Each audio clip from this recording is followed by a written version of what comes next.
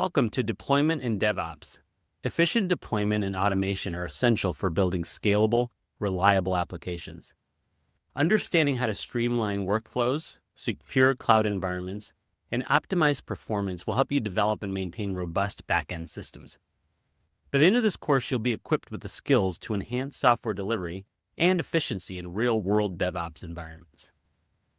We will begin this course by exploring how to deploy applications to Azure and examining how cloud services enhance scalability, security, and performance. We will then break down deployment processes, security best practices, and strategies for managing applications in a cloud environment. Next, you will set up CICD pipelines using GitHub Actions and Azure DevOps. Learning how to automate simplifies integration, testing, and deployment. You will explore best practices for monitoring and maintaining pipelines to ensure smooth and reliable software delivery. Then we will focus on application monitoring and maintenance, identifying proactive strategies to track performance, manage logs, and automate routine tasks in Azure. You will also explore techniques for maintaining long-term application stability and security. After that, you will use Microsoft Copilot to automate deployment scripts and CI/CD pipelines, discovering how AI-driven assistance streamlines workflows, enhances debugging, and optimizes DevOps processes. Finally, you will apply everything you've learned in a final project, integrating deployment automation and monitoring techniques to create a complete DevOps solution. By the end of this course, you will have the knowledge and skills to deploy, automate, and maintain applications with confidence. We look forward to guiding you through the key principles of deployment in DevOps and helping you build efficient, scalable, back-end solutions. Let's get started.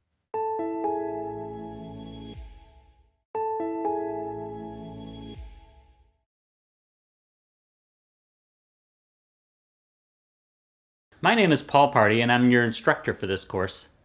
I've been programming computers since I was in my teens. I love programming because it's like solving puzzles while designing and creating something amazing. My graduate degree is in philosophy, where I learned how to become a better thinker. When I program computers, I can apply many of the logic skills I learned in philosophy. Computer programming not only enables you to build cool software, but I believe it can help make you a better thinker. I started my software development career at Microsoft when the internet was just getting started, and I participated in the internet revolution firsthand. I managed software engineering teams that worked on desktop and web-based software. The internet gave software developers, particularly those working on user interface, incredible new opportunities. From mobile interfaces to websites, software developers are not only creating software that's functional, but also works of art. In my career, I managed and worked with teams at both Microsoft and PayPal that focused on customer-facing interfaces and learned how to make them great. I also spent part of my 20 years at Microsoft in training organizations where I learned how to communicate challenging ideas to new learners. I also was fortunate enough to have spent 15 years teaching non-majors philosophy at a university in Seattle. This reinforced my ability to teach learners difficult concepts using ideas they can relate to. There's nothing more satisfying than to witness a learner having an aha moment where they understand something new. I'm really excited about this program. I believe Microsoft has some of the most powerful and exciting software development tools available, and I can't wait for you to learn about them. I'm confident you'll have many of the aha moments as you gain new skills and reinforce existing ones.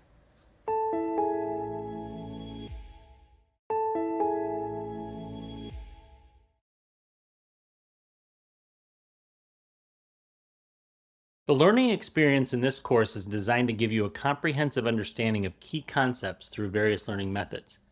You'll be guided through interactive, engaging materials that help you build practical and theoretical knowledge. Whether you're interested in front-end, back-end, or full-stack development, this program has the tools to support your growth every step of the way. Throughout the course, you'll be introduced to core concepts and key ideas in videos. These videos are designed to help you understand definitions, processes, and essential steps clearly and concisely. You'll get to absorb foundational knowledge, setting the stage for deeper exploration as you move forward. And when you need step-by-step guidance, screencasts will provide you with a detailed practical view. These screencasts will show you exactly what's on the screen and how to work through specific coding tasks. The course also includes readings that reinforce the key ideas presented in the videos. These readings are more than just supplementary material. They're job aids. You can print them out and use them as a reference while working on assignments or activities, helping to apply what you've learned in real-world situations more easily. Small activities are included to help you check your understanding of key ideas. These activities provide quick, interactive opportunities to practice what you've just learned. After completing each activity, you can compare your work with a fully explained example and answer key. This ensures that you always know if your answer is correct. Practical experience doing tasks you would in a job within this field is essential, and that's where guided labs come in. These labs take you through the implementation of different concepts step by step. As you work, you'll receive feedback and helpful hints, ensuring you can get the help you need when you need it. It's the perfect opportunity to practice in a controlled environment while learning by doing. After completing the guided labs, you'll move on to independent projects, or you try it. This is where you'll put your skills to the test, applying what you've learned in the labs. You'll work through real-world problems, cementing your understanding of the course material. The course will culminate in a practical project leveraging Microsoft Copilot that you can use as a portfolio artifact when you begin your job search in this field. As you progress through the program, the portfolio pieces will become stronger and better representations of the authentic experience you've gained. They'll showcase your understanding of code and the ability to implement different concepts from the developer program.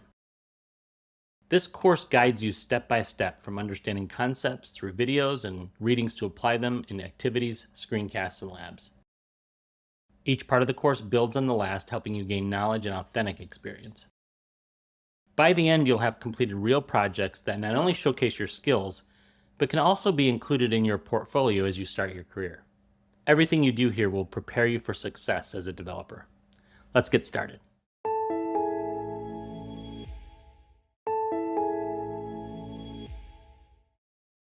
Throughout this course, you'll complete several guided labs. These labs are meant to give you an opportunity to practice your newly learned skills in an environment where you can get help and feedback as you complete coding challenges. This video will describe how to complete the guided labs in this course. We will explore a guided lab together so that you'll know what to expect when you come to one later in the course. First, let's check the content leading up to a guided lab. This structured content ensures that you have exactly the skills you need to complete the task. In this instance, there is a practical application video that describes in detail how this concept is used in real-world situations.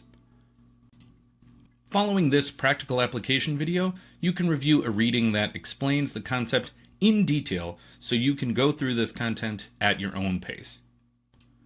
Next, you'll find a video that works through the guided lab itself. This video won't give you all the answers to the guided lab, but it will provide an overview of the upcoming questions and challenges. Lastly, we come to the guided lab itself. The guided lab is a simulated code environment where you can experiment with code and receive hints and feedback in a realistic coding situation. To start, I'll click Start. In this lab, step 1 is an introduction to if-else statements, so I'll click Begin. Below the simulated code environment, I can find the specific instructions for this lab. Declare the variable age as type int. Place your cursor into line 2, type your answer, and select Enter to check your work. Alright, I think I know this one. I'm going to type in INT and hit Enter. Great, I got that correct, and I got a bit of feedback about my correct answer. To move on, I click Continue. And these instructions say, prompt the user to enter their age, place your cursor into line 4, type your answer, and select Enter to check your work. This one is a little trickier. Let me try type your age. Got it. This feedback for my wrong answer points me in the right direction. Let's try that again. I'm going to erase what I had here and then enter your age. Perfect. I'll click Continue. Let's try one more. Convert the input to an integer using int.parse and store it in the age variable. Place your cursor into line 6, type your answer, and select enter to check your work. I'm not totally sure here, so I'm going to click on hint and get some help. And the hint says use console.readline and then an open and close parentheses, display a message asking their user for their age. Great, that helps. I'm going to click continue and type in console.readline. And I've got it. That's how you work through a guided lab. Some questions will require more complex code to complete, so make sure you're using the hint function when you need it and reviewing the feedback provided for your right and wrong answers. Have fun completing these coding challenges that put your new skills to work.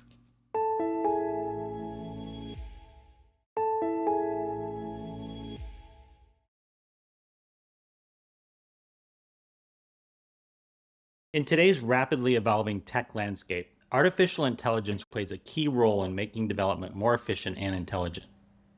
That's where Microsoft Copilot comes in. Microsoft Copilot is a powerful AI-driven tool that can assist developers in writing, optimizing, and debugging code. In this course, you'll leverage Copilot as a thought partner and a code-generating assistant, helping you solve problems, generate code snippets, and enhance your projects. The goal is to provide you with hands-on experience using a tool that real-world developers use to improve their workflow. In the last module of this course, you'll engage in videos, screencasts, guided labs, and independent projects that integrate Copilot. These labs will take you through how to use specific prompts to generate code, optimize solutions, and solve problems. You'll be shown step-by-step how to leverage Copilot's capabilities to strategically approach the final project. During the guided labs, you'll get hands-on experience working with Copilot. These labs are structured to show you how to craft effective prompts and work with Copilot's code generation features. You'll use it to assist in writing code, refining your solutions, and debugging. This practice will prepare you for the independent work you'll do in the final project. After the videos, screencasts, or guided labs, you'll move on to independent activities where you'll take control. Here you'll use Copilot to assist with various aspects of the project. You'll be making strategic decisions, but Copilot will support you by generating code, suggesting optimizations, and helping you troubleshoot. This prepares you to work more independently while still having the power of AI to assist. The final project will combine everything you've learned in the course, and you'll have Copilot as a key tool in your development toolkit. You'll use Copilot to help you generate and refine code as you combine the concepts from earlier lessons. The project is a portfolio-ready artifact showcasing your coding skills and your ability to leverage AI in modern development workflows. To succeed in the final module, actively engage with the guided labs and practice using Microsoft Copilot effectively. The videos and prompts will take you through Copilot and equip you to apply it strategically and independently. By the end of the course, you'll be fully prepared to complete the final project and demonstrate your skills using traditional coding and AI-assisted workflows.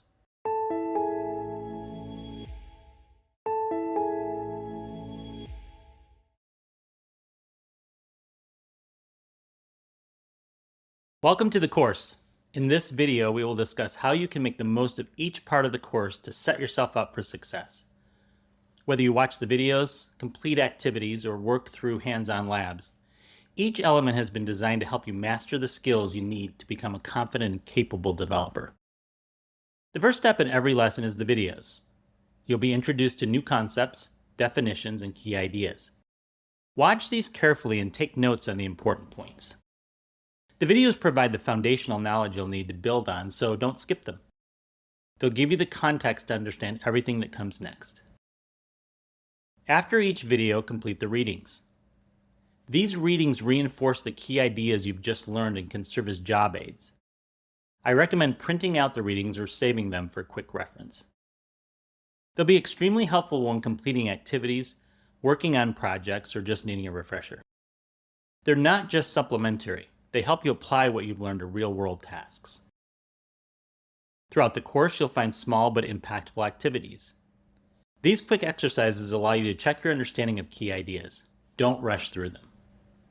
Take the time to work through these activities thoughtfully.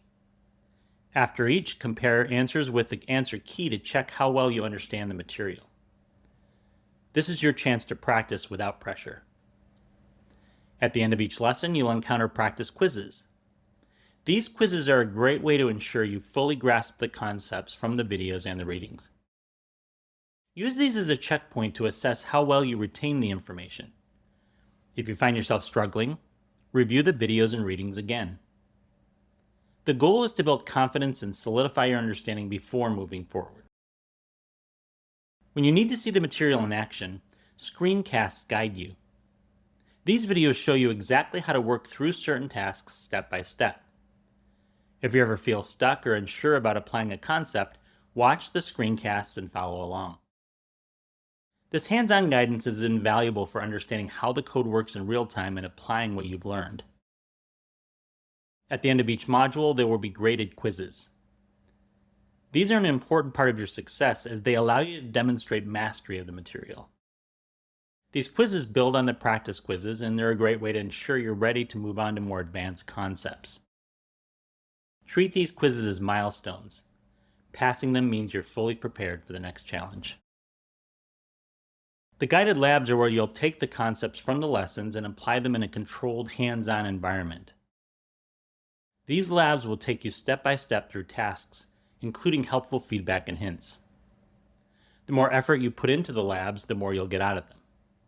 It's all about learning by doing, so take your time and ensure you understand each step before moving on. After you've completed the guided labs, it's time to test your skills with independent projects or U-try-its. This is where you'll apply everything you've learned without step-by-step instructions. These projects are a great way to gauge how far you've come and to put your knowledge to the test. Don't worry if you feel challenged, that's part of the learning process. By completing these projects, you'll reinforce your skills and build confidence. Finally, at the end of the course, you'll complete a culminating hands-on project that you can use as a portfolio artifact. This project will showcase the skills you've gained throughout the course and give you something tangible to present to potential employers. As you progress through the program, these portfolio pieces will become stronger representations of your hands-on experience and understanding of key concepts. Success in this course comes down to using all the tools available. Watch the videos carefully, engage with the readings, complete the activities and quizzes thoughtfully, and take full advantage of the screencasts, labs, and projects. Each element of this course is designed to help you master the material step by step. By the end, you'll have a solid understanding of the concepts and real projects to prove your skills. Remember to persist, take your time, and you'll be ready for a successful career in development.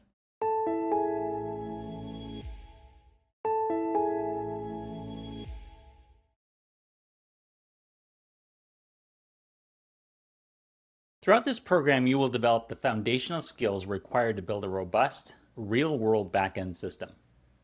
Now it's time to bring everything together in your capstone project. In this project, you'll build the back-end for an order management system designed to manage inventory and customers across multiple fulfillment centers. You'll create a professional-grade system. You'll integrate business logic, develop secure and efficient API endpoints, apply authentication and authorization, and optimize performance using modern development tools. In the first part of your project, you'll focus on structuring the core business logic. This stage involves creating classes to represent inventory items and orders, modeling data relationships, and connecting to the relational database using Entity Framework Core. Object-oriented programming helps organize this logic in a clean and scalable way. Next, you'll build a RESTful API to expose this data. You'll create controllers and define routes that allow other systems to view, create, and delete records through HTTP requests. This makes your application data accessible and ready for integration. Once the API is functional, the next step is securing it. You'll implement user registration and login using ASP.NET Identity and protect sensitive routes with role-based authorization. These measures ensure that only authenticated users can access or modify critical data. After securing access, it's time to focus on optimizing performance. You'll apply caching and optimize database queries to make the system more responsive and scalable. Microsoft Copilot will assist by analyzing your logic and suggesting improvements to increase efficiency.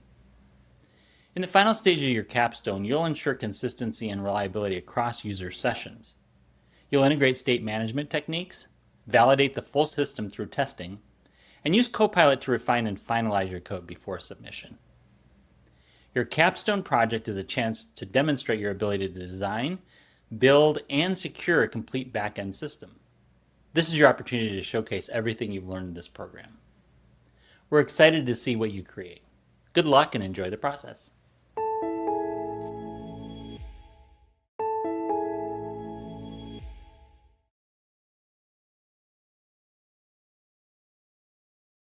Welcome to Deploying Applications to Azure. In this module, you'll learn how to leverage Azure Cloud Services to deploy, manage, and secure applications efficiently. We will begin by introducing Azure Cloud Services, highlighting their key features and advantages in modern application development. You'll gain an understanding of how Azure supports scalability, security, and efficiency in cloud-based solutions.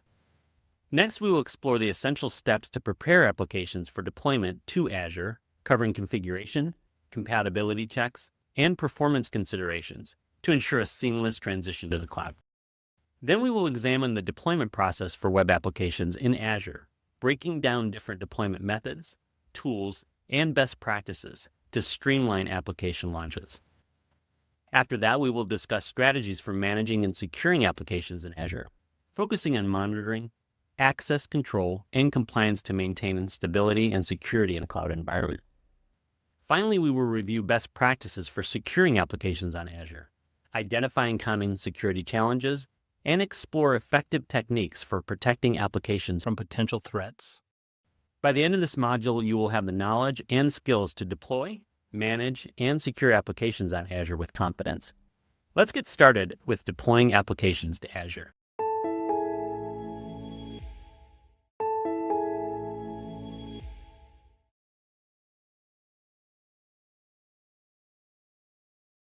Cloud computing eliminates the need for users to manage the underlying physical infrastructure, allowing for simplified data storage, scalable computing power, and access to various software and platform services. With a cloud platform like Microsoft Azure, you can efficiently organize, deploy, and scale applications, turning innovative ideas into reality. In this video, we will identify the core infrastructure and services provided by Azure for deploying and managing applications. Let's begin by exploring some of Azure Cloud's key features, starting with its offering of virtual machines. Virtual machines are software-based simulations of physical computers that run an operating system and applications independently from the host hardware. Virtual machines offer flexibility and scalability, making them ideal for cloud computing, software testing, and disaster recovery, by allowing easy replication, backup, and migration. For example, a small business could use virtual machines to test a new app in different environments without investing in physical hardware. In addition to virtual machines, another key feature of Azure Cloud Services is app services, which helps simplify the process of deploying and scaling web applications. App services are a fully managed platform as a service, or PaaS, provided by Azure for building, deploying, and scaling web apps and APIs. It offers a variety of services to simplify the development and hosting of applications. For example, imagine operating an online store. Because you are using Azure Cloud Services during a major sale, app services will scale automatically, adjusting resources based on demand to manage increased traffic, ensuring your customers have a smooth shopping experience. Azure Cloud Services also has Azure Functions, a serverless computing feature that allows you to automate tasks and respond to events. Serverless computing is a cloud computing model where developers can run applications without managing servers. Unlike Azure App Services, which continually host full applications, Azure Functions only executes code on demand, responding directly to specific events or triggers. This allows you to execute code in response to events without the need to manage servers or handle scaling. For example, if you need to process data as soon as it's uploaded to your storage, Azure Functions can ensure the task runs immediately without requiring a dedicated server, automatically scaling based on demand. This enables seamless automation for tasks like data transformation, validation, or integration with other services, improving efficiency and reducing infrastructure overhead. A final key feature of Azure Cloud Services that helps you manage other resources is resource groups. In the context of Azure Cloud, resource groups are logical containers that help you organize and manage related resources, such as virtual machines, storage accounts, and databases, to be managed as a single unit. For example, imagine a development team working on a new app. They could group all the required resources, like virtual machines, database, and storage, into one container, which we consider a single resource group. This way, tracking and updating your various resources becomes more straightforward and more efficient. In this video, you were introduced to some of the core infrastructure and services provided by Azure Cloud Services for deploying and managing applications. Azure's infrastructure services are the foundation of many modern cloud applications. By learning these tools, you're building the knowledge needed to turn ambitious ideas into scalable, efficient solutions.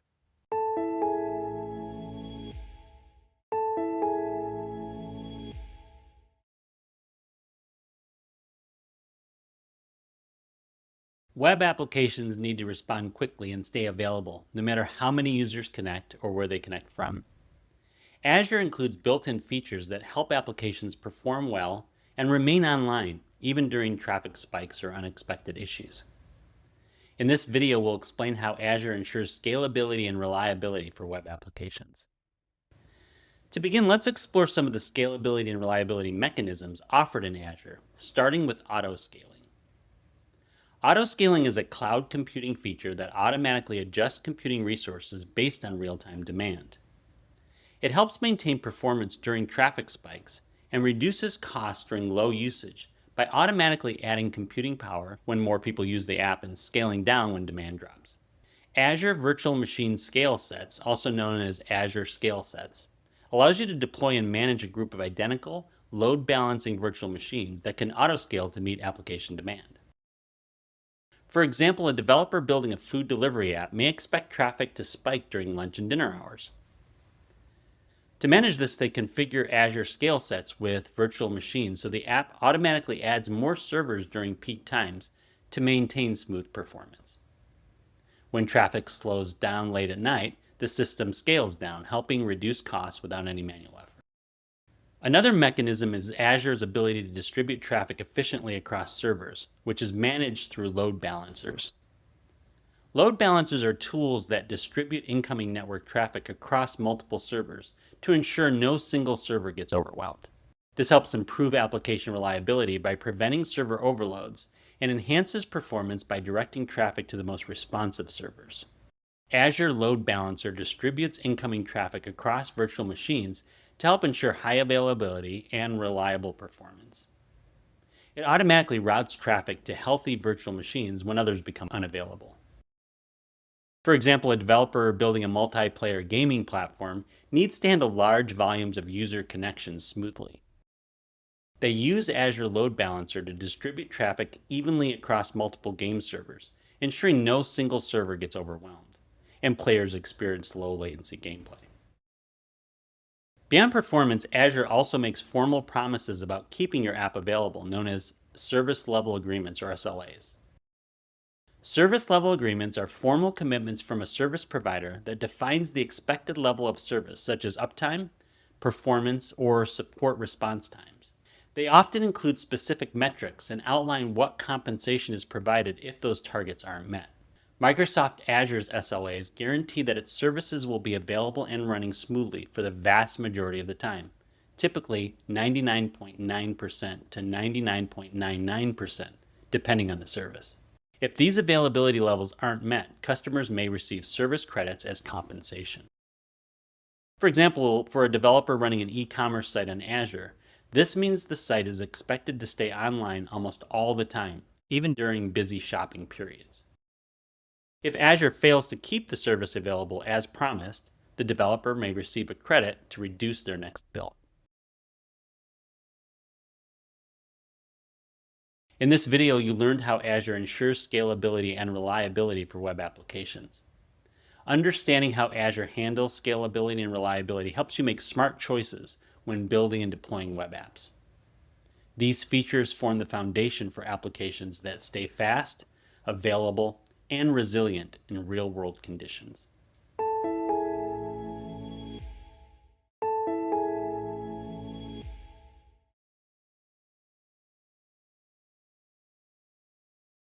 Building a successful application involves more than writing great code. It's also about preparing it to run securely and efficiently in different environments. By learning to configure, manage, and build your app, you set the stage for reliable and seamless deployments. In this video, we will explain how to prepare your applications for deployment using Visual Studio Code and open source tools. To begin, let's explore the key tasks involved in preparing and configuring applications for deployment, starting with managing environment variables. Environment variables are key value pairs used by an operating system to store configuration settings that applications and processes can access. They help manage system-wide or application-specific settings without hard-coding values into the code. .env files are commonly used in development to manage environment variables. However, different systems and platforms handle them in various ways. To begin configuring environment variables, navigate to your project's directory in the Visual Studio Code terminal and install the required library by running .NET add package .NET-ENV. Next, create a .env file in your project folder using Visual Studio Code. Then, inside the .env file, add variables such as API key equals 12345 secure. Finally, in your program.cs file, use the env.load method to load the environment variables from the .env file. This method reads key value pairs from that file and makes them available to your application at runtime. It helps separate sensitive data from the source code, reducing the risk of exposing credentials in repositories or logs. The env.load also allows for environment-specific configurations without modifying the code, ensuring flexibility across development, testing, and production setups. Now that we've explored the configuration task of managing environment variables, let's examine how to manage dependencies in your application. Recall that dependencies are pre-built libraries that add functionality to your app, such as handling JSON data. Dependency management is the process of adding, updating, and maintaining external libraries and packages, often using tools like NuGet. To start managing and configuring dependencies, open VS Code and use its terminal to install any needed dependencies. For example, in VS Code terminal, you can run .NET add package newtonsoft.json to add a package. And to ensure all dependencies are up to date, run .NET restore. This approach ensures compatibility and functionality in your application. Now that we've explored how dependencies are managed, let's examine how to configure the build for your app and ensure it's ready for deployment. A build configuration is a set of predefined settings and rules that dictate how a software project is compiled, packaged, and deployed. It defines aspects such as the target environment, optimization level, dependencies, and build scripts. Configuring your build compiles your application into executable files and identifies any errors in the process. For example, in the VS Code terminal, run .NET build to generate the compiled files in your project/bin folder. This folder contains the compiled binaries, dependencies, and necessary files for running the application. After the build completes, check the terminal output for any errors or warnings. If the build is successful, you can find the executable files in the /bin/debug/netx.x directory, where XX represents the .NET version. These files allow you to test the applications locally before deployment. In this video, you learn the key configuration concepts for preparing applications for deployment using Visual Studio Code and open source tools. Getting your application deployment ready is about building a secure, efficient, and reliable foundation for any environment.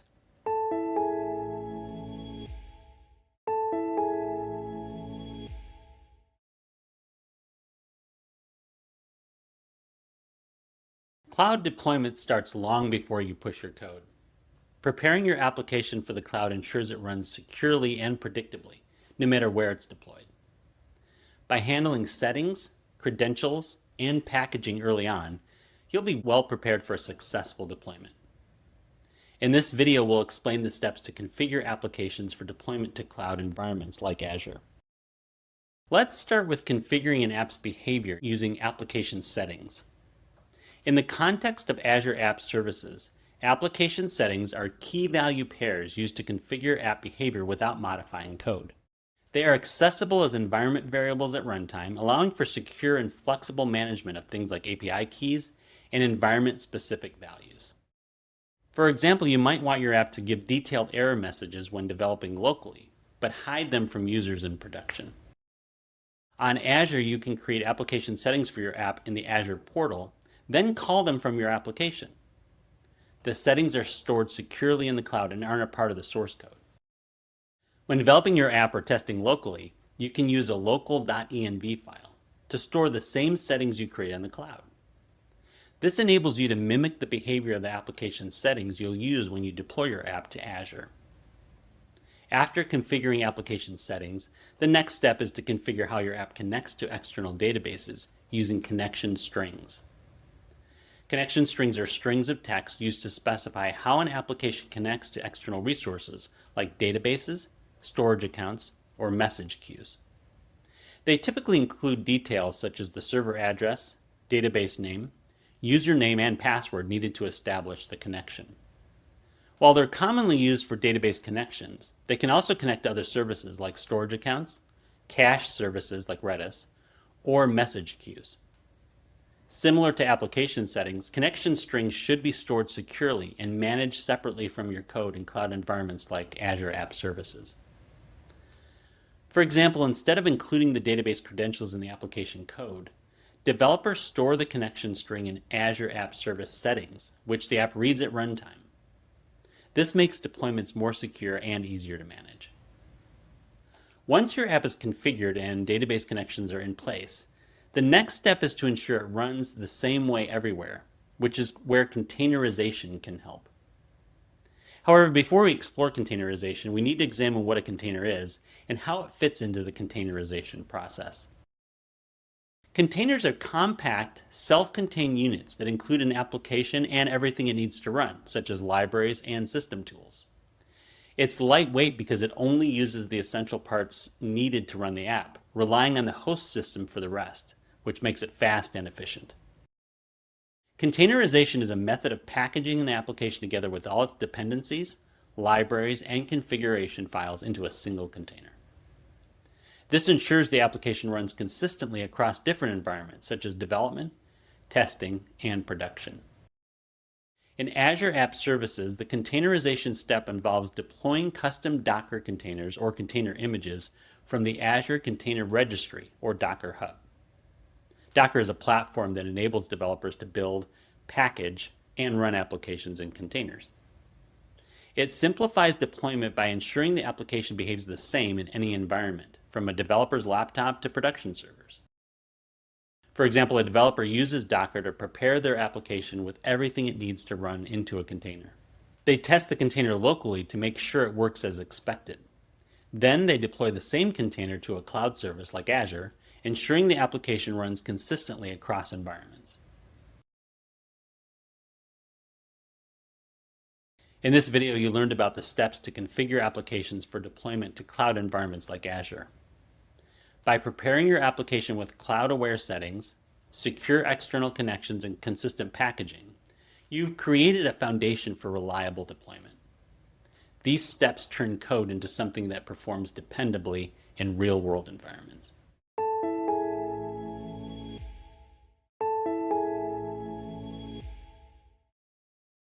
After you've developed an application, the next step is to deploy that application to a cloud service. So in this screencast, we're going to demonstrate the steps to configure applications for deployment to cloud environments like Azure. So I have a simple .NET API application here, and there's various files that we're going to look at and how they function in this environment.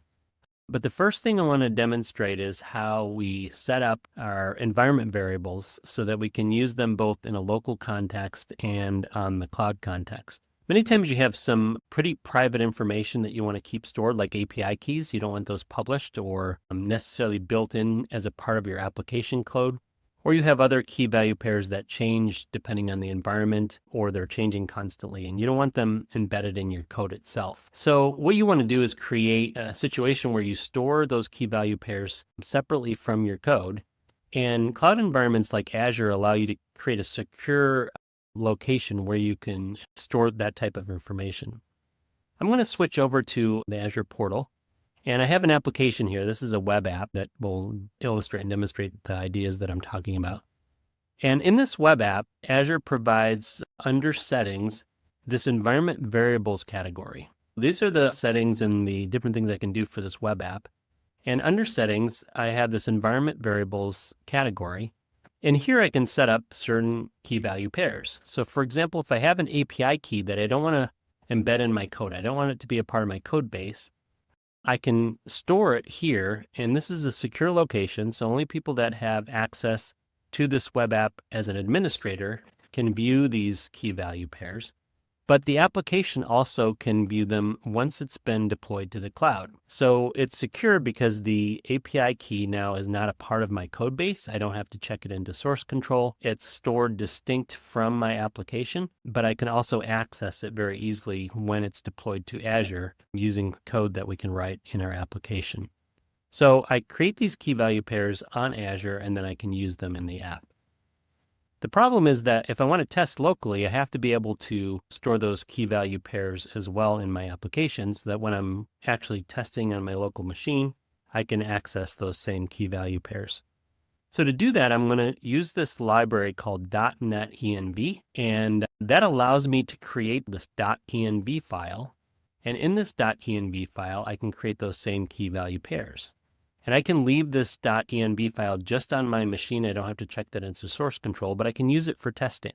So those key value pairs are available to my app while I'm testing locally.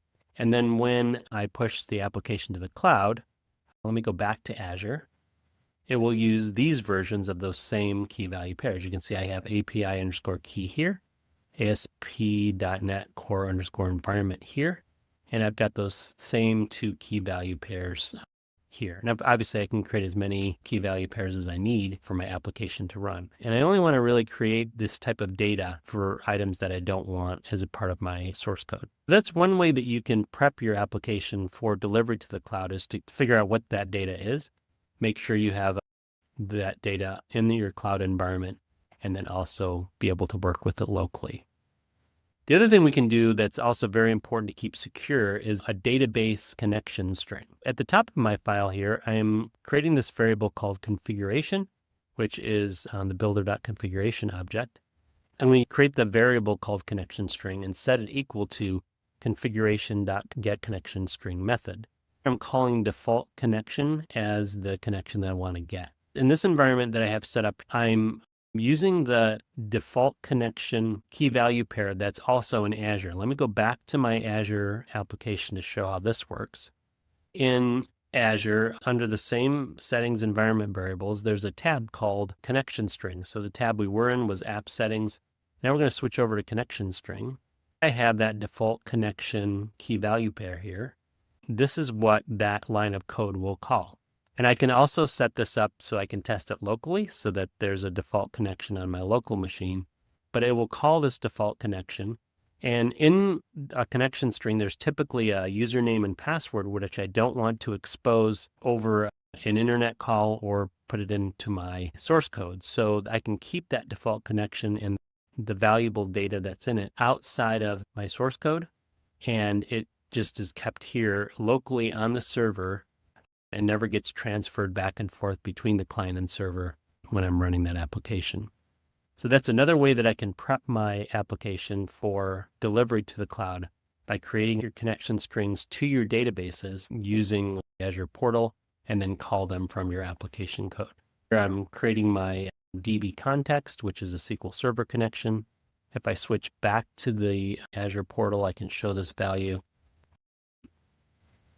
I actually didn't put a value in there, but I have the type as SQL Server, and then I can put my username and password as the value. And then I'm using that, and when I create my application DB context and the options to use SQL Server, passing in the connection string information so that I can communicate with the database that's on Azure when I'm ready to interact with it.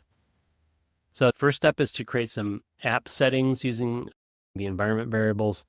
The second step is to create that connection string for when I want to interact with the database. The third thing I can do is to containerize the application with Docker. Docker allows me to wrap the application and all of its dependencies into an isolated environment that doesn't require a full operating system. I can create as many copies of that container as I want, and then I can run them independently in a Docker environment, and they act like little servers. They act like little programs that run my application within that consolidated environment. So Docker is a very powerful tool for creating multiple instances of your app to do different things for different purposes. So one of the things I can do is use Docker within my application to deploy to the cloud when I'm ready. To get started there, I create this Docker file. And what I'm doing in my Docker file is essentially setting up all of the environment items that I need. I'm telling it that I need ASP.NET 9. I need the .NET SDK version 9. I'm telling it what type of build to do for this application. And I'm telling it when an outside application attempts to reach my app, where does it find it? And I'm setting an entry point here for how outside applications will interact with my app. So I can create this Docker file, and it can get a lot more complex than this. This is a very simple version, but I can create this Docker file, and then I can build a Docker container, and I'll show you how to do that. I'm using this command. So I'll use Docker build. I'll pass in the -t flag, and then I'll give it my application name. So that's the name that it will show up in Docker. And then I'm going to tell it just to build the application that I'm currently in. I'm in Inventory API, which is the application folder, and I just want it to build whatever's here. So when I run this command, it will actually call out to Docker. It will compile my application, but then also pull in all the dependencies that's needed for my application to run independently in that container. So it's running all that now, and the container has been built. Now I'm going to switch over to Docker Desktop, which is an application that I can use to manage all my containers.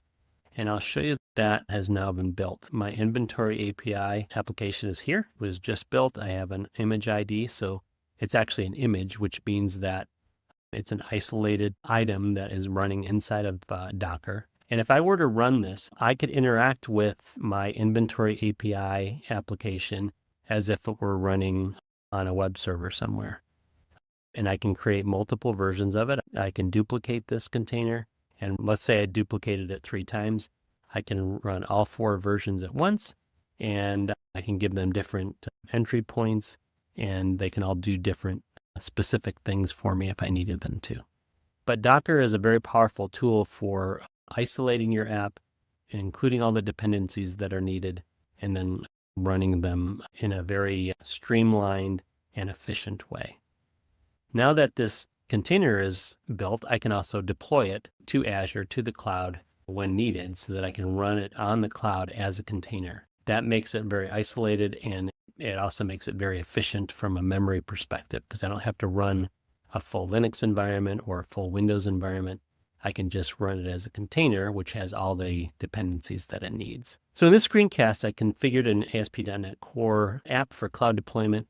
I managed settings, secured connection strings, and containerized the application with Docker. These help me really ensure that the app runs securely, and containerization helps it run predictably when I get to a cloud environment.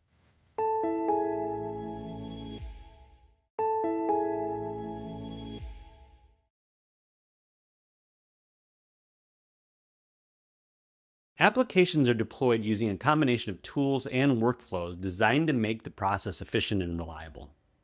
Understanding how to use these tools is essential for turning your code into a live, accessible product on Azure. In this video, we will identify the core tools and workflows for deploying applications to Azure.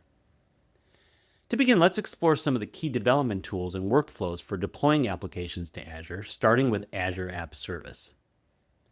Recall that Azure App Service is a fully managed platform as a service, or PaaS, provided by Microsoft Azure for building, deploying, and scaling web apps and APIs. Azure App Service allows developers to focus on their app code while Azure manages the underlying infrastructure and scaling needs. For example, a financial services company might use Azure App Services to host its loan application system in the cloud, allowing customers to easily submit applications online. Azure App Services also ensures that the system benefits from automatic scaling to handle varying amounts of traffic and high availability for uninterrupted service. Once your app is hosted, it's crucial to manage resources efficiently, and this is where the tool Azure CLI comes in. The C, L, and I in the name stands for Command Line Interface. Azure CLI is a command line tool for managing Azure resources quickly and effectively. It simplifies tasks like creating, updating, and managing Azure resources, making it ideal for developers, system administrators, and DevOps professionals. For example, instead of navigating a web interface to create a database or configure a server, you can run a single command in the Azure CLI, saving time and simplifying your workflow. Another tool used for app deployment to Azure is GitHub Actions. GitHub Actions is a powerful automation platform integrated into GitHub that allows you to automate workflows for your software development projects. GitHub Actions can be tightly integrated with Azure to automate the entire process of building, testing, and deploying applications to Azure resources. For example, when using Azure-specific actions in your GitHub workflows, you can seamlessly deploy your code directly to Azure services like Azure App Service and Azure Functions. This allows you to focus on building features while ensuring your app remains up to date with minimal manual effort. Finally, let's explore the integrated terminal in VS Code.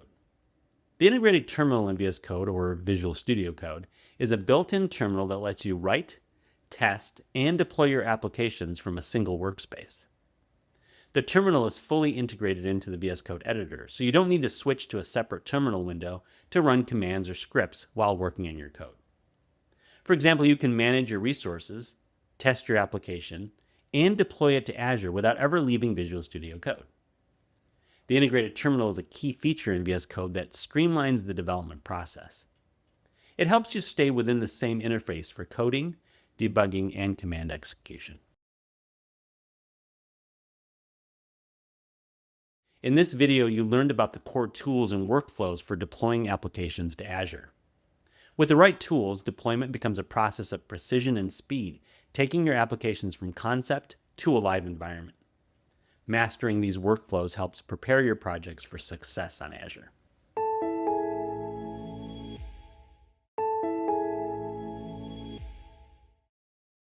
Once you've deployed an app to cloud services like Azure, it's important to monitor them, and you can use open source tools like the command line interface to interact with your account.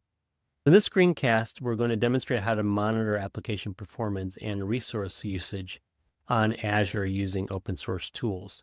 The command line interface is just one of those tools. I have Visual Studio Code open here with the terminal window, and I can interact with Azure through this interface, or I can open up a separate terminal or PowerShell window independently and do exactly the same commands. I have the command line interface tool installed in the background, and you can get that from azure.com or from Microsoft's developer portal. You can install the command line interface, and then you'll have it available to be able to run these commands. Before I can interact with my account on Azure, I have to log in. All Azure command line interface commands start with AZ. I'm going to start with AZ and then use the login command to log into my account. When I run this, it's going to open up a separate browser window, and that's off screen right now. And I'm just going to log into my Azure account from that browser window. Once I've logged in, the command line interface is going to retrieve all of the subscriptions that I have available to me on my Azure account. I have these various subscriptions, and I'm just going to keep the default one that I have. I'm going to press enter because I have no changes. And so now I've logged into my account, and I'm logged in with a specific subscription. Now I'm ready to interact with my Azure account. I'm going to just show some simple Azure command line interface commands that we can use. The first thing I'm going to do is look at how many accounts I actually have in my Azure subscription that I'm currently logged into. I can use AZ account list to show how many users are on my account. There's a couple here that gives me some information about each user. This will help me to know if someone that I didn't expect is on my account, or I can actually make changes to these accounts. And this gives me information that I might need for other Azure command line interface commands that I would use. Okay, let me clear the screen and we'll run another command called AZ group list. And this is going to list all the resource groups that I have available. Resource groups are buckets into which I can place other resources, and they just allow me to set a location where the servers are located, the location item there, Central US, whether it's provisioned. It gives me a bunch of data about these resource groups. And I have a number of resource groups in my account, and this will return a JSON package with information about each resource group that I have in my subscription that I'm currently logged into. Valuable information. If I need something specific like an ID for a resource group, I can use this command to get that ID and then use that in another command. And you can think about this in terms of automation. So if you need to get a specific ID for a resource group and then use that in another command, that all can be automated in a script just by calling various command line interface commands as you're running through your automation. All right, let me clear the screen again, and then I'll run one more. I'm going to monitor the log analytics. So log analytics is a feature that developers can use to evaluate the performance of their workspaces, of their applications. So I'm going to just list what I have available, and I'm going to output this to a table. And I have to spell it right. Let me go back and finesse on that. Once I've run this command, it just gives in a table format. It's not well formatted on the screen because I made it so large, but it's in a table format, and it just gives me some information about the workspaces that I have, the location, and other information like that. So it just gives me some data. Again, this is a list command. So all I've asked it to do is just list this out. And that's also information that I can use to analyze the performance of how my sites are doing and how my applications are doing. All right, I'm going to clear the screen again. Now let's go a little bit deeper. Those are very basic commands that I use. Let's go a little bit deeper and look at some other things that we can do with the command line. So one of the things I want to do is be able to monitor the performance of specific apps that I'm running on Azure. So I've got some commands here that I've already put together. There's just a lot of information that these commands need. It needs the subscription ID and the resource group ID and the web app name. So instead of typing all that out, I've already pre-written them, and I'm going to paste that in here, and we're going to look at some metrics. The command is AZ monitor metrics, and then the definitions for the specific subscription, resource group, and this app called Microsoft Dev Web App. So when I run this, it will go out to Azure and pull back information specifically about this web application. And it gives me a bunch of information. There's a health check status here for web apps and functions apps. It's just listing out all the things that I can evaluate for this app. And I can use this information to determine whether the app is functioning well or poorly. And then I can make changes as needed to improve the app performance if something doesn't look right. So this type of information is very valuable for when I'm trying to assess how my application is doing. Now you can also use the Azure portal to get information about your app performance. By using these command line interface commands, you can retrieve all the information in JSON format, and then you can have tools evaluate it. So you can throw it into an AI tool like Microsoft Copilot or ChatGPT, and you can have them evaluate and ask those tools whether there's something that doesn't look right. Or you can run your own calculations and do metrics over time and create charts and do a neuron analysis by using the data that's coming back, rather than having to use the portal and just getting snapshots in time. This last command gave us a lot of high-level data about our application. But I can actually drill in even further by using a slightly different command with flags at the end of the command to drill down on very specific types of data. So for example, I can use this list command. The previous one was list definitions, which just gave me that high level data. This is AZ monitor metrics list, and I'm using the metric flag at the end, and I'm going to ask specifically for the CPU time. So I can measure the CPU time for this specific app over time. And Azure CLI will return a bunch of data that will tell me how the CPU is performing for this application on my instance. It gives me a lot of information here and how much the CPU was being processed during these different timestamps. You can see it's a very specific type of request. I would never be able to use this very accurately just using it visually, but I can throw this into a tool and have that tool analyze it over time. This app is not running under any strain at all. The total for most of these seconds is a 0 CPU time. That's because it's just a sample app and no one's hitting it. But you can also see that I can use this tool to get accurate data about how an app is performing over time and how much CPU strain it's taking. If I notice, for example, that over a period of many minutes, the app is using 100% of the CPU, it either may mean that I've got a bug in my application or that the app is being used pretty heavily and then I may need to increase my CPU size and change my app service plan because of the way that the app is being used. But this data allows me to see that and make decisions based on what I'm getting back from Azure. Finally, I can use the CLI to actually review logs. So as apps are running, Azure is creating log files that display errors or other information about the app as it's being run. I can use the CLI to get information about those logs.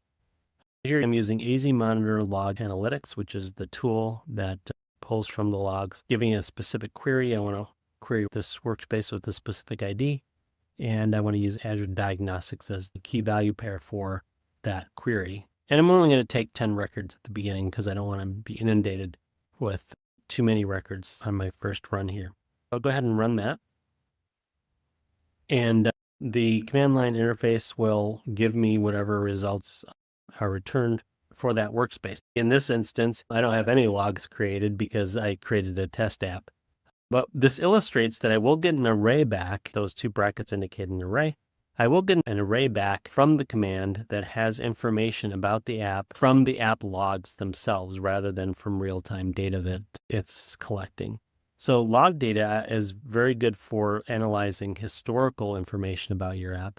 And you can use the command line interface to retrieve a JSON object that creates data about those logs. Then you can compare the historical data with the current data if that's important, and then you can do some analysis on that to see how your app is running. So in the screencast, I demonstrated how to use the command line interface to retrieve some very important information. I've obviously just scratched the surface. There's many more things you can do in terms of using the CLI to monitor application performance and resource usage. In addition to using the Azure portal, the command line interface gives you a lot of options and a lot of power, particularly if you want to automate or analyze the data that you're getting out of the Azure services.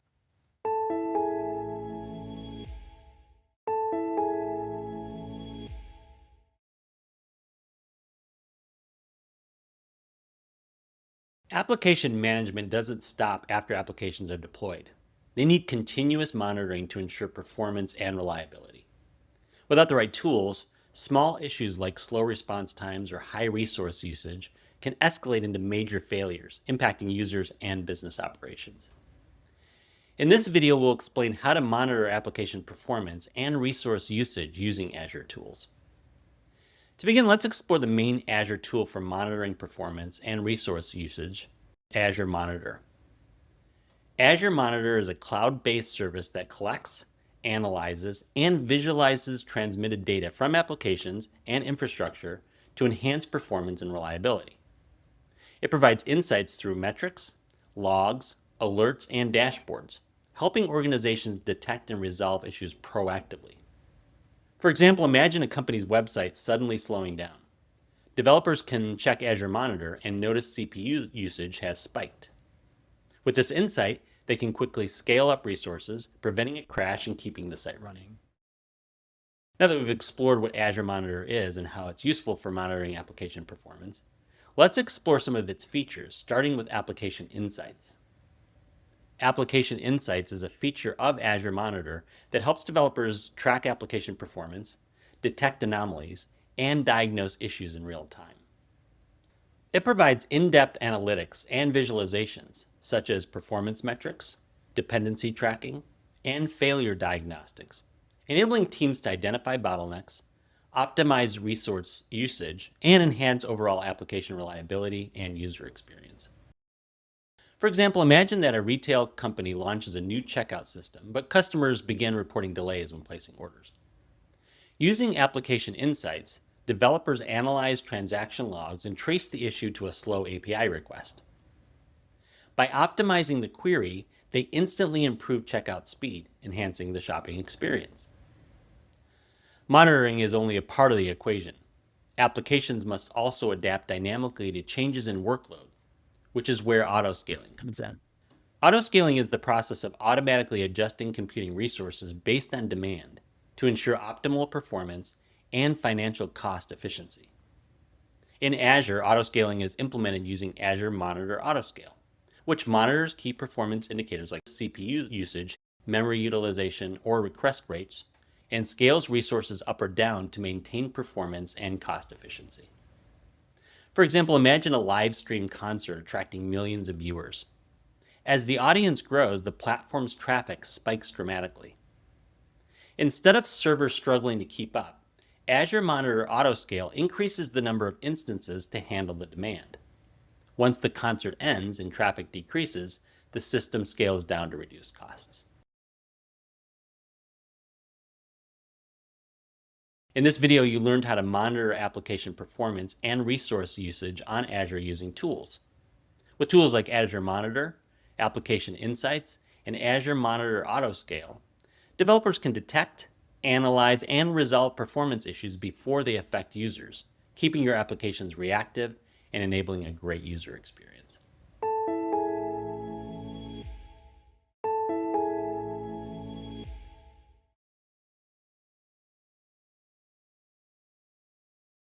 Unauthorized access to applications exposes sensitive data, disrupts operations, and leads to compliance violations. A strong identity management strategy ensures that only the right users can access the right resources, reducing security risks. In this video, we'll explain how to secure applications using Azure Identity Management tools. To begin, let's explore some of Azure's tools and techniques for managing identities, starting with Azure Active Directory, or AAD. This is also called Microsoft Entra ID. Azure Active Directory is a cloud-based identity and access management service that helps organizations securely manage user authentication and access to resources. AAD enhances security by managing user identities, enforcing authentication policies, and protecting against unauthorized access. For example, a company could use AAD to enable employees to log in once with their work credentials and access multiple business applications without needing separate usernames and passwords. It simplifies authentication while maintaining security. AAD secures authentication, but alone, it might not be enough to prevent unauthorized access. To add another layer of security, you can implement multi-factor authentication, or MFA. Multi-factor authentication is a security feature that requires users to verify their identity using multiple authentication methods before accessing an application.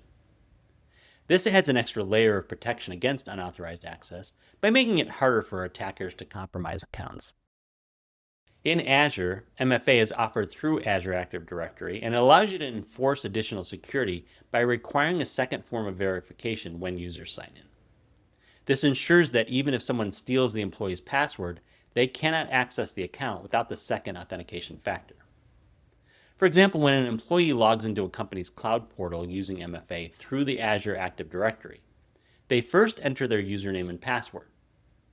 After the initial login, the employee is prompted to verify their identity by entering a one-time code that is sent to their mobile phone via a text message.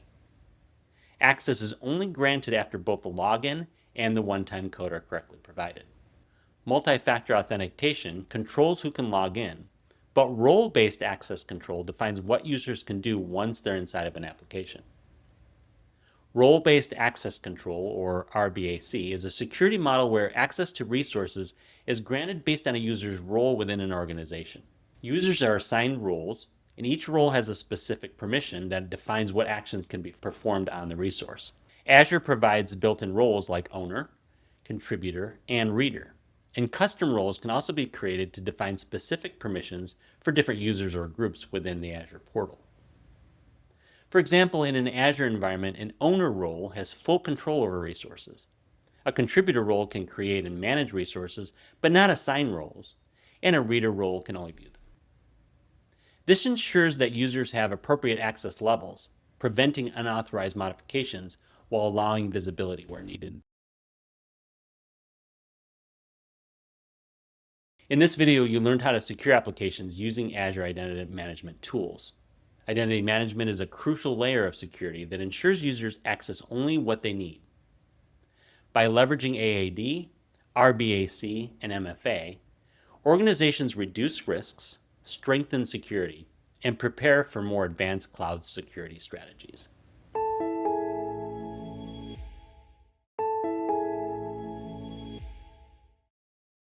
Once you've deployed an app to the cloud, it's important to make sure that you have the right security measures applied so that you can keep your app and its data safe. In this screencast, we're going to demonstrate how to secure applications using Azure Identity Management tools. I'm mainly going to work out of the command line, but we're going to also pop into the Azure portal to take a look at a couple of other security features we can add. I've got an app deployed to Azure. I'm going to use the command line to apply Active Directory or AAD security to that application. Active Directory is actually now Entra ID on Azure. So I may go back and forth between the terms, but we're going to be using the Entra ID services on Azure to secure the application. So the first thing I want to do is register the app with Active Directory, and I'm going to use the AZ command, which is the Azure CLI, the Azure Command Line Interface.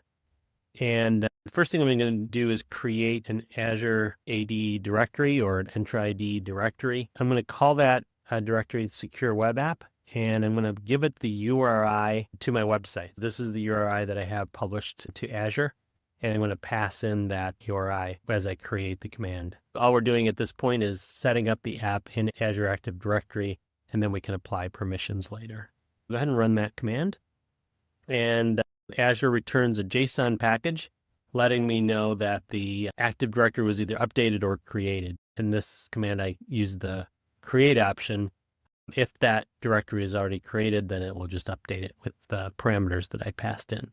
Now we have Active Directory applied to that application. And the second step that I want to do to secure my application is to enable multi-factor authentication. This goes beyond passwords. It's the services that you'll see like when you're sent a code to get access to that website. It's a similar type of system where you can use two different ways of authenticating a user to make sure that your application is safe. I'm going to switch over to the Azure portal. I'm going to go into the Azure Entra ID service and look at the multi-factor authentication options. I just did a quick search at the top level for Microsoft Entra ID. It gives me the default directory, which is the one that I'm working in, and this is on my tenant. It's applicable to all the services that use Entra ID. I'm going to go into the security option. Under security, under the manage option, there is multi-factor authentication, and here's where I can set multi-factor authentication options for my service. I have to actually pay for this. This is not a free service to use MFA. But I get a trial if I wanted to, and then I can play around with different multi-factor authentication options. If you have a website or an application that has a lot of sensitive data, using multi-factor authentication can ensure that your data is safe and generally is a good idea for modern websites. All right, the last thing I'm going to do is go back to Azure Active Directory, and I'm going to apply role-based access control, or RBAC, to my application and a very specific user on that application. I'm going to use the command line interface again, and I'm going to assign a reader role to a user in my organization. What I have here now is the AZ role assignment create. That's the command that I'm sending. And this is creating a role assignment for a specific assignee or a user. I'm passing in the ID here, which is a long number with some dashes in the middle. That assignee is identifying a user that I have in my system, And I can look that up either on the Azure portal or using the command line. I'm going to assign it the role of reader, and I'm just scoping that assignment to my app. It's my MSFT-dev-web app. That's the only application that will get this assignment. I can scope it way down. I have to give it the subscription ID and then the specific resource group that the application is in, which is MSFT-dev. And then I'm going to assign that role to that user for this application. I'll go ahead and run that command. And then it comes back with a bunch of information letting me know that user has been assigned that role on that application. And now that user is locked down, they can only read the application. They can't go in and make any changes or modify any settings. These are just 3 quick ways that you can use Azure tools to lock down your website to make it more secure. By using Azure command line interface tools, you can automate a lot of this. If you have a bunch of users that you need to assign permissions to, you can automate that, create a script, and use the command line interface to quickly assign roles in the intra ID system.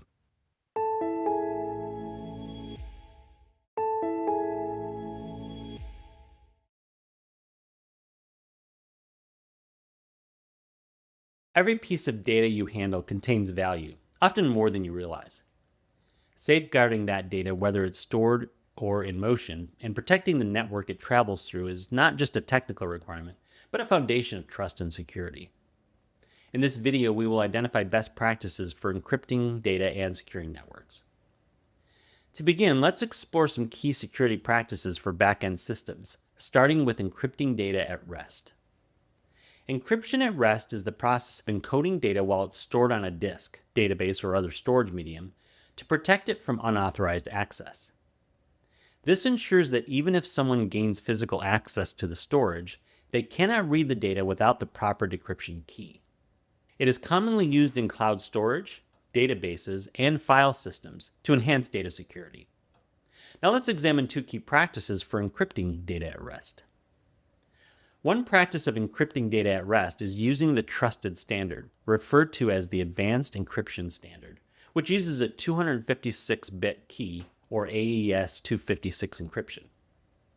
This standard is commonly employed in applications like encrypted databases, secure cloud storage, and VPNs, which all need to protect sensitive information from unauthorized access. For examples, hospitals use AES 256 to encrypt patient records, ensuring sensitive information is protected, even if devices are lost or stolen.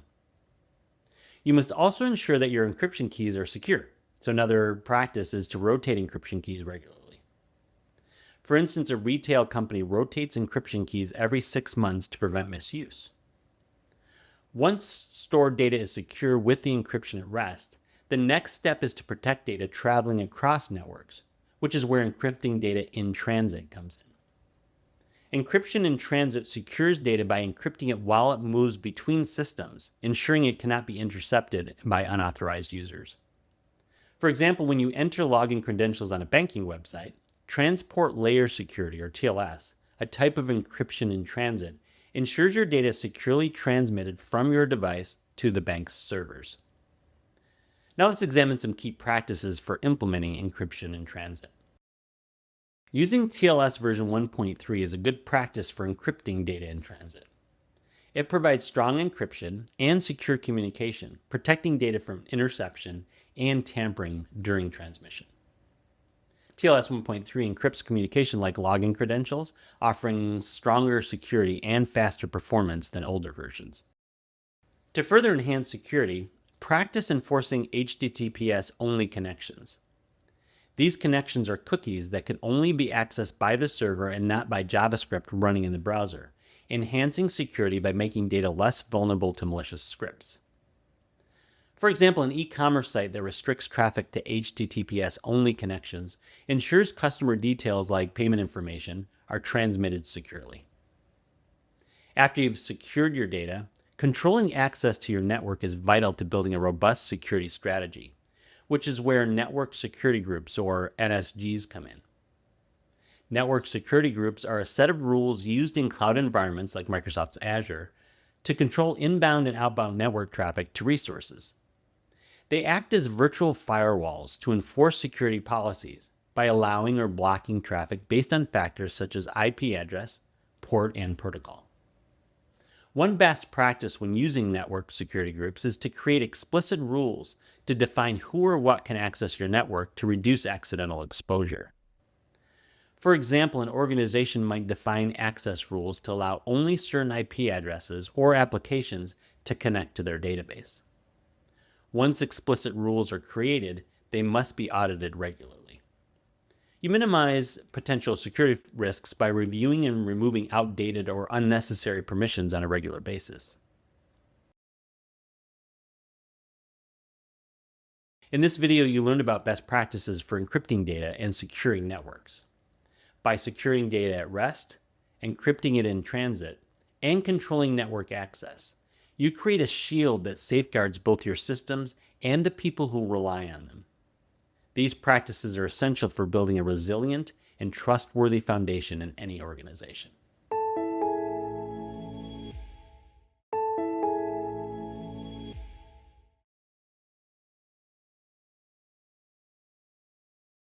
An online retailer hasn't properly secured its database, exposing thousands of credit card numbers. The result? Fines, lawsuits, and lost trust. Compliance helps prevent these risks by enforcing security best practices. In this video, we'll explain how to ensure compliance with regulations and perform security audits using Azure tools. To begin, let's explore some compliance and auditing steps, starting with Azure Security Center. Azure Security Center is a cloud security solution that helps protect your cloud and online premises systems by providing security posture management and advanced threat protection. It offers real-time threat detection, compliance monitoring, and AI-driven security recommendations to enhance cloud security. For example, if a company stores customer data without encryption, Azure Security Center flags the issue and recommends enabling encryption to protect sensitive information. It continually enforces security policies and provides guidance to fix vulnerabilities before they become major risks. Azure Security Center focuses on security threats. However, businesses also need to ensure they meet industry regulations, which is where Compliance Manager helps out. Compliance Manager is a Microsoft tool that helps organizations assess, manage, and improve compliance with industry standards, regulations, and company policies. It provides pre-built assessment templates, automated risk tracking, and detailed compliance reports to help businesses comply with laws such as GDPR in Europe and HIPAA in the United States. For example, a hospital using Azure to store patient records can check if security settings align with HIPAA, which is a U.S. law that protects sensitive patient health information from being disclosed without consent. Multi-factor authentication, or MFA, helps protect patient records by requiring multiple forms of verification. If MFA isn't enabled, Compliance Manager will likely highlight the issue and suggest enabling it to enhance security. Even with compliance tracking in place, misconfigurations can occur, which is why security audits are needed. Security audits are systematic evaluations of an organization's IT infrastructure, policies, and procedures to assess security risks and ensure compliance with industry standards. These audits review access controls, data protection, and system configurations to identify vulnerabilities and ensure security best practices. In Azure, security audits are conducted using tools like Microsoft Defender for Cloud, which assesses security risks and provides recommendations, and Compliance Manager, which helps track regulatory compliance. For example, a healthcare company using Azure may conduct a security audit with Microsoft Defender for Cloud to detect vulnerabilities in its cloud storage and virtual machines. Compliance Manager can then be used to assess whether the company's data handling meets regulations. The security audit helps the company identify risks such as improper access controls and implement security measures to protect patient data. In this video, you learned how to ensure compliance with regulations and perform security audits. Using tools like Azure Security Center and Compliance Manager, businesses can manage security and compliance, reducing risks and ensuring data protection. Regular audits and best practices also help safeguard the organization and customers, building trust and mitigating threats.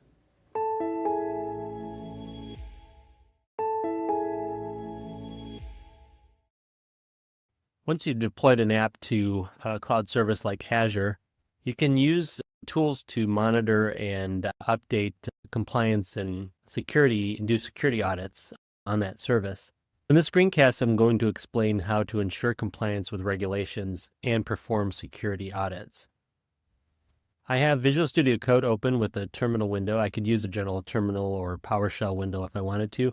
I'm just going to work out of Visual Studio Code. I have a command prompt and I've logged into the Azure service using the Azure command line interface, the CLI, which I've installed, and I've logged in using AZ login. What I'm able to do now is run security tests and audits against my Azure subscription. These tools will give me an assessment of how my applications evaluated during certain security measures. The first thing I'm going to do is just get a list of items that need to be assessed. And I can use this command AZ security assessment list. This will just provide me with a list of the things that I can evaluate. I'm going to run this command. And it will come back with a list of items in my Azure subscription and tell me what the status is. I have some resources that it's come back with, the subscription it's part of, and what the status is. It tells me, for example, in this one that we're looking at, that the situation is unhealthy. I can take a look at what the assessment is evaluating. Microsoft Defender for servers should be enabled. It's telling me what the problem is and why it's unhealthy. And it's giving me some feedback on how I can improve the security of this specific resource, of this specific asset. And I've got pages of this that's returned and I can evaluate each one. The assessment is coming back in a JSON format, so I can easily consume that JSON, put it in a tool, create a dashboard, or whatever else I need to do, even run automation tools to better improve the security of my applications and provide some information to other people on my team if I needed to about the security of the different assets in my subscription. The other thing I can do is create a list of the tasks that need to be done. I'm going to also have this returned in JSON. I'll go back to my command line. I'll go ahead and clear out the terminal so we can better see this. Now I'm going to actually ask Azure to provide me with a task list. And again, this will be in JSON. It'll be in a format that will be easy to consume in a tool and then provide a easy to read list. But I'm going to have it returned in JSON for this screencast. We'll go ahead and pull that out. It's giving me some information on some of the assets that I have in my subscription, and I can go through and evaluate what's happening here. In this task list, it's for this resource that's on screen now. It says that this application should only be accessible over HTTPS. Under policy name here is telling me that this particular resource doesn't have HTTPS only enabled. And so if I wanted to make this more secure, I should enable that setting on this web application. It also gives me a severity rating for this particular task. And in this case, this is set to medium. This is really good information if I want to assess the status of my applications, but also have a really easy to use list that I could apply and use to update the security of my applications. Another thing that Azure will enable me to do is to see how well my applications comply to regulations. For example, this uses Compliance Manager, and it helps me track frameworks like HIPAA, GDPR, ISO, and all the rest, so that I can see how my applications are assessed against those different regulations. And this can be very helpful, particularly if you're working in an environment that is regulated. I'm not going to run this command specifically because I don't have any applications that are a part of a subscription where this would provide any meaningful feedback. But let's go through this command. It's the AZ security command that we're looking at here. And I'm passing in this flag, regulatory compliance list standards. And it's just going to provide a list of any assets you'd have in your subscription that could apply to regulatory compliance, and it will tell you whether those apps are conformant or not and where they're out of compliance. This is a really nice list that you can use to make sure that the apps that you're working with are complying to those various frameworks that I described earlier. Finally, I can use the AZ tool to improve the security of my databases. Let's suppose I did that security audit and I saw in the list that one of my databases needs to be updated so that it uses transparent data encryption. I can run this command, AZ SQL DB update. That command will allow me to actually update my database. I don't have any specific database that I'm going to apply this to, but I give it my database name, which I can get from the Azure portal or from another command line that I run to provide me with all my databases. I give it my resource group name. Here it's just my group. And then I give it my specific SQL server name. So my server would be my server, but in a real world environment, you give it the database server that you want it to apply to. I would pass in this flag, transparent data encryption is the flag, and I'm setting it to enabled. Just simply using the command line, I can update the security of my SQL Server database and turn on transparent data encryption based on the audit that I had performed earlier in the screencast. I could look through that audit list, find out that this database doesn't have this security feature applied, and then use the command line to apply that security. But using these Azure tools and the command line tools alone, without having to go into the portal, you can not only get an audit and perform an audit of all the assets in your subscription, but you can use Azure tools, command line tools, to then fix those audit issues. And you can use automation to do this. You can have a script automatically each day run through and assess the items in your subscription, and then also use those automation tools to update any resources that need to be more secure. Once your app is on a cloud service, it's a good idea to perform regular assessments and do regular security audits, and then make sure that all of your assets are as secure as they possibly can be.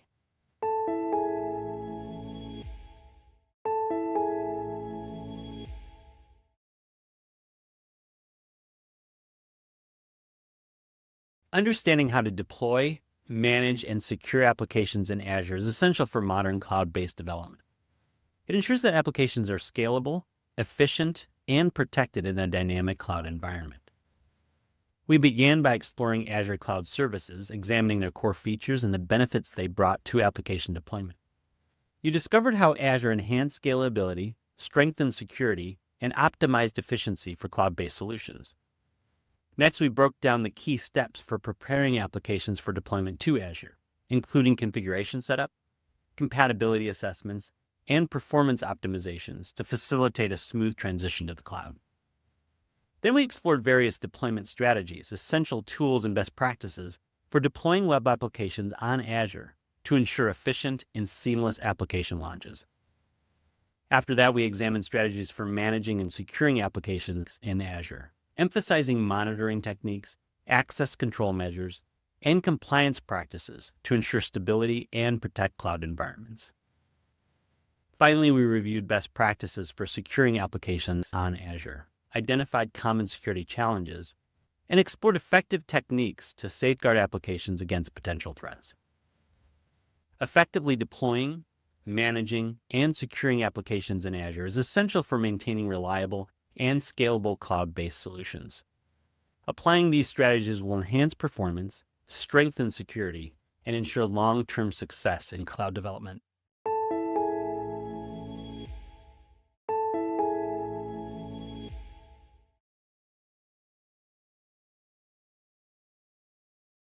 Efficient software development relies on automation, consistency, and streamlined workflows.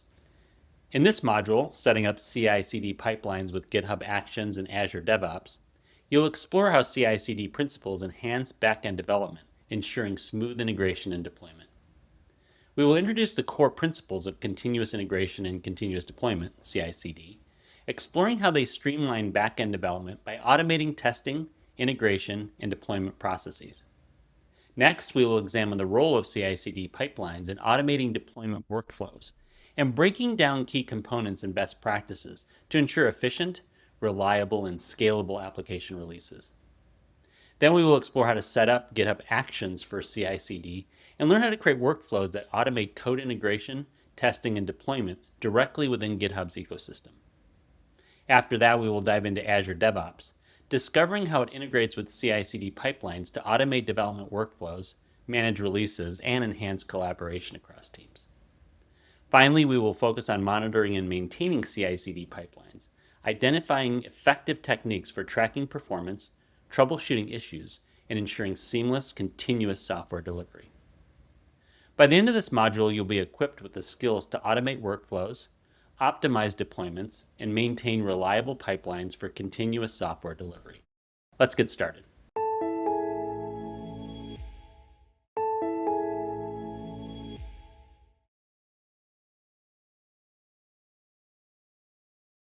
Delivering reliable software updates quickly is a challenge every company is up against.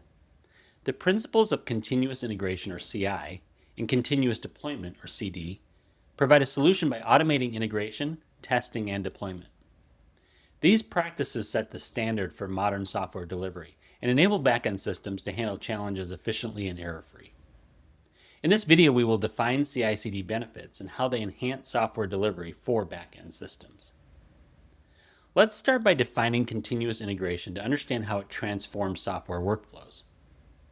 Continuous integration is the practice of automatically merging code into source control tools like GitHub and testing changes frequently to ensure stability and avoid integration issues.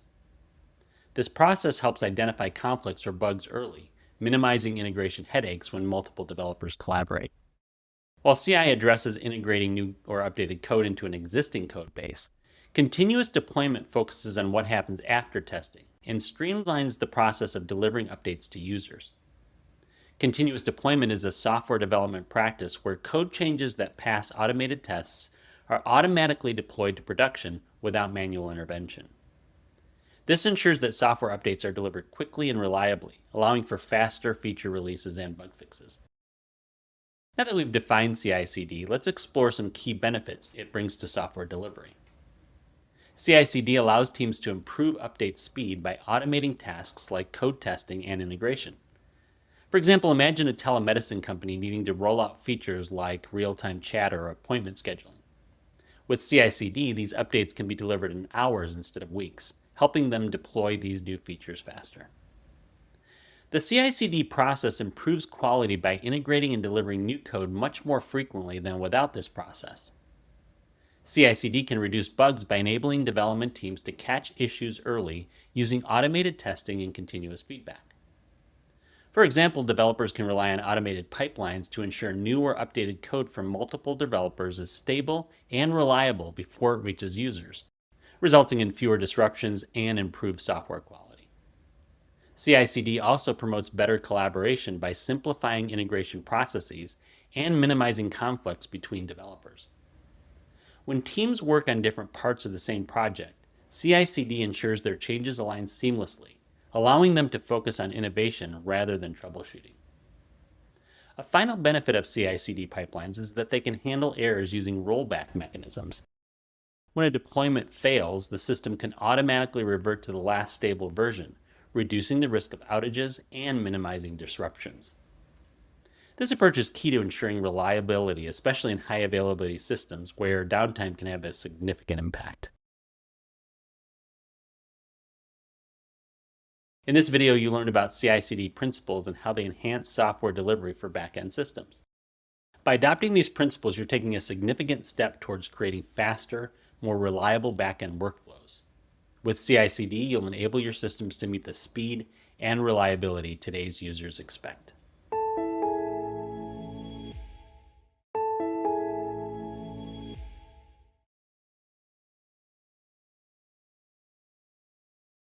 In the software development industry, speed and reliability are essential. To meet these needs, we use CI/CD pipelines, which help ensure that we can effectively build, test, and deploy software. In this video, we will identify the essential components required to build continuous integration and continuous deployment pipelines.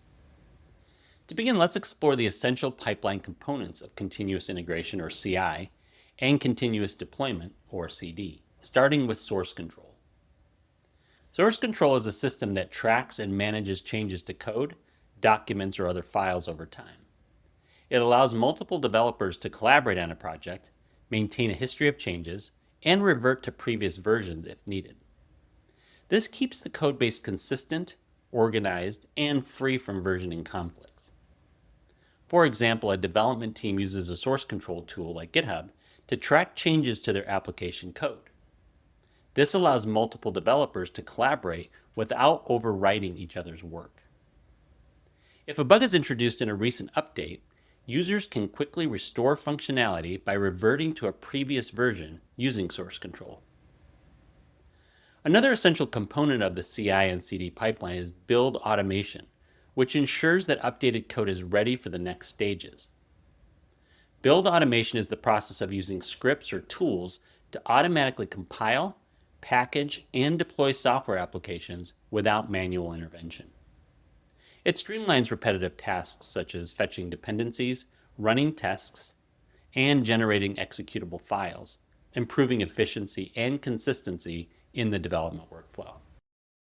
For example, a software development team can use build automation to compile their application code, run tests, and generate deployment-ready files whenever changes are pushed to the repository. This ensures that every update is consistently built and tested, reducing manual errors and speeding up the development process. Once the build is complete, the next essential component of the CI and CD pipeline is testing automation, which ensures the code performs as expected. Testing automation involves using specialized software tools to execute tests, compare actual outcomes with expected results, and report findings without human intervention. It helps ensure software quality by running repetitive and complex test cases efficiently across different environments.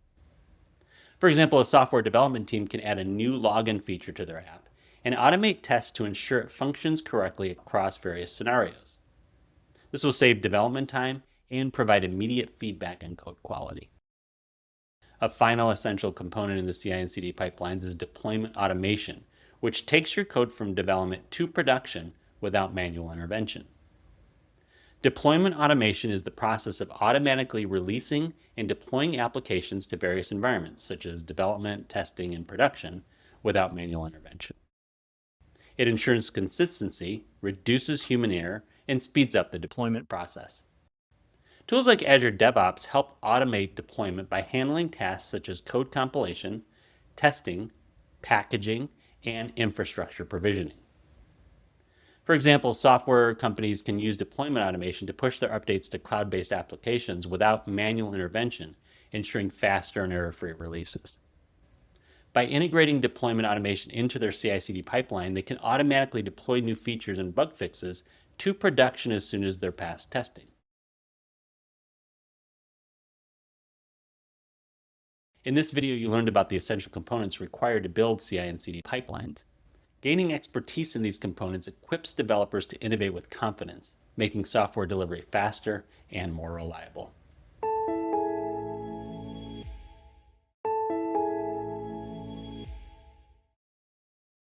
Using continuous integration and continuous deployment workflows, or CI/CD workflows, can really help make sure that your code is kept secure, that you're creating regular versions of all the code that you're writing, and can help you integrate code from various developers, as well as distribute and deploy your code to your users as it changes. So in this screencast, I'm going to explain how to configure and run a basic CI/CD pipeline workflow. I have a simple console application here.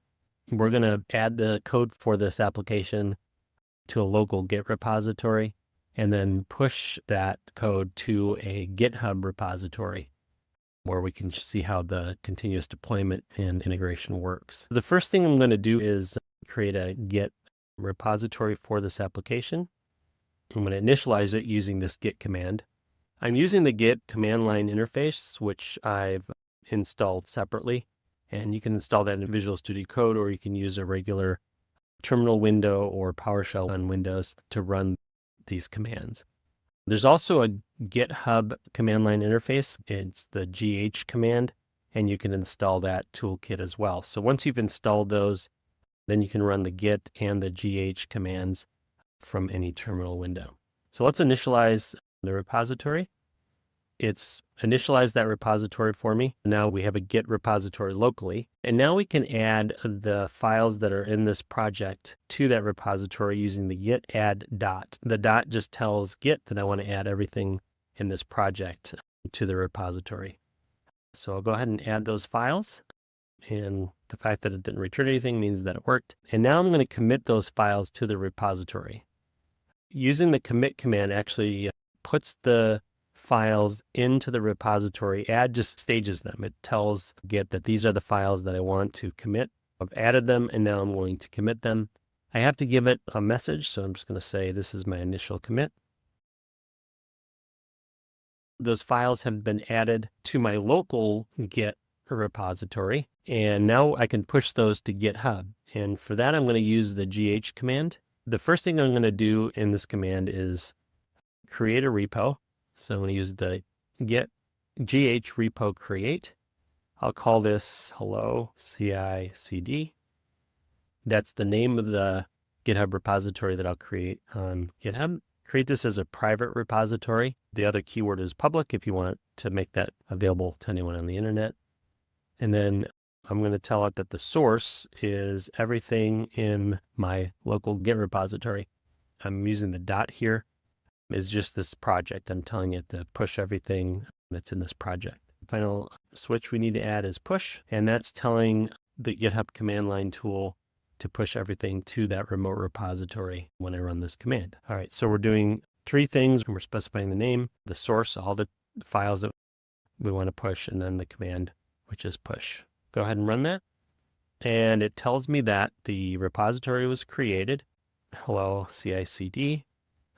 There's 30 objects. It counted the objects, it compressed them, it wrote the objects, and then it pushed them to the repository on GitHub. So now they're available on my GitHub Cloud account, and I can view them. I'm going to switch over to my browser and go to my GitHub account. There's the repository I created, hello CICD. All the files that were in my local folder on my computer have now been pushed to the GitHub account. Now I can continue to interact with this and make sure that all my files are stored in every version that I create. I can push up to GitHub and they'll be securely stored there. Now the next thing we want to do is to create this CI/CD pipeline. So let's go back to our project. I've created a .github folder, and underneath that folder there's a workflows folder. So there's .github/workflows, and that format needs to be very specific for working with Azure workflows. And then I created this file called a YAML file, a YMI file, and it's just a very specifically formatted file, and it's called .net.yaml, which is my workflow file. Let's get into that file, and this is where we create our syntax for our continuous integration and deployment. We're not going to go through every line of this file, but it's some of the key items that are in it. There's key value pairs. There's a key followed by a colon, and then the value that's followed from that. The first thing we do is just give it a name, .NET build and deploy. Then we give it a trigger. We're going to say, when do we want this workflow to run? We're going to describe that. And we want it to run on every push. So every time we push to the branch master, this workflow will run. And anytime anything is pulled from master, it will also run. So we can give it two different events to trigger on. We have a push and a pull event, and it's only going to happen on the master branch in GitHub. Anytime those events occur, then this workflow will run. There's a jobs category, and then there's a specific tasks that's run. In this case, it's build. What we're going to specify that the job that we want to run is on any push or pull. We want this application to be built. We tell it what server we want it to be built on, and then we give it our steps. We give it independent steps. The syntax here is very specific, and you can do independent research to figure out what types of steps that you want to run, in this case, build action. And then these individual steps will be run. There's a name and then a specific command. The first thing we're doing here is restoring dependencies, and then we run the command .NET restore. The next thing we do is build, and then we run the command .NET build. We can run each of these steps after each of these events occur. Then we'll have our application ready to go. And when you're pushing your code up to GitHub and these actions run, your application will be ready for the user, because not only have we built it, but we've tested it, and then we've published our application, and then it's ready to go. So you can run any number of commands. You can have, for example, a website. You can do a number of things on a website and have that publish directly to your public-facing URL. Then your website's always ready to go just by checking in your code to GitHub. So let's make a change to this and see how this works. I'm going to make a change to my file. Just a simple change to the string that's written to the console. Now we've made that change, and the files are automatically saved in Visual Studio Code, so that file has now been saved. And now I need to go ahead and add the changes to my local repository, so I'm going to use the git command again.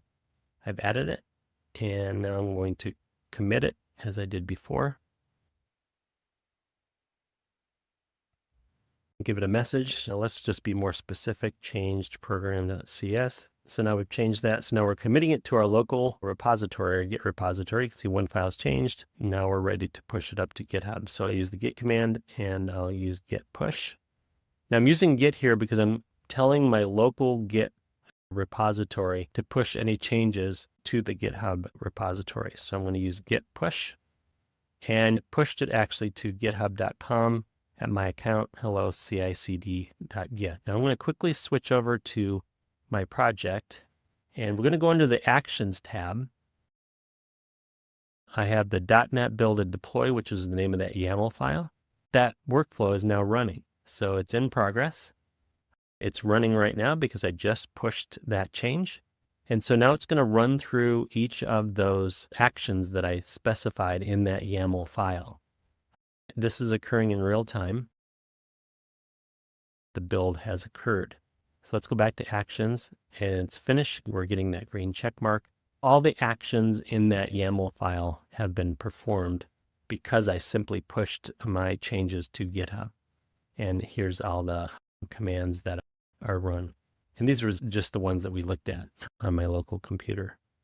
This is how GitHub workflow, CI/CD workflows work. Just simply by pushing that file to GitHub, we were able to get that change pushed, and then the build commands ran from the .NET.YAML.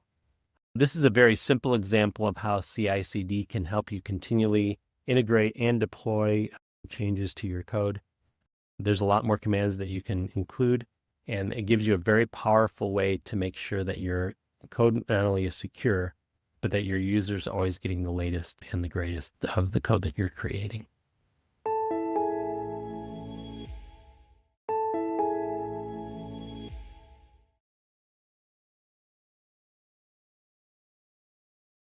Automating tasks is essential to delivering software efficiently and reliably.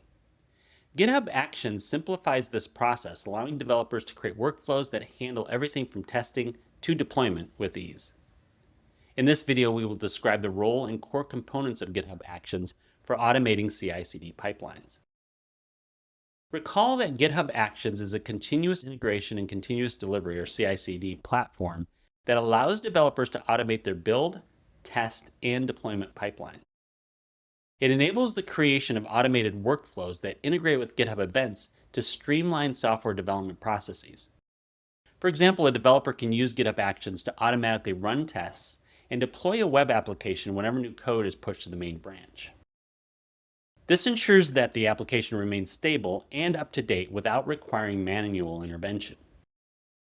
Now that we've explored GitHub Actions, let's examine some of its core components, starting with workflows and how they help automate processes in the CI/CD pipeline. In the context of GitHub Actions, workflows are automated processes defined in YAML files that specify how and when to run CI/CD tasks.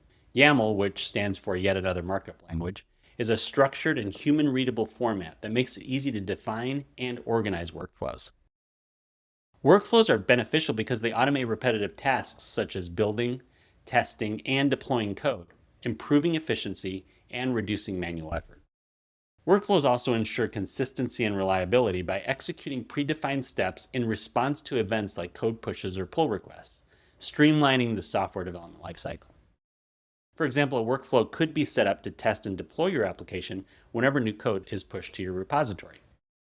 We need to explore another component of GitHub Actions workflows, jobs, which helps automate tasks in a workflow. A job is a set of steps in a workflow that are executed on the same server that runs your workflow. Jobs are important because they allow tasks to be organized and run in parallel or sequentially.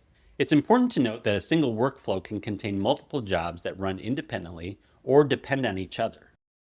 By structuring workflows with multiple jobs, developers can improve efficiency, ensure better task isolation, and enable more scalable automation for their CI and CD processes. For example, in a GitHub Action workflow, one job might run tests on the application code, while another deploys the tested code to a staging server. Each job runs independently or sequentially based on dependencies, ensuring a structured and automated development pipeline. The final core component of GitHub Actions workflows we need to explore are steps.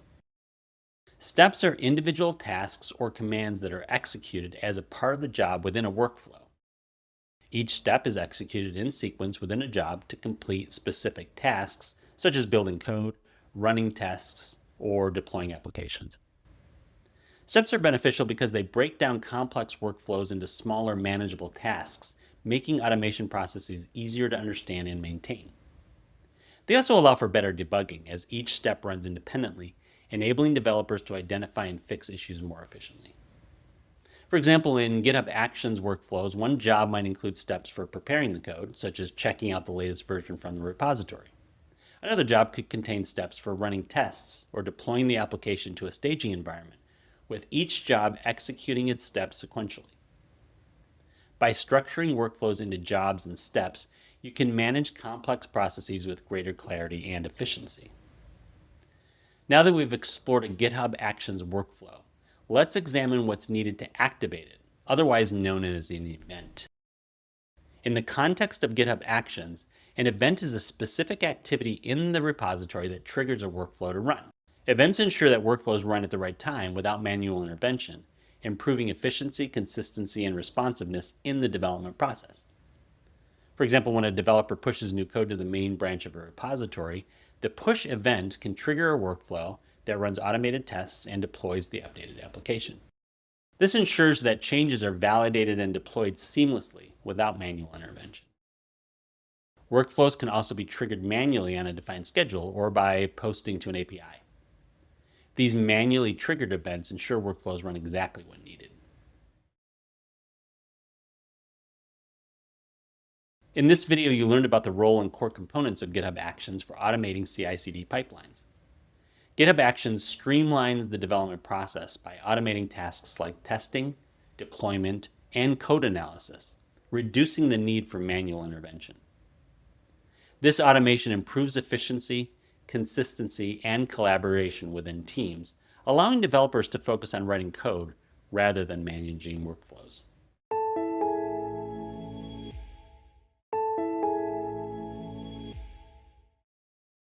After you've created a web application, you can use GitHub Actions to process commands after you push your new code up to GitHub. In this screencast, we're going to demonstrate the process of writing YAML workflows for GitHub Actions to automate builds and tests. I have a very simple Node application here. It has a sum.js file, and all this does is just sums two numbers together and then returns the result. I've also installed a tool set called Jest, short for JavaScript test, and that allows us to create this test file so it can actually run the code that's in sum.js and then return whether or not that test passed or failed. I initialized npm in this project. I use this first command here in the terminal, npm init-y, and that just sets up our node server. And then I created a Git repository using git init. That's the second command in the terminal. We have a Git folder. I now have a local Git repository that I can store this code in. And then I've also installed this Jest toolkit using npm install jests, which is that third command there. So now I have everything set up. I've already added and committed files to my local repository, and I've also created a GitHub repository. I just call it GitHub Actions Demo, which is the same name as my project. And I've pushed all of those files to my GitHub repository. I've got everything set up now so that I can create this YAML file so that I can use GitHub Actions with this project. If I go back to GitHub, if I click on the Actions tab, there are no actions set up yet. I don't have anything going on in the Actions tab because I haven't created that YAML file. We're going to create that YAML file, and then we'll push the updates to GitHub, and then we can see how these workflows work. The idea behind the YAML file is you set up events, things to listen for on GitHub. One of the events we'll listen for is when we push new code. And then when that event is heard on GitHub, when that code is pushed, then the workflow will run.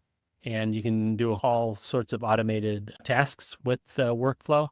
We're just going to do some simple things first, and then we'll see how they operate on GitHub. The first thing I need to do is to create a new directory. Let me get out of these commands. We don't need them since I already did them. The first thing I'm going to do is create a very specific folder called .github/workflows. This will create this folder in my projects. Created it there, GitHub Workflows.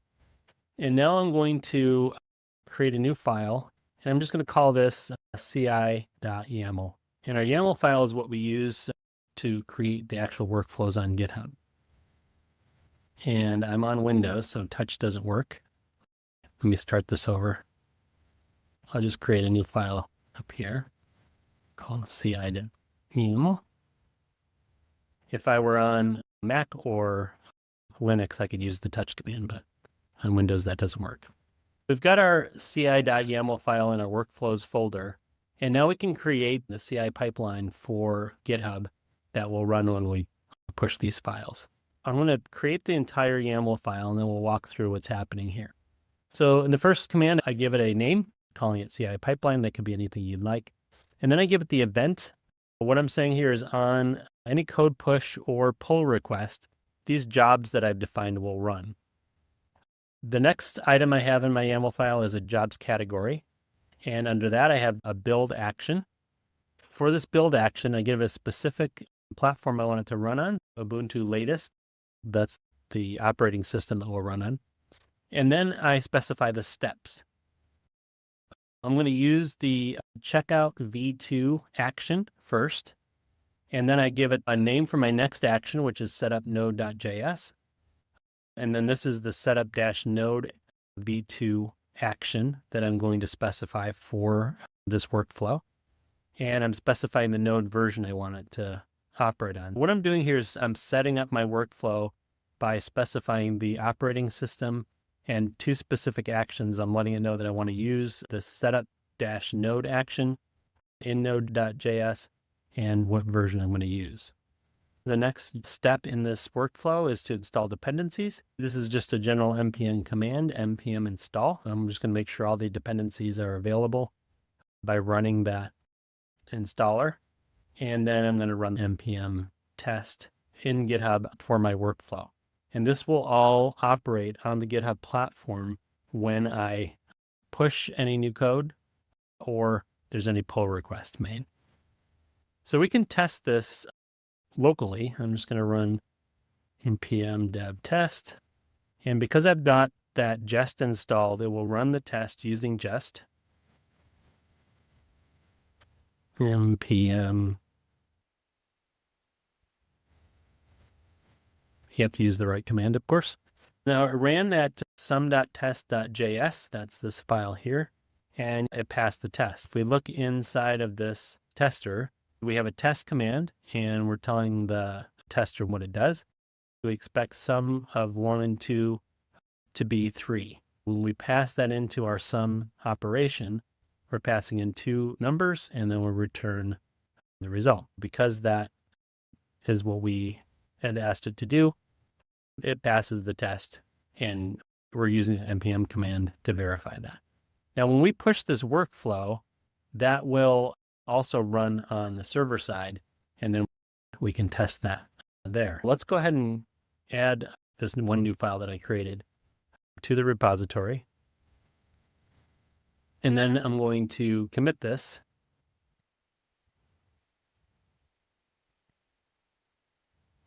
Just going to say added YAML file.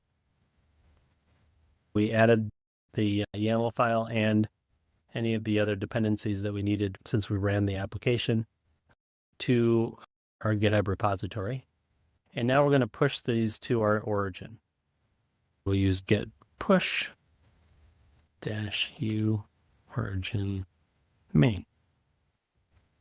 And now we'll push it up to the GitHub repository. Now I'm going to quickly go back to my GitHub repository. Under the Actions menu, we do have an action, which is the CI pipeline that created that YAML file. It added the YAML file, and the action is now queued, which means it's getting ready to run. We can open up that YAML file and edit it if we wanted to. This is just the build that's happening, and we can watch it work as it's going through the operations, the actions inside of that file. That action completed. If we go back to the actions, we get a green check mark, which means that the actions inside that YAML file, the ones that we specified, the workflow ran, and now it's updated and it's complete. Let's go back to our code and let's just change one thing. We'll change the test. We'll say 1.3 to be 4. We'll run that locally again just to make sure it works. And that passed. Now we can go ahead and git add. We'll commit updated test. And then we'll push to the origin. Let's go back to our workflow. Now we've got our updated test. That's what I just pushed into GitHub. That workflow is running again. I didn't have to do anything other than refresh the page just so that we could see it working. But I didn't have to do anything on GitHub because the YAML file defines the event that occurs when this workflow should run. We'll actually run all the steps in that workflow. That will happen each time I push new code. It doesn't matter what code I push. On any push, this workflow will run. You can imagine you can do a number of things here. You can publish to your website. You can make sure that certain tests are done like we're doing here.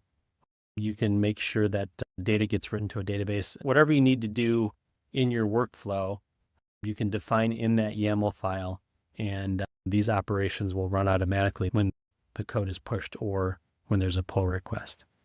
So that's a very simple way to create a workflow in GitHub, and you can do your own research on all the options that are available for these continuous integration pipelines. And there are a number of different things that you can do in your jobs to make your workflow easier.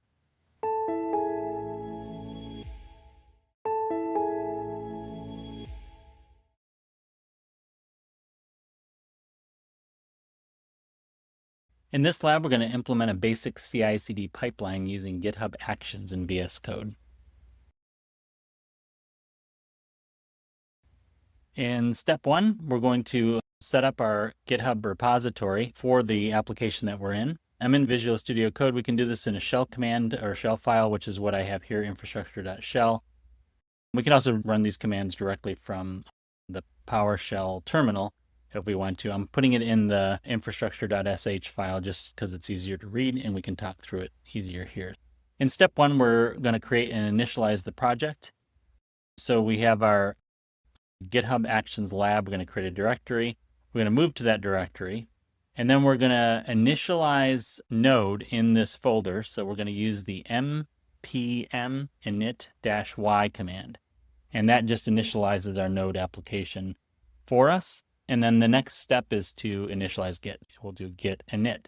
And that just sets up our project. So we're in our GitHub Actions lab folder, and we're installing npm and creating a Git repository in that folder.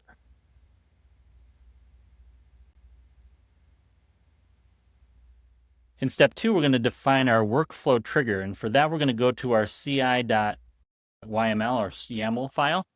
And the YAML file is what GitHub uses to trigger and run workflows in their DevOps subsystem. We're going to edit this YAML file. And the first thing we want to do is give it a name. We're going to call it CI pipeline. And then we want to give it some triggers. So when should this pipeline run? When should this workflow run?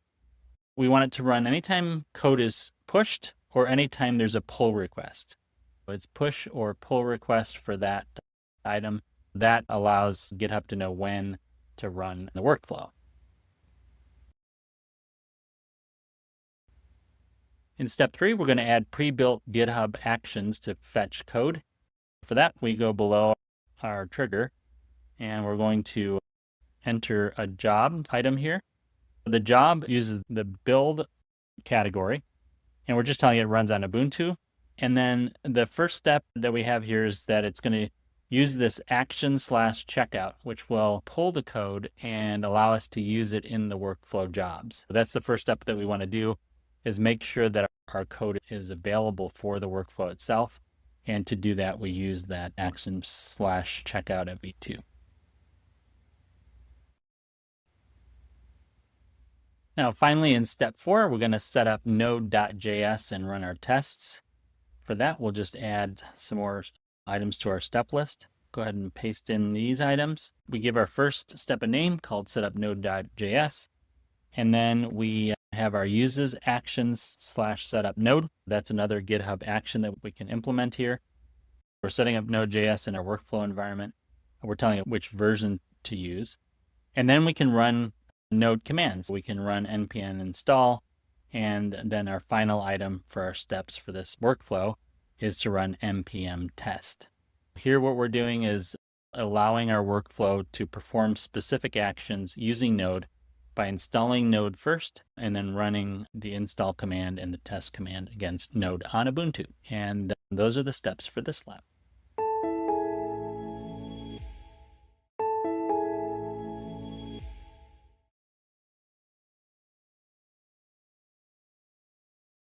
Automating workflows and streamlining collaboration is no longer optional in modern software development.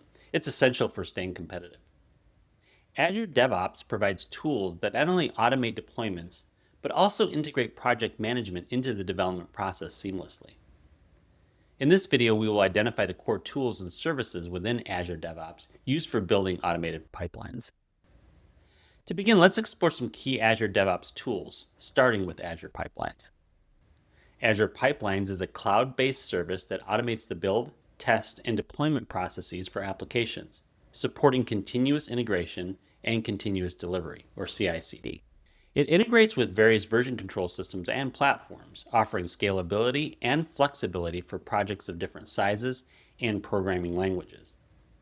For example, imagine your team is working on a mobile app. Every time a developer updates the code, Azure Pipelines automatically tests it and deploys it to an environment for further testing and validation. This ensures the app is stable and ready for the next phase of development without manual intervention. Now that we've examined Azure Pipelines, let's explore another Azure DevOps tool, Azure Repos. Azure Repos is a set of version control tools that allows teams to manage their code using tools like Git. Azure Repos integrates with Azure DevOps, providing source control, collaboration, and code review features to streamline development workflows. For instance, when multiple developers are collaborating on a project, Azure Repos allows them to track changes, review updates, and merge their contributions seamlessly. This ensures the development pipeline works with a consistent and version-controlled code.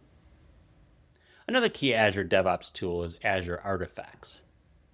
Azure Artifacts is a universal package repository service that enables developers to manage and share code dependencies and packages from a centralized source.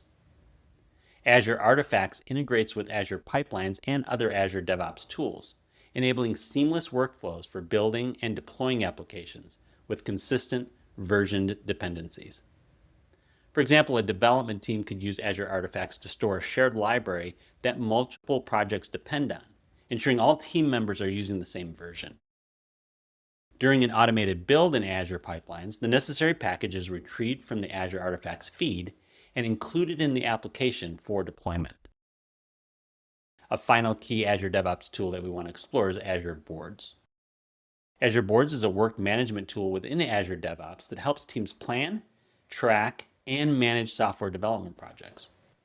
It provides features like customizable backlogs, sprints, and work items tracking, enabling teams to organize tasks, track progress, and collaborate effectively through the development lifecycle. For example, imagine a team creating a plan for developing a new app. Using Azure Boards, they can assign tasks, track progress, and identify potential issues in real time, helping the entire team stay on track and meet deadlines efficiently. In this video, you learned about the core tools and services within Azure DevOps used for building automated pipelines. Mastering Azure DevOps tools transforms complex manual workflows into efficient automated processes.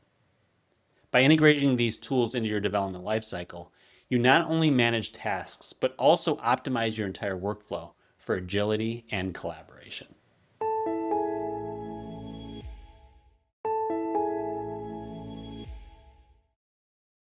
GitHub provides you with a very powerful continuous integration, continuous deployment pipeline that you can use. But Azure also has a full DevOps environment, which gives you a lot more visibility into these CI/CD pipelines and a lot more options. In this screencast, we're going to demonstrate how to connect a GitHub repository to Azure DevOps for automated workflows. I have a Blazor application on screen here. It's just the template using Blazor Wasm template that I created. I didn't make any changes to the application for the purposes of this screencast, but I have a Blazor application that I've added to my own local GitHub repository. I've also added this to GitHub repository. So I've pushed this code up to GitHub and gave it the same name, Azure Web App, as the app that I have running. So I've got all of this wired up together. I can now push my code up to GitHub.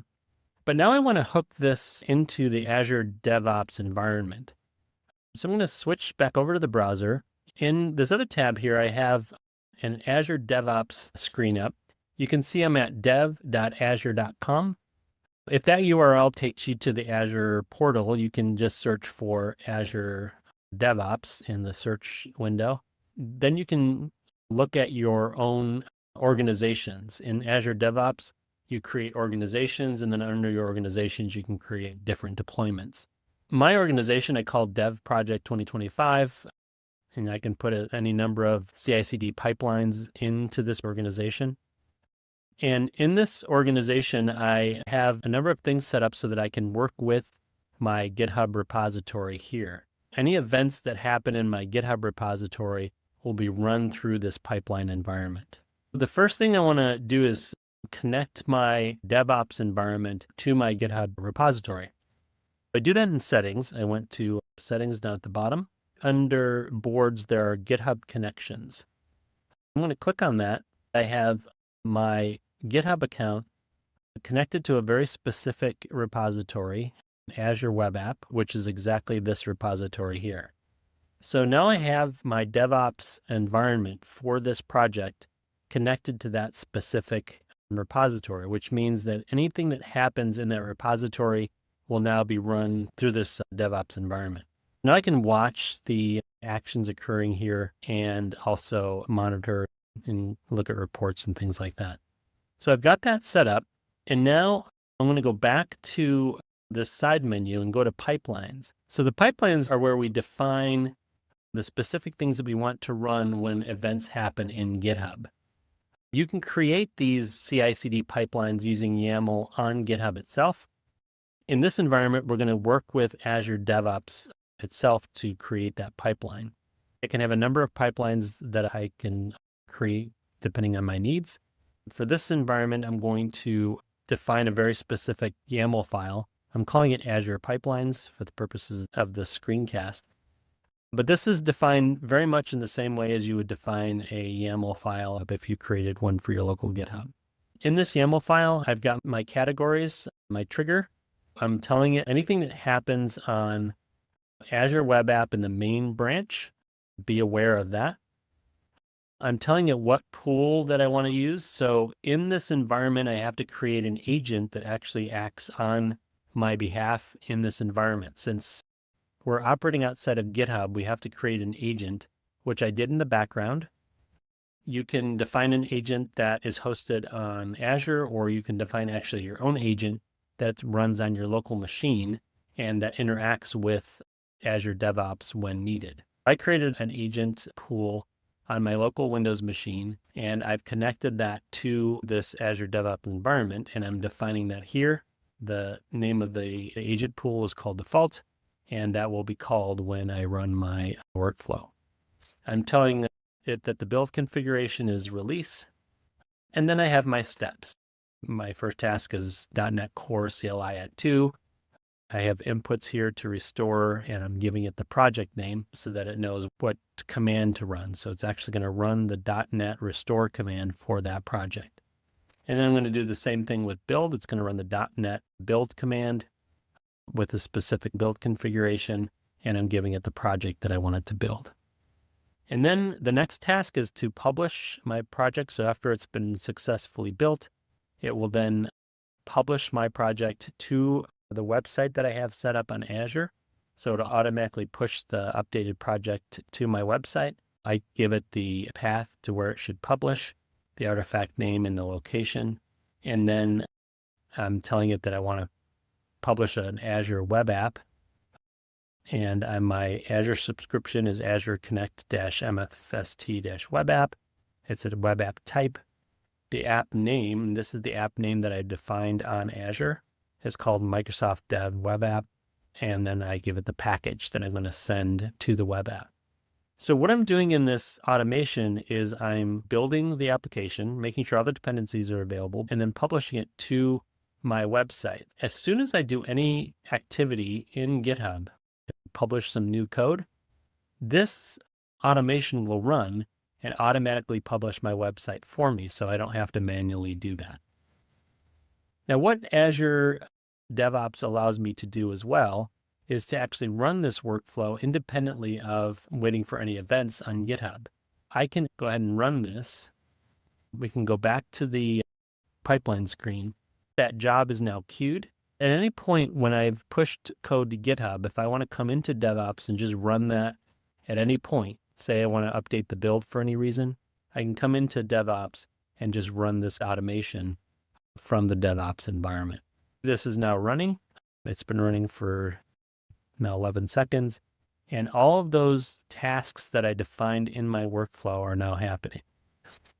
And what's happening in the background is that the code that I have on GitHub is checking for dependencies. It's being built and then zipped up. And then that zip file is being pushed to my Azure web app, where it will then be unzipped and published so that my users can get access to my application. So we'll let this run for a moment. That is completed, and you can see it took 1 minute and 43 seconds. I get the green check mark, which tells me that job is done. Now my site has been published to Azure. And I'm going to go ahead and open up another tab here, and we'll just browse to that site so you can see it operating. This is just the basic Blazor Wasm template, and that website is now available on Azure. It's all been published through this Azure DevOps pipeline that I defined. Using Azure DevOps gives you a lot more options and a lot more power. You can create a new project, establish a service connection to connect the project to a GitHub repository. You then configure an Azure pipeline using the pipeline tool to build that deployment pipeline. And then once the pipeline is built and you're running it, then you can monitor it right from this interface and watch the process for getting that workflow to run. There's a lot more options, obviously, in Azure DevOps. We've just covered a few of the options, but if you really need a powerful workflow environment, Azure DevOps is the way to go.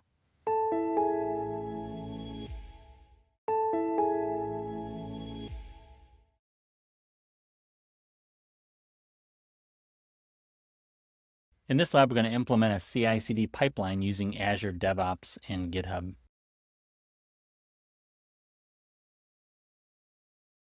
So the first step is to set up an Azure DevOps project. I'm on the web here in the Azure DevOps UI, and I've selected to create a new project.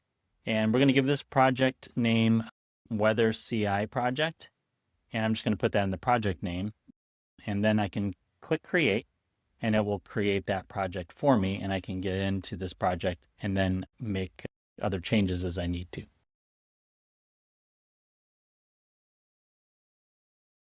In step 2, we're going to add a GitHub service connection. In order to do that, I need to get into my settings. I'm going to click on this gear. Then I go under pipeline and click on service connections. And I'll create a new service connection, and it gives me the options here to choose the connection type. And I'm going to select GitHub. I can then go through the wizard and choose which repository I want to connect this pipeline to on my GitHub account. It'll have me log in, and then I can choose the repository that I'm interested in. For this project, I'm going to use the GitHub repository. In step 3, we're going to configure the Azure DevOps pipeline with YAML. For this interface, I clicked on the Pipelines tab here. When I click on that tab, I can choose Pipelines, and then I either need to create a new pipeline. I already had one created for this lab. Once you create the pipeline, then you can create or update the Azure Pipelines.yaml, or you can give it whatever name you want. I'm calling this Azure Pipelines.yaml. And here you can write our YAML file for our DevOps workflow. What I've done here is created a trigger. Anything that happens on the main branch, it will trigger the workflow.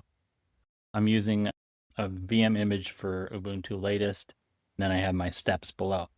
But the important thing here for the trigger is that we are using the main branch as a workflow trigger. We want anything to happen for our workflow to include any changes made on that main branch.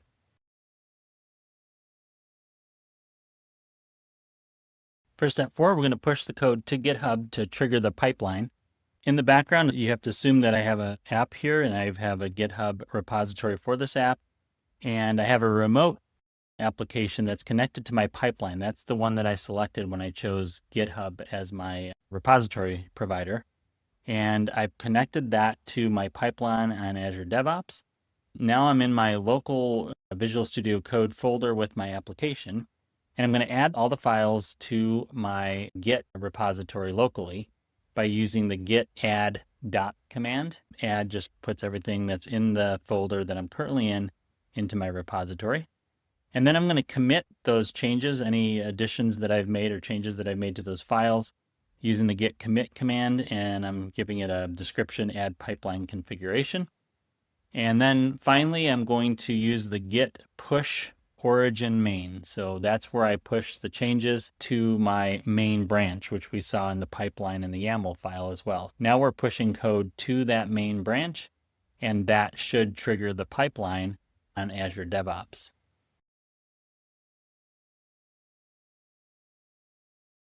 In step 5, then, we can monitor the pipeline in Azure DevOps. For that, I'm going to go back to my web browser, and you can see all my pipelines here. And I've got a couple of previous runs. One failed for some reason. I can investigate that, and then this one completed successfully.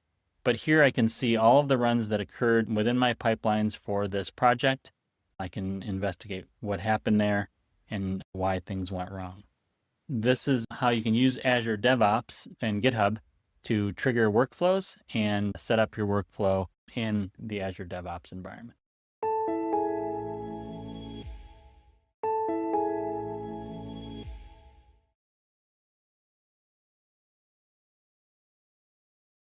Monitoring tools specifically designed for CI/CD pipelines plays an important role in maintaining their health by identifying issues early and keeping workflows uninterrupted.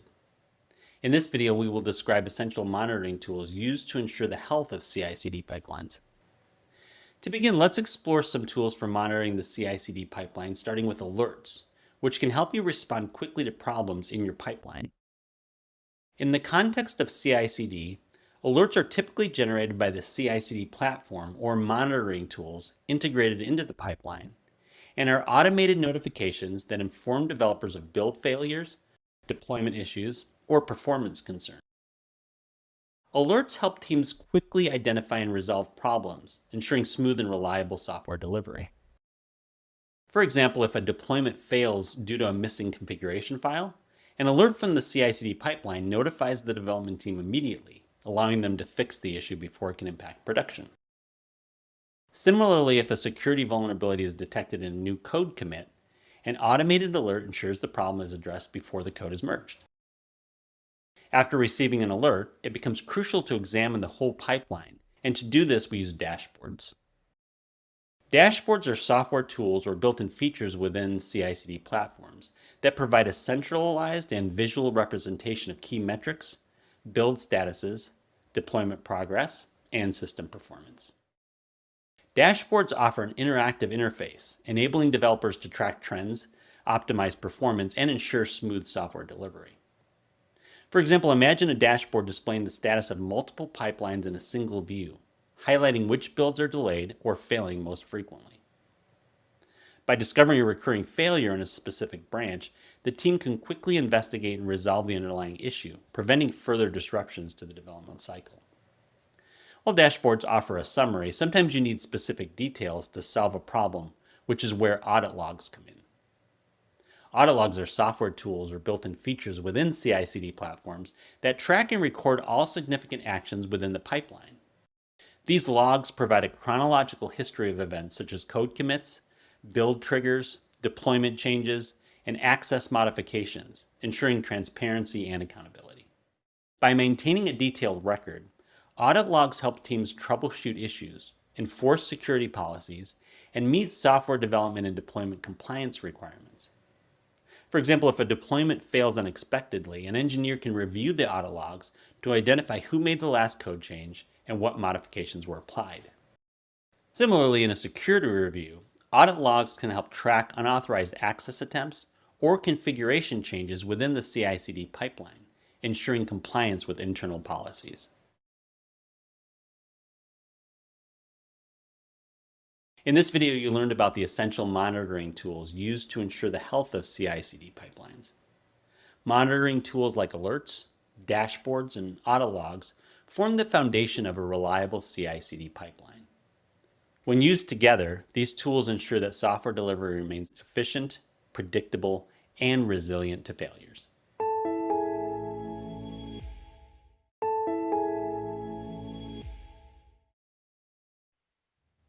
Once you've created a CI/CD pipeline, it's important to occasionally review it and make sure that you have everything up to date. You can also modify your pipelines to do more work for you to make your pipelines a little bit more robust. In this screencast, we're going to explain techniques for maintaining CI/CD pipelines to ensure reliability over time. So I've got a simple Blazor application here. It's just using the Blazor Wasm template. I haven't made any changes to the application. It's just a demo for the purposes of the screencast. But I've created that application. I've also created a local Git folder and added and committed the code to that Git folder. And then I've created a GitHub repository. I've called that Azure Web App. And I pushed the code from my local Git repository to this GitHub repository so that I can interact with Azure DevOps. So I've got all this kind of wired up together. And now I want to go over to Azure DevOps and look at the CI/CD pipeline that I've created for this project. The first thing I did was I connected GitHub to this project. So if I go into my settings for my organization, I have the Azure Web App GitHub repository connected to this project so that any of the pipelines that will run for this specific GitHub connection. And then I have a pipeline already defined, and I'm going to go into this pipeline and edit it. I'll click edit on that specific pipeline, and it opens up the YAML file that is associated with that specific pipeline. Now, as I look at this YAML file, I want to just make sure that everything's up to date. I have no errors in the YAML file, but as I look at the steps here, I notice that I'm using .NET Core CLI version 1. I know that version 2 is actually the latest, so I'm going to go ahead and change this to 2 and make sure that I'm using the latest version. So occasionally you may need to do that. If a new version of the CLI comes out, you may want to update your pipeline to reflect the latest version, particularly if the new version has bug fixes or if there's some new features that you want to make sure that you can take advantage of inside of that new CLI. So I'm going to go ahead and update that to version 2. And then I'll click validate and save, and Azure will actually make sure that your code inside of your pipeline is valid. It won't let you save it if you have invalid code. It's going to save now this new version of my YAML file, and now I'm ready to go. That was one minor change that I knew I wanted to make. Now, suppose I wanted to make this automation script a little bit more robust. I'm setting some parameters, defining what I want to do in this workflow, and then I'm restoring the project, making sure all the dependencies are there, and then building the project, and then I'm publishing it to my Azure web app that I've defined on Azure. What if I want to have some automated rollbacks so that in case something goes wrong, the build won't fail and I can go back to a working build? This is important, particularly when you're working with automation, because if you let this run in the background and you don't monitor or you forget to monitor it, you want to make sure that your website always has a working build. I'm going to replace a section of this code with code that will actually roll back in case something goes wrong. So I replaced the steps section with two different stages sections. I have stage build and stage deploy. I've broken those steps out into two different stages. I've got a build job, and I've got a lot of the same things going on here. I've got the restore operation, the build operation, and then the publish operation. When it hits that deployment stage, when it's ready to push to the website, I am telling it that I want to push it to production. I want to download the current item and drop the artifact. And then I'm going to tell it what subscription that I'm using on my server, the app type, and the fact that I'm going to use this Microsoft Dev web app service on Azure to push my website. So it's very similar to what I had before. I've just broken it out into two stages here. And I've also added this one other item that's really important. Now I've got an event. If the Azure DevOps workflow detects a failure, then I'm going to write out to the console that I'm rolling back to the previous build. And the DevOps application will roll back if I add the code there. Now, at this point, I'm only notifying that it needs to be rolled back, but I would want to add code here to go back into GitHub, pull out the last working build, and then publish that to my website so that my website doesn't have a broken application on it. But this on event will allow you to do that, not only to detect the failure, but then to roll back to a working build. By making that changes from just the individual steps like we had here to these different build stages, I'm able to now do more with my workflow and make my workflow a little bit more dependent, a little bit more robust. Okay, let's do one other thing. I'm going to go back to my application. I'm going to add a file that will go out to NuGet and regularly check for updates to any dependencies that I have in my project. In order to do that, I'm going to create a new folder called GitHub.github. Put that in the root of my application. And then I'm going to create a file, we'll call it dependabot.yaml. So I'll create this called. All right. So now I've got my YAML file, and I'm going to write a code that will cause GitHub to regularly run a NuGet package update on a regular basis. I'll paste this code in. Here I'm going to say that the package ecosystem that I want to use is NuGet. I want it to apply to any dependency in my project, and I want it to be run every week. I've given it the updates keyword so that the automation knows what I actually want it to do.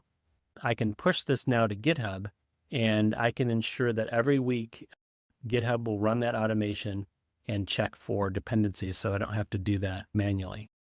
Now, obviously, you want to be careful here because if you're depending on a specific version of a package, you'll want to update your dependabot.yaml file to not install certain packages if they need to be tied to a specific version. But for the most part, making sure that your dependencies are up to date will address any bugs or catch any fixes that you need to address.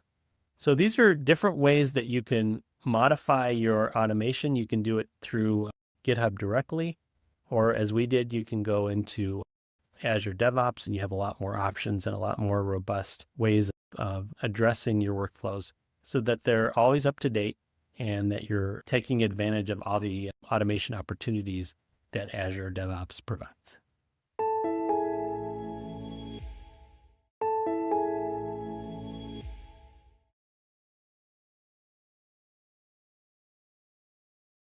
Understanding how CI/CD pipelines automate and optimize software development is essential for back-end development. These practices improve efficiency, reliability, and scalability, ensuring that applications are continuously integrated, tested, and deployed with minimal manual intervention. We started by exploring the fundamentals of continuous integration and continuous deployment, CI/CD, examining how these practices enhance back-end development by automating testing, code integration, and application deployment. Next, we explored how CI/CD pipelines streamline deployment workflows, analyzing their key components and best practices to facilitate efficient, dependable, and scalable application releases. Then we examined the process of setting up GitHub Actions for CI/CD, discovering how to design automated workflows that streamline code integration, testing, and deployment within GitHub's ecosystem.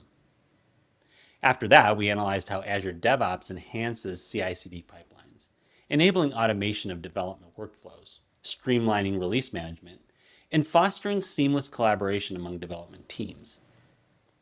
Finally, we explored strategies for monitoring and maintaining CI/CD pipelines, exploring effective techniques for tracking performance, diagnosing issues, and ensuring a smooth, continuous software delivery process. Mastering CI/CD pipelines is essential for delivering reliable, efficient, and scalable applications. Applying these automated techniques will enhance development workflows, streamline deployments, and ensure continuous software delivery with confidence.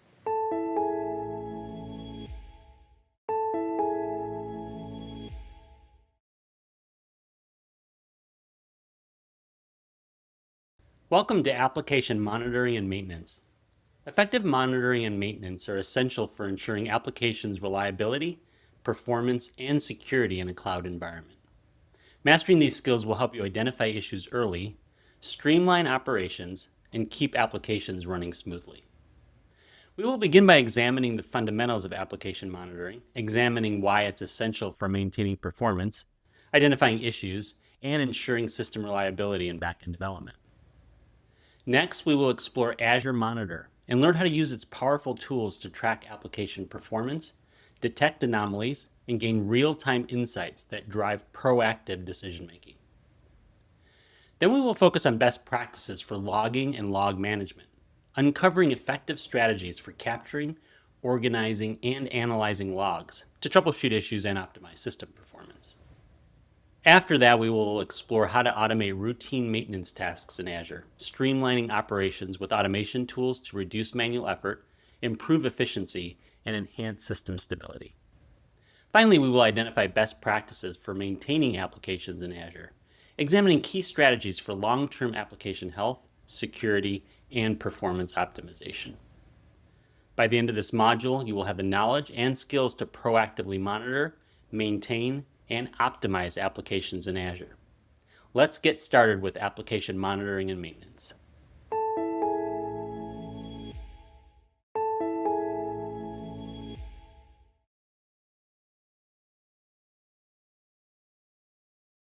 Today's user experiences are driven by modern applications that must be able to perform under pressure. Monitoring application health and performance ensures your systems remain reliable and responsive, even under real-world production conditions. In this video, we will identify key techniques and tools for monitoring application health and performance. To begin, let's explore common monitoring techniques and tools for keeping applications reliable, starting with real-time monitoring. In back-end development, real-time monitoring refers to continuously tracking the performance, health, and status of various application server-side components. Real-time monitoring can be implemented using tools like Azure Monitor, a powerful tool for monitoring applications running in Microsoft Azure. Azure Monitor allows you to assess live metrics, configure alerts for critical thresholds like high memory usage, and display data on dashboards. For example, imagine an alert from Azure Monitor notifying you of an extreme increase in CPU usage. Addressing it promptly prevents user delays and keeps the system operating smoothly. While real-time monitoring identifies immediate issues, log monitoring analyzes past data to uncover patterns and root causes. Log monitoring is the process of collecting, analyzing, and tracking log data from applications, servers, databases, and network devices in real time. It helps back-end developers detect errors, troubleshoot issues, and gain insights into system performance and security. Log Analytics, a tool in the Azure Monitor portal, allows you to edit and run log queries to analyze collected logs effectively. By centralizing logs with Log Analytics, you can easily spot recurring issues, such as timeout errors during peak hours, ensuring no critical pattern goes unnoticed. For example, a company might use Azure Monitor Log Analytics to track API request logs, identify slow response times, and automatically trigger alerts for failures. Real-time and log monitoring focus on maintaining system health. However, application performance monitoring, or APM, provides a clearer understanding of the system's performance. Application performance monitoring is a set of practices for monitoring and managing the performance and availability of software applications. It involves tracking various metrics such as response times, error rates, transaction traces, and resource usage to ensure that the application runs smoothly and meets user expectations. Azure Monitor, with its Application Insights feature, plays a central role in application performance monitoring by enabling real-time collection, visualization, and analysis of performance data.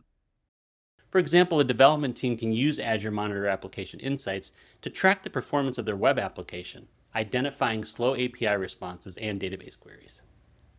The team can set up real-time alerts in Application Insights to automatically notify them when an error rate exceeds a certain threshold, allowing for immediate troubleshooting.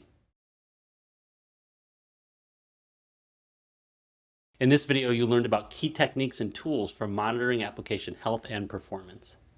Understanding monitoring techniques and tools equips you to detect and resolve performance issues before they affect users. By integrating these practices into your workflow, you'll ensure your applications remain reliable, high-performing, and ready to meet the demands of dynamic production environments.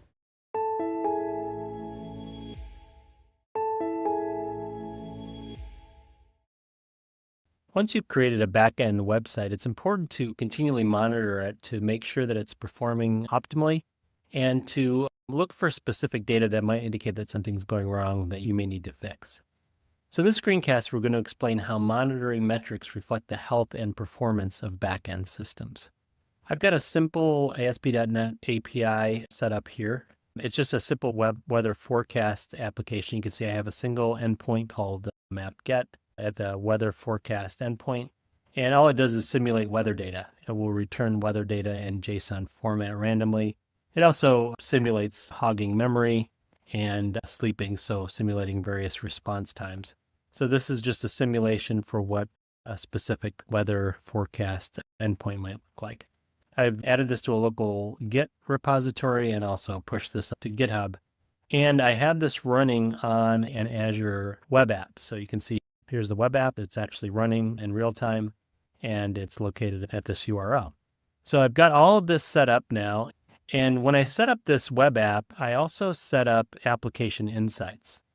Application Insights regularly gathers data about your website, and it gathers a number of different points of data that you can analyze and look at to see what's going on with your website. So let's go over to Application Insights. I've got this actually tied up to my website here. This is the monitor demo website that we saw here in this other tab. We're actually looking at the data that Application Insights has collected over time. There's not a lot of data here because this is a demo application and I just refreshed the application multiple times just to show how it works. But you can see that it's collecting data. I've got the events tab pulled up here and you can see how many events occurred on this app over the last 30 minutes. I just set the time frame to 30 minutes. If I set it over for the last hour, we get a little bit more data here. But you can see that it's collecting data about how many events occurred and what's going on with my website in terms of events. I can look at that over time.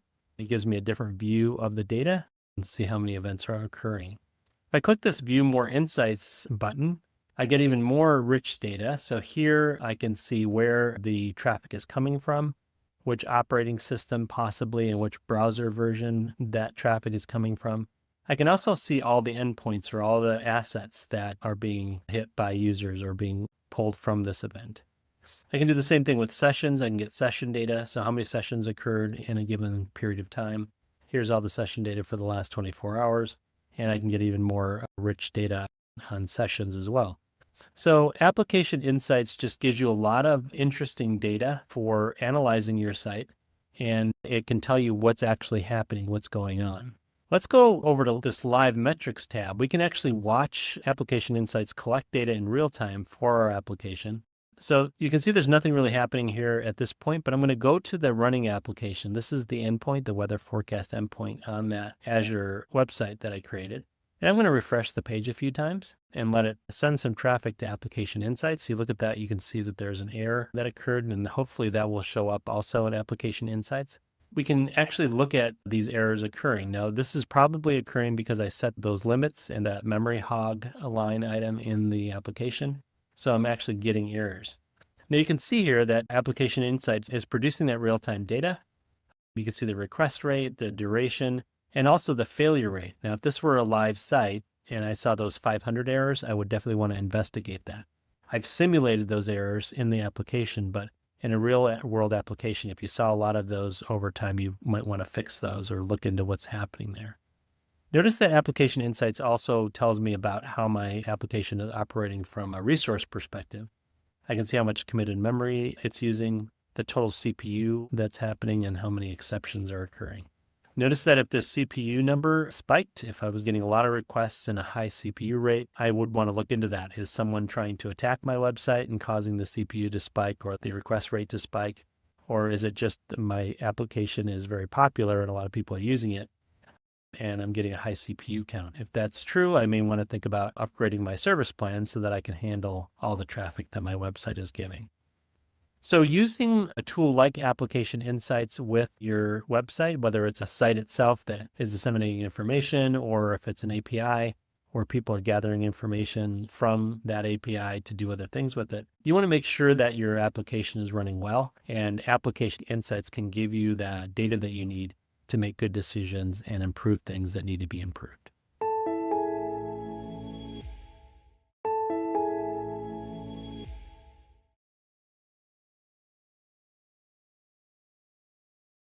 Each moment of downtime or poor performance while using an application can frustrate users and even result in lost revenue. Azure Monitor equips teams with the tools and insights they need to maintain high-performing, reliable applications, ensuring a seamless experience for users. In this video, we will identify the key features of Azure Monitor that enhance application visibility. To begin, let's explore some features in Azure Monitor that can help offer a great user experience. We'll start with alerts, a feature designed to notify users when an issue arises. Recall that alerts notify you when Azure Monitor detects potential issues in your application or infrastructure, using set thresholds on metrics or log data.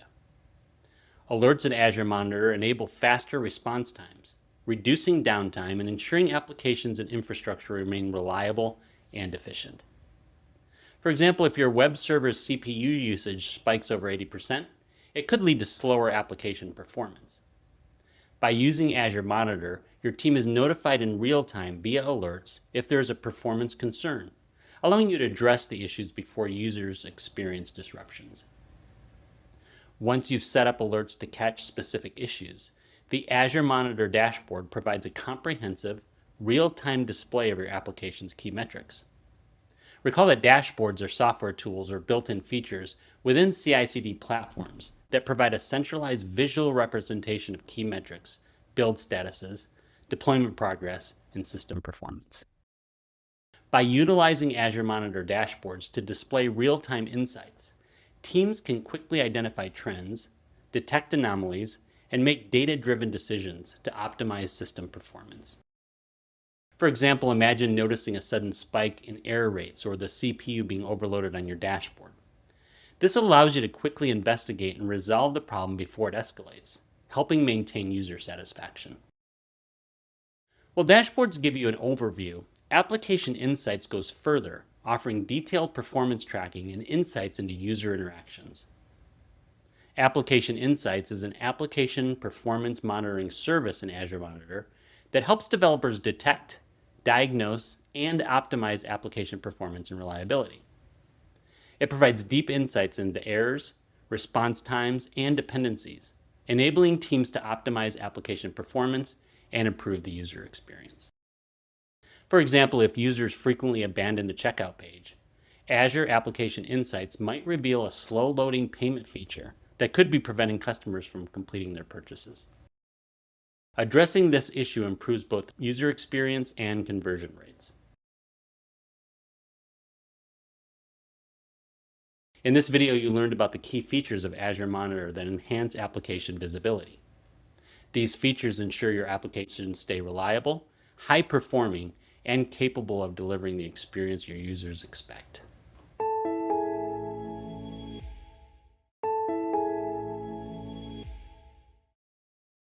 Azure Monitor gives you a lot of tools that you can use to gain insights into how your applications on Azure are performing and whether there are any issues. In this screencast, we're going to demonstrate how to set up alerts and dashboards in Azure Monitor to track real-time performance. So I have a simple web app here in Azure. This is a demo app, so it doesn't get a lot of traffic, but there is some data here that it's collected over time. I'm on the overview section on the left-hand side. On the monitoring tab of that overview section, I get some metrics that I can look at to see how the app is doing in general.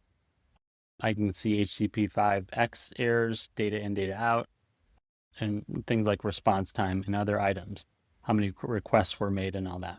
It gives me some basic data for my app. If I wanted to go deeper, I can go to the monitoring section of my web app, and I can set up even deeper diagnostic settings. If I click on that section, I can go deeper on the diagnostic settings and get richer metrics. There's a logs tab on the dashboard here that I can quickly take a look at, but I can also set up numerous logs. In this screencast, we're going to look at alerts. Alerts allow me to get notified if something isn't going with my application. The first thing I want to do is set up an alert rule. The rule defines what I will be alerted about. What's the condition under which the alert will fire? I'm going to create an alert rule. The first thing it's going to give me is the condition. I'm going to select a signal. This is the trigger that's going to fire off the alert. I'll create that signal, and we'll just look at response time. I'm going to create this signal called response time. By default, Azure Monitor will use a dynamic range. It's going to look at the average over time. It's going to look at whether or not the threshold is greater than or less than. So it was the value of that average greater than or less than. And then it's going to give me a sensitivity of medium. It's going to figure out kind of an average for what the response time should be for an app, the parameters that I've set for my app, and then send me an alert or create an alert if it is greater than or less than that average. Now I can also go in and set a static number. So here I can say if the average is greater than, let's say 2 seconds, if the response time is greater than 2 seconds over a specific average, then I want this alert to fire. It also gives me the option for how often to check, defaults to checking every minute, and it has a look back period of 5 minutes, which is going to use when calculating that average. Over the period of the last 5 minutes, if the average response time was greater than 2 seconds, then create this alert. So now I've got my trigger. And the next thing I'm going to want to do is create an action. So now that I've got the condition set, I can create that action, which is going to tell Azure what to do in response to that condition being met. Once the condition is met, send me an email. Once the condition is met, show me in the Azure portal, provide an alert in the Azure portal, or any number of things. So I can create those actions here. I can add some details about what resource groups I want to use, create some tags so I can sort and find this later. And then when I'm satisfied, I click Review plus Create, and it will give me the opportunity to review all the settings and then create a rule based on this condition. Now notice I can create as many alert rules as I want for all different types of conditions. I can actually have multiple response time rules in my rule groups and set different check periods and look back periods, and do whatever I need to do to make sure that I'm getting alerted when I need to get alerted. So alerts are very powerful. You can get very specific on how these alerts are created, and it will make sure that you're never unaware of specific conditions and specific things happening on your site.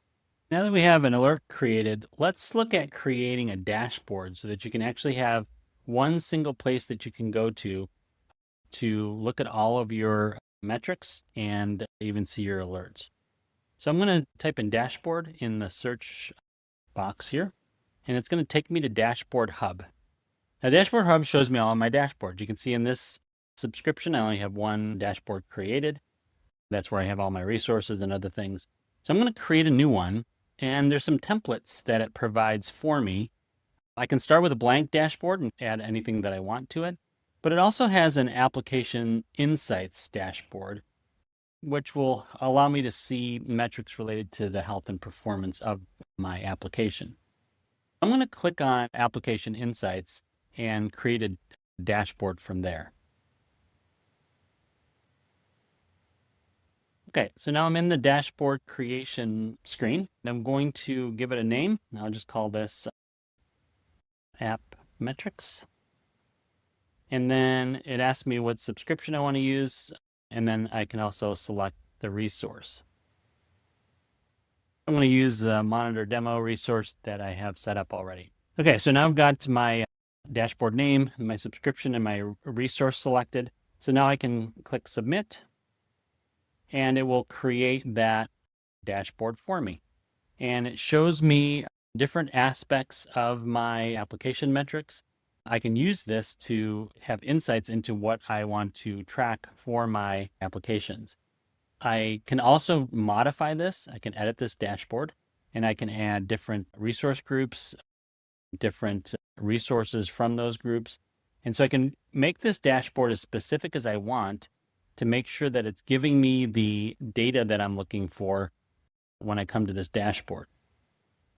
I can also use filters to modify how individual tiles on this dashboard respond when I come to the dashboard. So Azure Monitor and Azure Dashboards give me a lot of flexibility and a lot of opportunities to gain insights into how my application is doing as I'm working with it. And not only a single application, but from a dashboard, you can have multiple applications to get insights into how your websites are doing or how your web apps are doing. By using these tools in Azure Monitor and using dashboards on Azure, you have the tools available to you to make sure that all of your applications that you're running through the cloud are performant and meeting user expectations.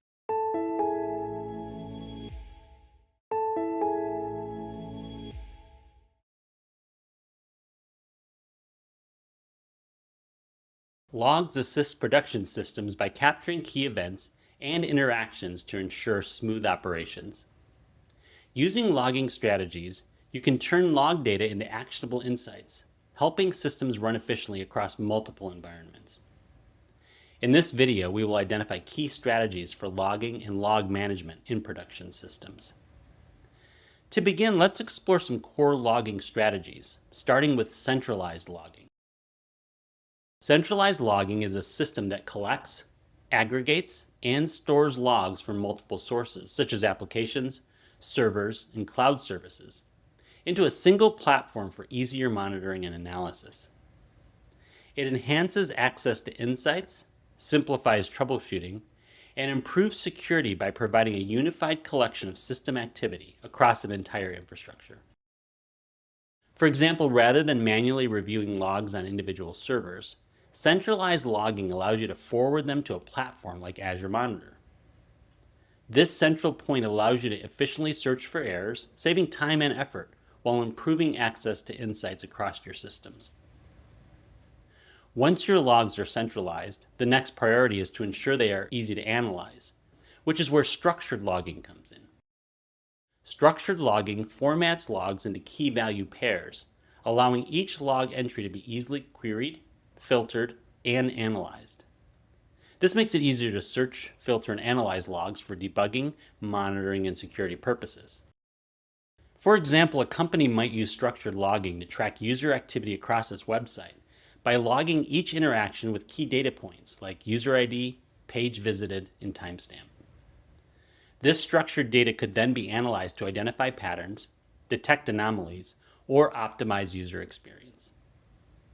After centralizing and formatting logs, it is crucial to manage how logs are stored, which is achieved through retention policies. Retention policies are rules that define how long data, such as logs, backups, or documents, should be stored before being archived or deleted. Retention policies help organizations manage storage costs, comply with regulatory requirements, and ensure that only relevant logs and data are retained for future reference. For example, a company might implement a retention policy to keep error logs for 90 days and archive them after that period for compliance purposes. This ensures that recent logs are readily available for debugging, while older logs are stored secretly but not taking up unnecessary active storage space. After implementing your logging strategies, it's important to ensure they continue to work effectively over time. So you must continually monitor and audit them. Monitoring your logging strategies helps detect issues, such as a server failing to send logs, while auditing your logging strategies verifies that logs include critical details, like timestamps and error severity. For example, with tools like Azure Monitor Alerts, you can monitor your logs in a central location and be notified if problems occur immediately, ensuring quick resolution. You can also use it to schedule audits to help keep logs well organized and compliant within system requirements. These steps maintain the integrity and usefulness of your logging system. In this video, you learned about key strategies for logging and log management in production systems. Effective log management can be implemented by applying centralized logging, structured logging, and retention policies. These strategies transform scattered log data into a powerful resource, ensuring production systems remain reliable, efficient, and easy to troubleshoot.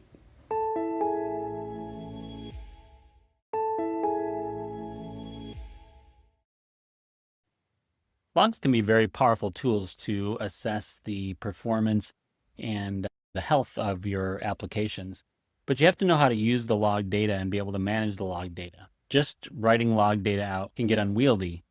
So in this screencast, we're going to demonstrate how to use logs to identify performance issues and even ensure compliance. So I've got a simple Node application here, and I'm going to use a couple of libraries. I've got the Express library set up, and then I'm also using this library called Winston. Winston is used for logging, and we'll use Winston to be able to capture and create a log for our little website here.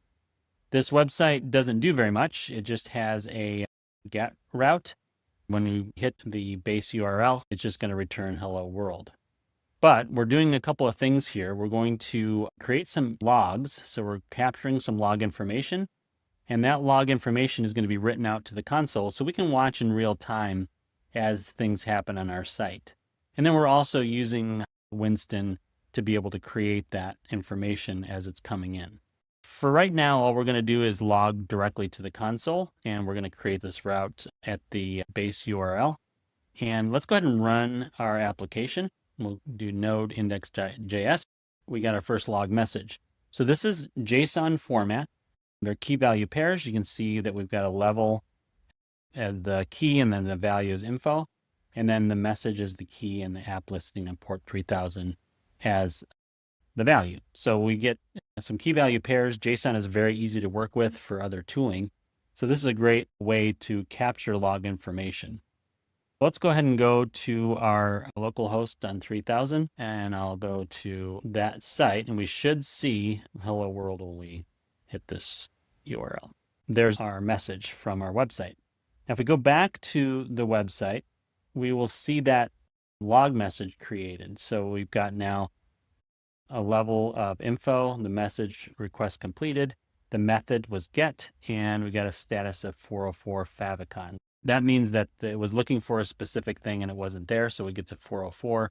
The other message where we actually use that get route is here, and that was a 304, and the request was completed. It tells us information about the traffic that's happening on our website. So if I were to refresh this a few times, we'll see a message for each time I refresh. So we get that message back. The request was completed, and here's the route that was hit, and now we can see some good information. This logging really does help us understand what's happening on the site. Now, it's not super helpful only because it is being done in the console. This information isn't being captured anywhere, and we can't do anything with it once the app closes down. We'd have to copy and paste out of the console. So I'm going to rerun this application And I'm going to use this pipe character. So that's this item here. And I'm going to tell it to write out the log information to a file called logs.json. Now it's actually going to capture that information in a file that will save until the session completes, which can be very helpful. So we can get information now in a file, we can put that in a different tool and do different things with it. I'm going to go ahead and run this application again. I get that message in the console, but I'm also getting it logged here to logs.json, and it's the same information. If we go back to our website, I'll refresh it a few times. And then if we go back now to our application, that logs.json is being updated with the same information that we're capturing to the console. So now we have a file of that information being saved to our file system, which can be very helpful when we want to do analytic work. Let's go back to our index.json file. All we had to do was use that pipe character, use the T command, and then give it a file name. That could be anything, but we gave it the file name logs.json. Now, what if we get errors on our site? The Winston framework will allow us to capture those errors. I've got another route here called error/error. We're going to essentially use the logger.error method to track that error as it occurs. So we're essentially faking an error. This is just a route that allows us to create an error manually so we can see how the logging would work. The error is going to be something went wrong. It should tell us that. And then it's going to give us a status of 500, which is the status of internal server error. So we should see those reflected in our log. Let's go back to our website and we'll put in that route. We get back internal server error. That's pushed out to the user so the user knows something went wrong. And then back in our file here, we get that error message here and in our log file as well. Now we get the error and it's telling us exactly where and how the error occurred. So we get that information now here in our log file, and we get it back in the console, and we even get some very specific information about that error in the file. So that's very helpful information, and as things do go wrong like that, you can analyze that information and figure out what exactly is happening. The last thing we're going to do is update our Winston command to provide some more data when we're creating a log file. So I'm going to stop the application, and I'm going to go up to the logger variable, and I'm going to change the Winston command to include more data. Let's just suppose for compliance reasons, we need to log the timestamp, and we need to have formatted JSON in our file. So I'm going to add those commands to our Winston object. We'll get some more detailed logging. We'll go ahead and run our application again. I'm going to go back to our localhost 3000. We'll see hello world there. And I'm just going to create a few more log entries. And then when we go back to our log file, we have it here in the console. And if we look at our logs.json, you can see now we have a timestamp included in our log. It gives us the date and time. That just allows us to do more with our log file, so we know exactly when these requests were made. And we can add more items in our index.json file. We can continue to add items here as needed for compliance or whatever. This is just a simple way in a Node application how you can use logging to get more robust data on what's happening on your website. Once your logs are in a JSON format, you can put those into other tools and do more with that information. So you can make sure that your website's always running at the most efficient and running without errors.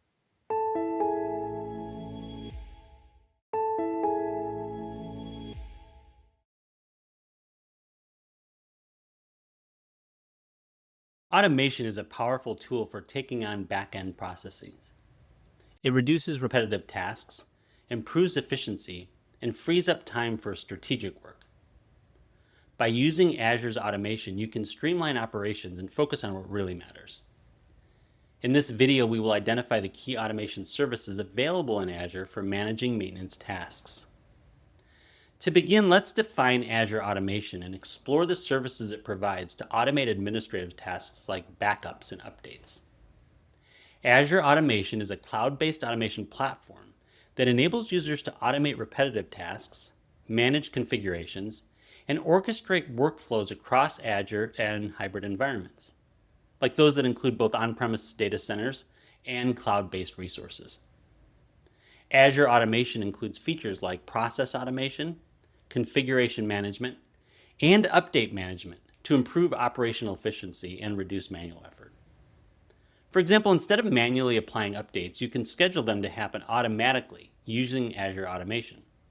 This ensures consistency and saving time for other work.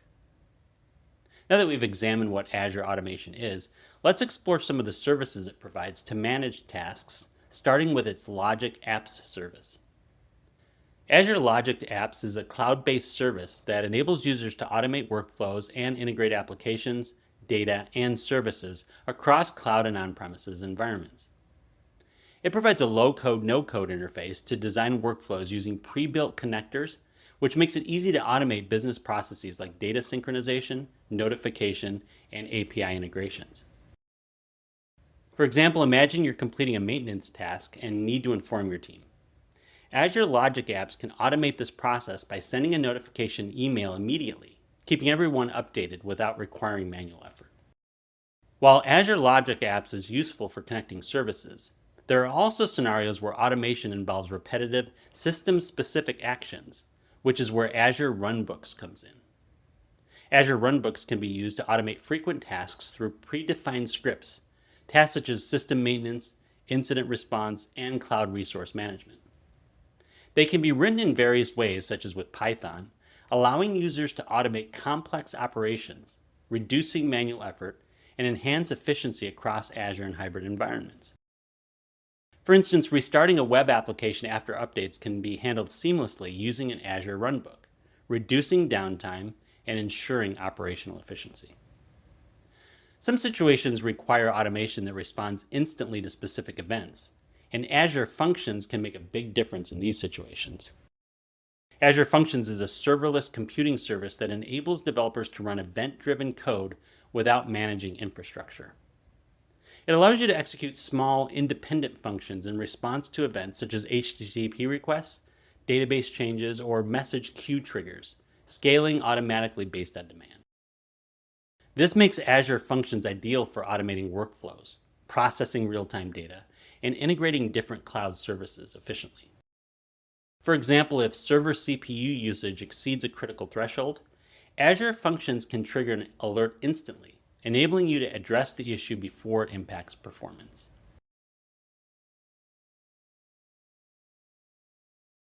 In this video, you learned about the key automation services available in Azure for managing maintenance tasks.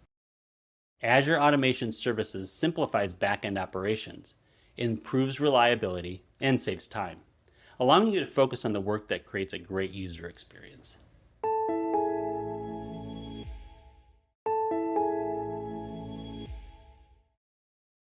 Runbooks on Azure allow you to automate a lot of routine tasks.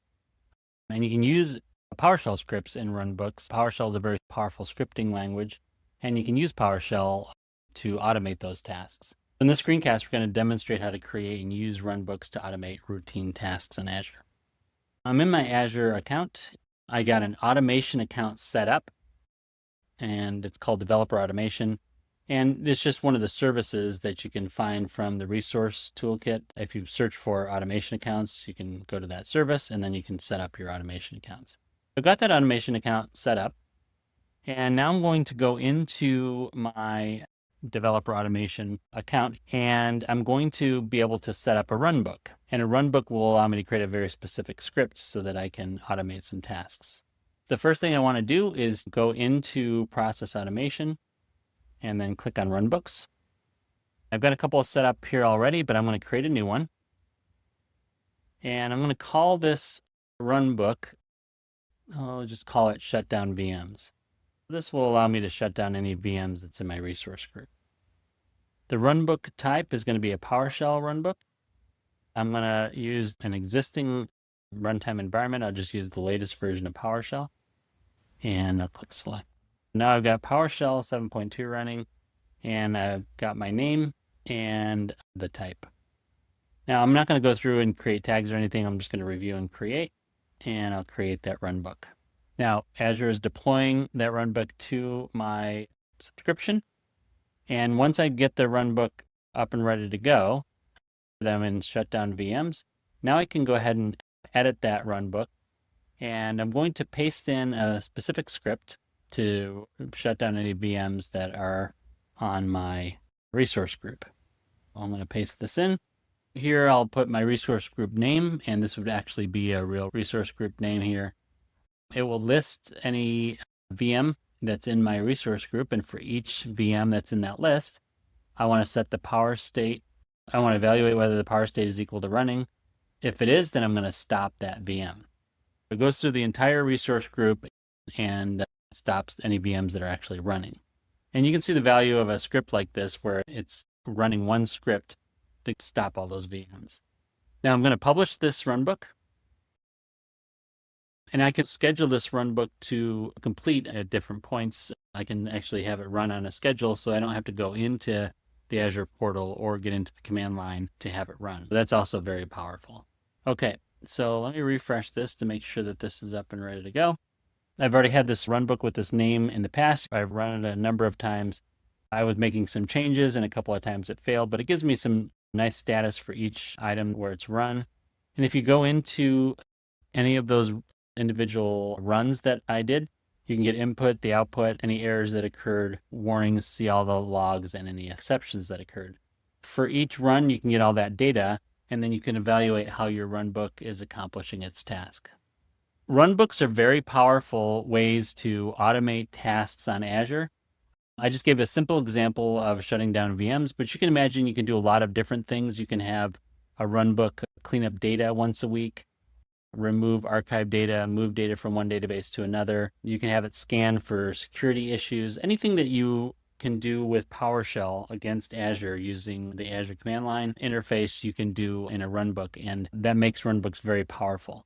You can also see that there's scheduling and webhooks. Webhooks are event trigger-based activities. When you ping a webhook, you can actually have these runbooks run, or you can have it actually linked to a schedule so they're running on a regular basis. As I said, runbooks are very powerful ways to get routine tasks done in Azure.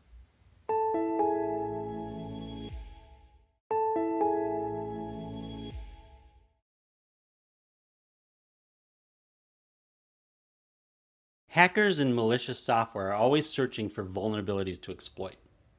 Regular updates and patching are your strongest defenses against these threats, ensuring your applications remain secure and protected from emerging risks. In this video, we will explain the importance of regular updates and patching for maintaining secure applications in Azure. To begin, let's explore some key updating and patching practices that help keep your system secure, starting with automated patching. Automated patching is the process of automatically applying software updates, security patches, and bug fixes to systems, applications, and infrastructure without manual intervention. Without timely updates, systems can become easy targets for attackers. To avoid this, developers can use Azure tools to schedule updates and apply patches automatically, addressing vulnerabilities quickly and efficiently. For example, imagine supporting an e-commerce platform. Using Azure tools, you can schedule automated weekly patches during off-peak usage hours, ensuring critical updates are applied without impacting operations or customer experience. Now let's explore another key update and patching practice, service updates.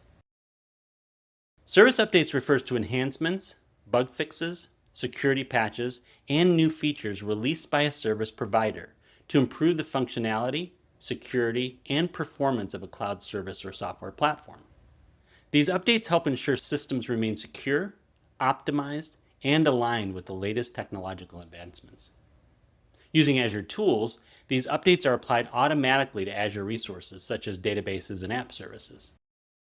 For example, an IT firm regularly implements service updates using Azure tools to introduce new features like advanced analytic tools to enhance functionality. These updates also include performance improvements and bug fixes to ensure a smoother user experience. Finally, let's explore the key practice of patch compliance. Patch compliance refers to the process of ensuring that all systems, applications, and devices within an organization are up to date with the latest security patches and software updates. Patch compliance helps maintain security, stability, and performance by reducing vulnerabilities that could be exploited by cyber threats. Azure Security Center helps monitor patch compliance through its compliance dashboard, which highlights any unpatched systems in your environment. For example, an IT team can use Azure Security Center to assess the patch status of virtual machines and provide recommendations to ensure they meet security standards and compliance requirements. In this video, you learned about the importance of regular updates and patching for maintaining secure applications in Azure. Staying ahead of security threats requires consistent action.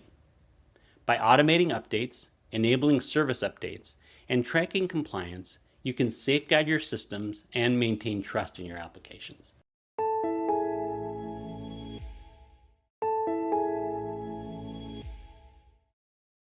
When you're running a website or any asset in the cloud, you want to make sure that you're regularly checking to make sure that it's up to date and running efficiently and optimized as much as you can.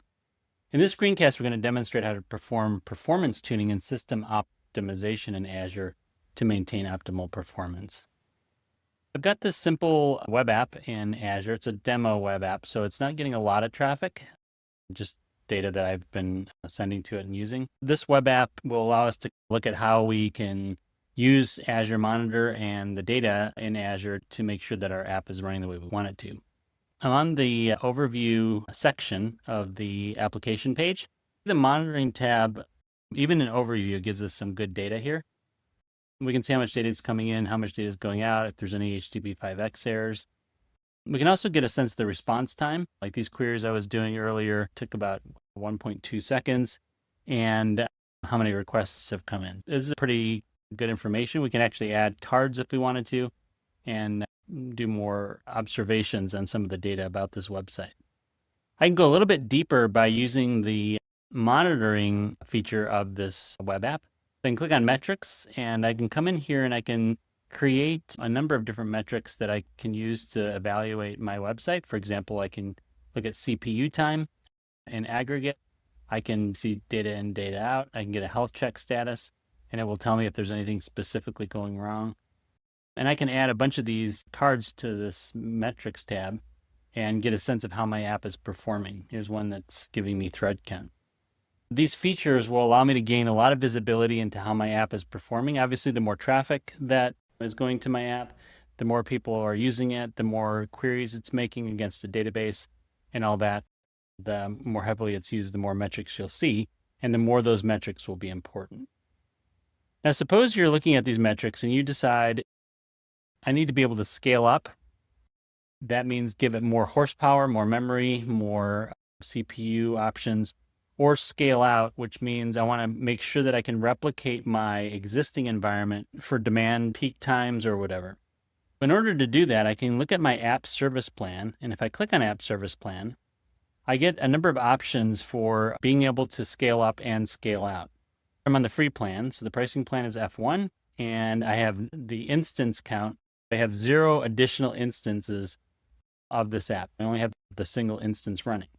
Now, because it's a demo app, that doesn't matter very much. But if I want to increase my ability to support more users, I can scale up. If I'm noticing CPU usage is high, for example, or it's using a lot of memory, I can scale up and I get a number of different options. It also gives me the cost per hour and the cost per month, and that's per instance.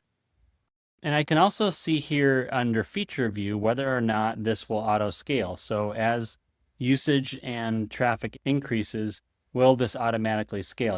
In basic B1, that plan, I have to manually scale. I can scale, but I'll have to do it manually.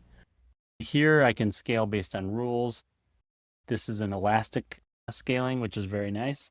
And then under these legacy plans, these are all rule-based as well. So I can say if CPU usage is over 75% for more than 2 minutes, I want to scale up. I want to give the instance more horsepower.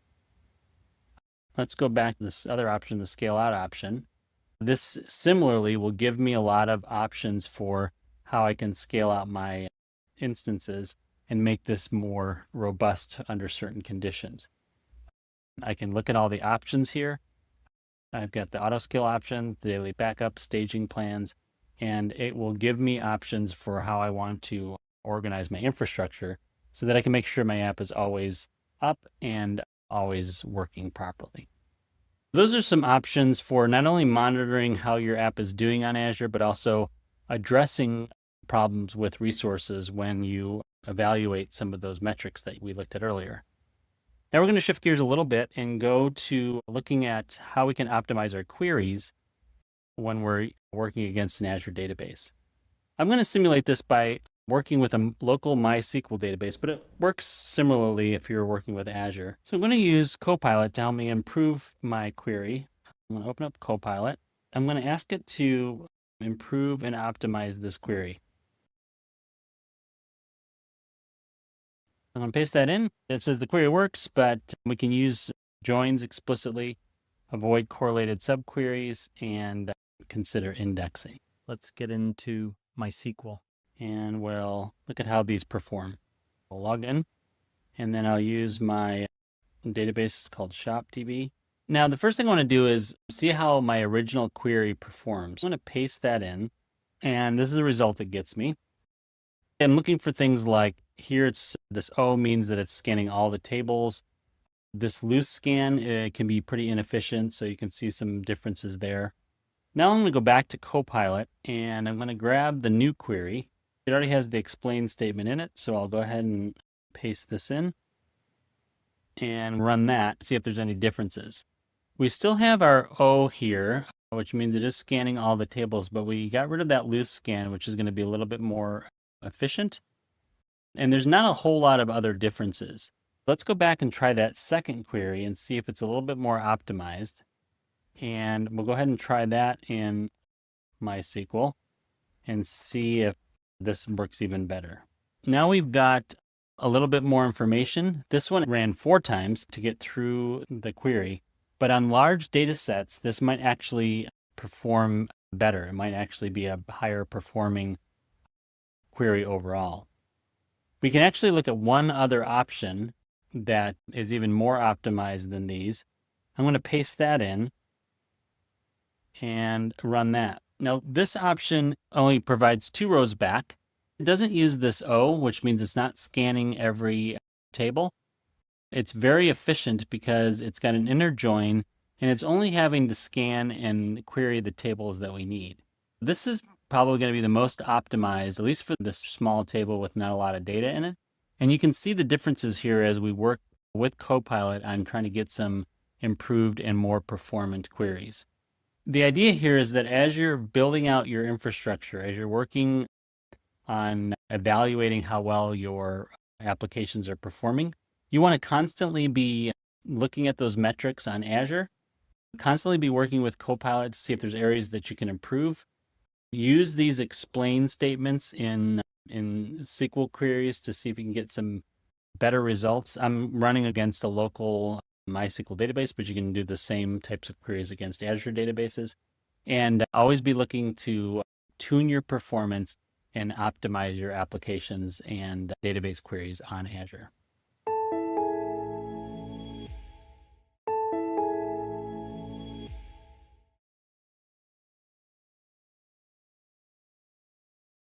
As you've discovered, effective application monitoring and maintenance are essential for ensuring system reliability and performance.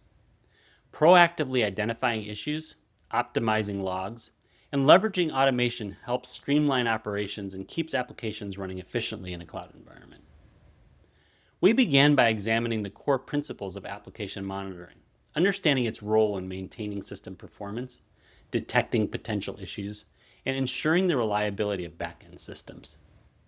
Next, we dove into Azure Monitor, discovering how its advanced tools help track application performance, identify irregularities, and provide real-time insights to support proactive decision-making. Then we examined best practices for logging and log management, exploring effective techniques for collecting, structuring, and analyzing logs to diagnose issues and enhance system performance. After that, we explored how to automate routine maintenance tasks in Azure, leveraging automation tools to minimize manual effort, increase efficiency, and improve system stability. Finally, we identified effective strategies for sustaining application performance in Azure, focusing on proactive maintenance, security enhancements, and long-term optimization to ensure stability and reliability. Mastering application monitoring and maintenance is crucial for ensuring long-term system stability and performance. Applying these strategies will help you proactively manage applications, minimize downtime, and optimize efficiency in a cloud environment.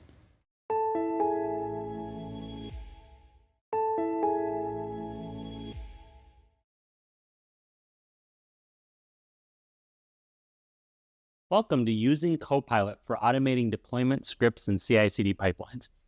This module explores how Microsoft Copilot enhances DevOps by automating deployment scripts and streamlining CI/CD pipelines. You'll learn how to improve efficiency, reduce errors, and optimize deployment workflows by leveraging AI-driven assistance. We will begin by identifying how Microsoft Copilot can assist in writing automated deployment scripts, leveraging AI-powered suggestions to streamline and optimize deployment processes. Next, we'll focus on developing CI/CD pipelines with Copilot, learning to generate efficient scripts that automate integration, testing, and deployment workflows with minimal manual effort. Then we will examine how Copilot can help debug and optimize deployment processes, identify errors, improve efficiency, and ensure smooth application rollouts. Finally, we will apply Copilot to automate and enhance DevOps workflows, integrating AI-driven solutions to improve collaboration, increase deployment speed, and optimize overall system performance. By the end of this module, you will have the skills to harness Microsoft Copilot for automating deployment scripts, optimizing CI/CD pipelines, and streamlining DevOps workflows. Let's get started.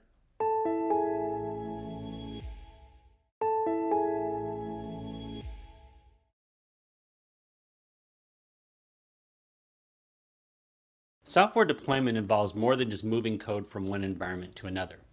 It involves ensuring consistency, speed, and reliability. By using automated processes in deployment, you can reduce manual errors, streamline updates, and ensure applications perform well across different environments.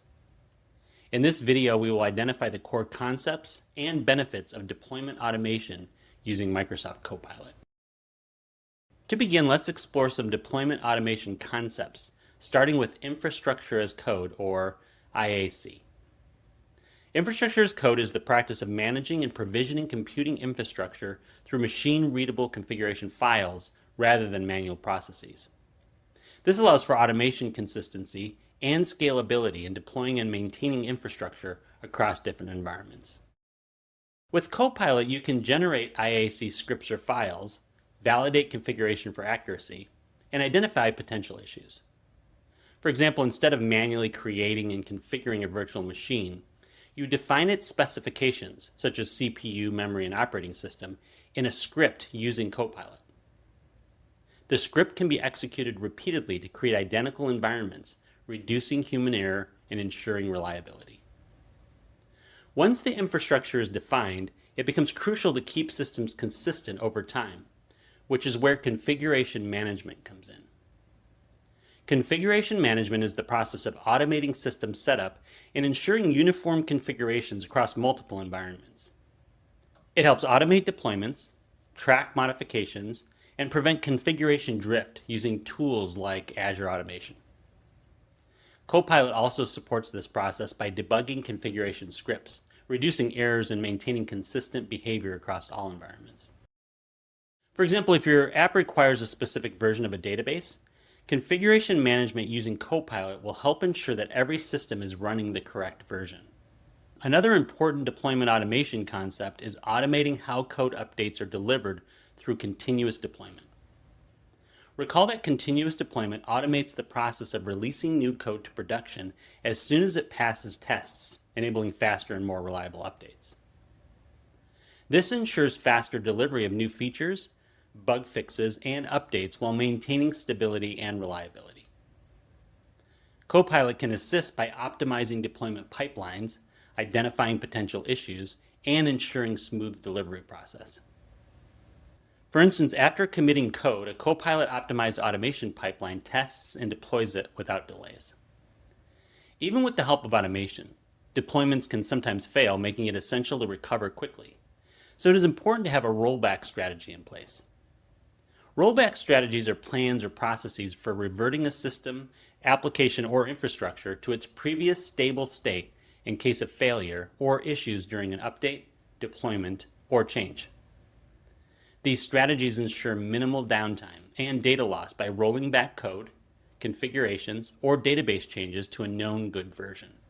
Copilot enhances these processes by analyzing logs, identifying triggers for rollbacks, and recommending recovery strategies to ensure swift resolutions. For example, if a faulty update is deployed to a web application, a rollback strategy could quickly restore the previous stable version to prevent downtime. This ensures that users continue to have a functional experience while developers address the issue.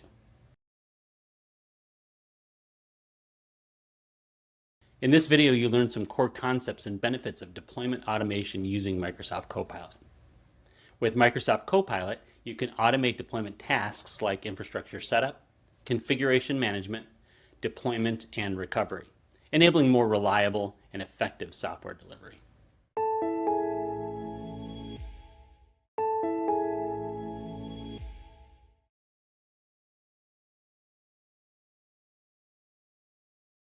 In this screencast, we're going to demonstrate how to generate, customize, and execute deployment scripts using Microsoft Copilot with Visual Studio Code or VS Code. I've got VS Code open, and I've got the Microsoft Copilot extension running.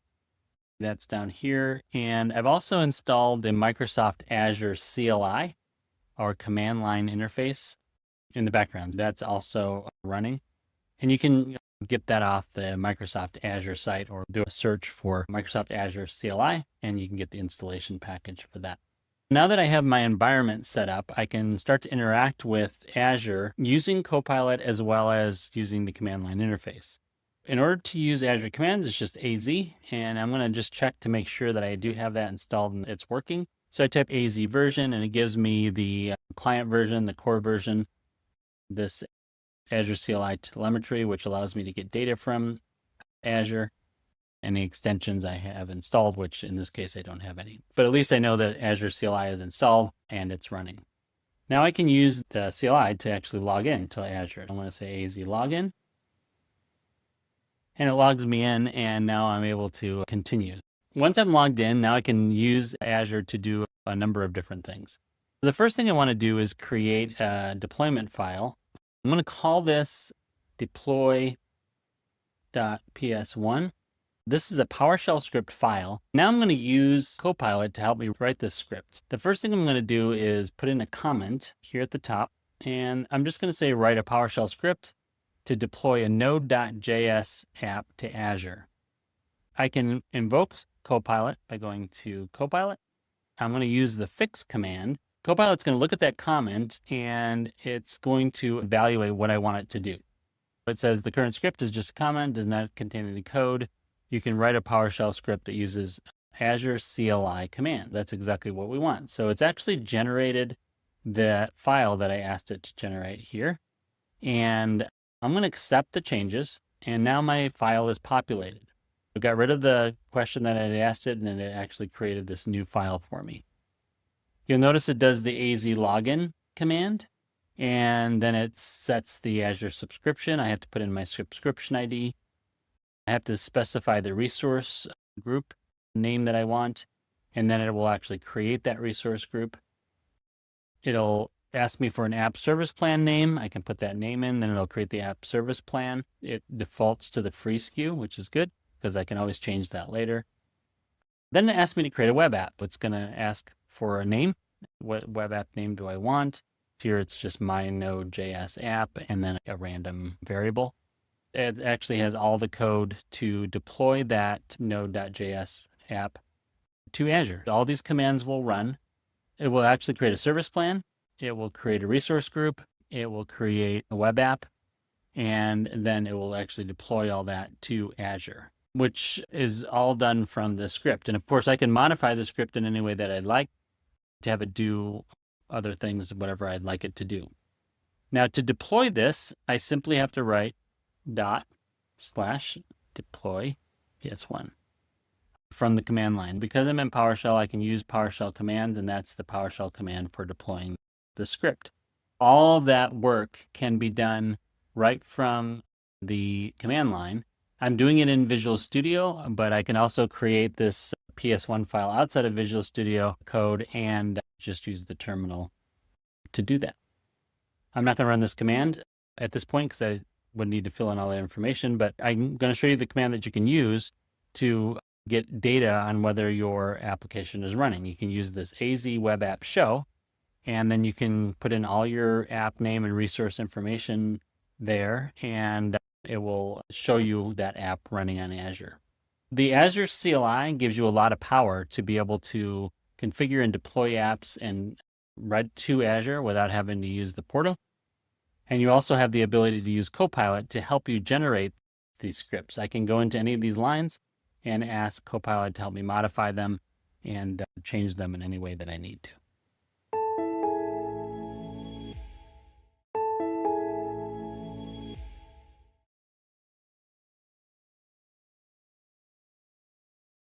Modern software development relies on speed, consistency, and reliability to deliver high-quality product to users.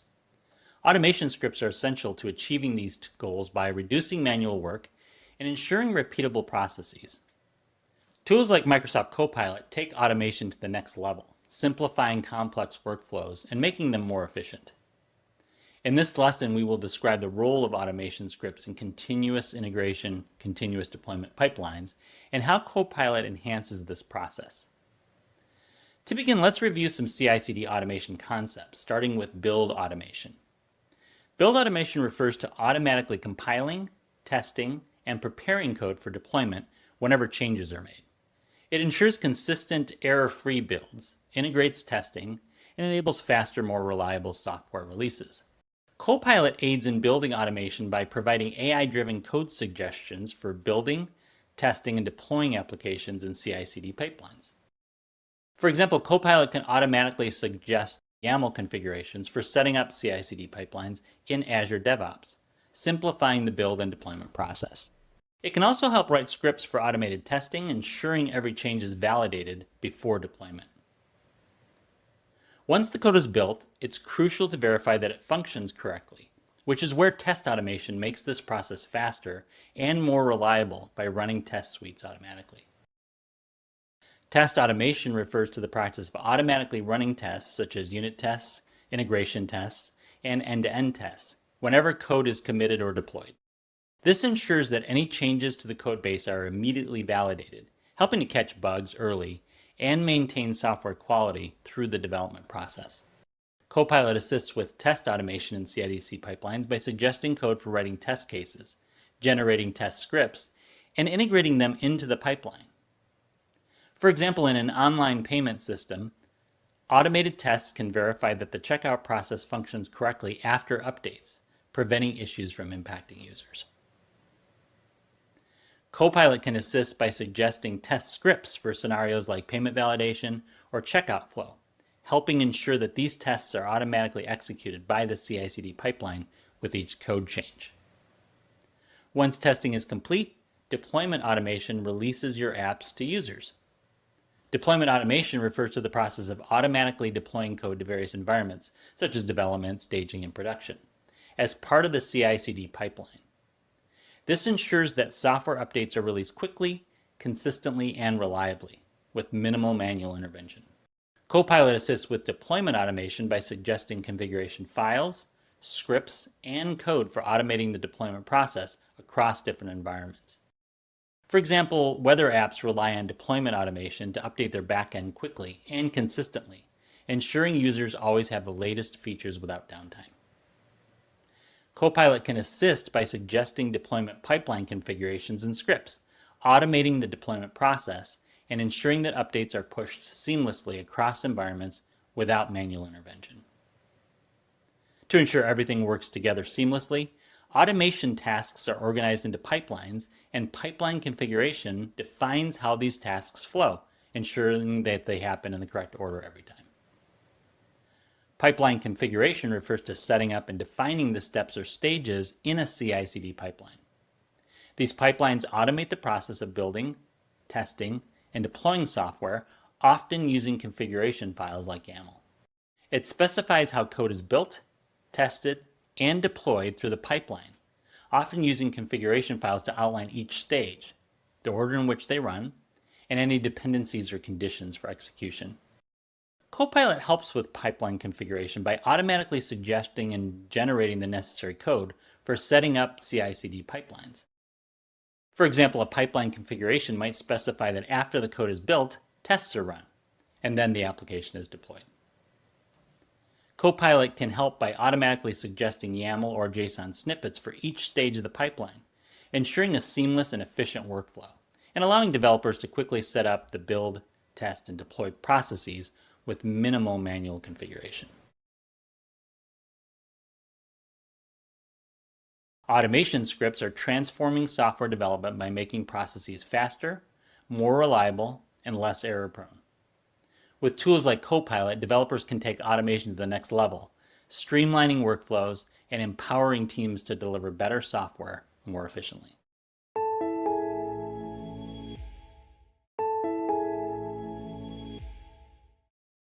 Using generative AI tools like Copilot, don't stop at just writing code.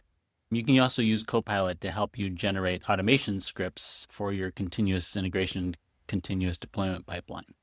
In this screencast, we're going to demonstrate how to generate, customize, and implement CI/CD pipeline scripts using Microsoft Copilot within Visual Studio Code.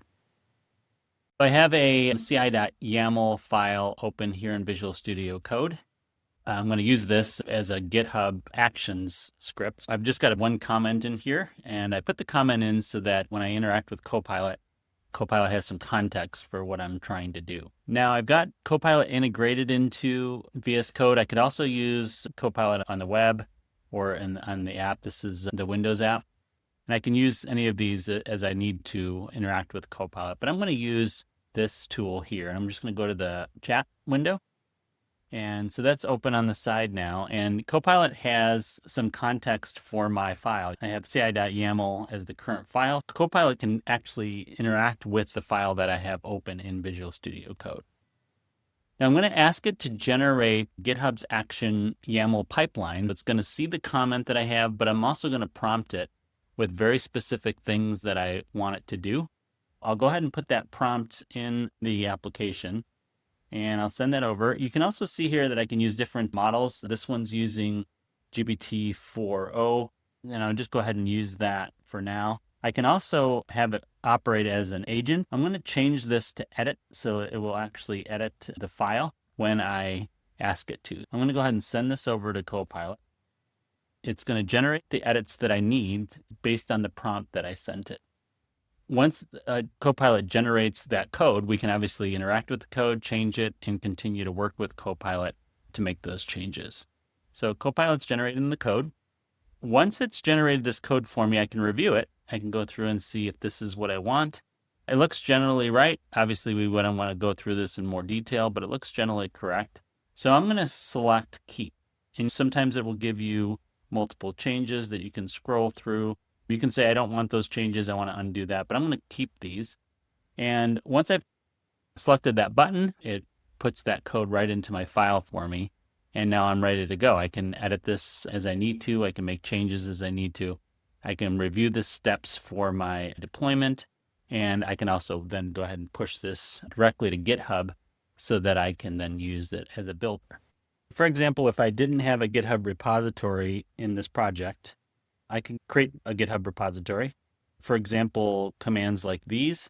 I can initialize my GitHub repository. I would then add the file or whatever files I have in my project, commit the pipeline file to my repository, add a remote origin. So this is just a fake repository, but if I had one that already existed, I could put that repository there, or I can create a new one, and then I could push these changes up to GitHub. I'm not going to do that for the screencast, but these are the commands you could use so that you can actually interact with GitHub and push those files.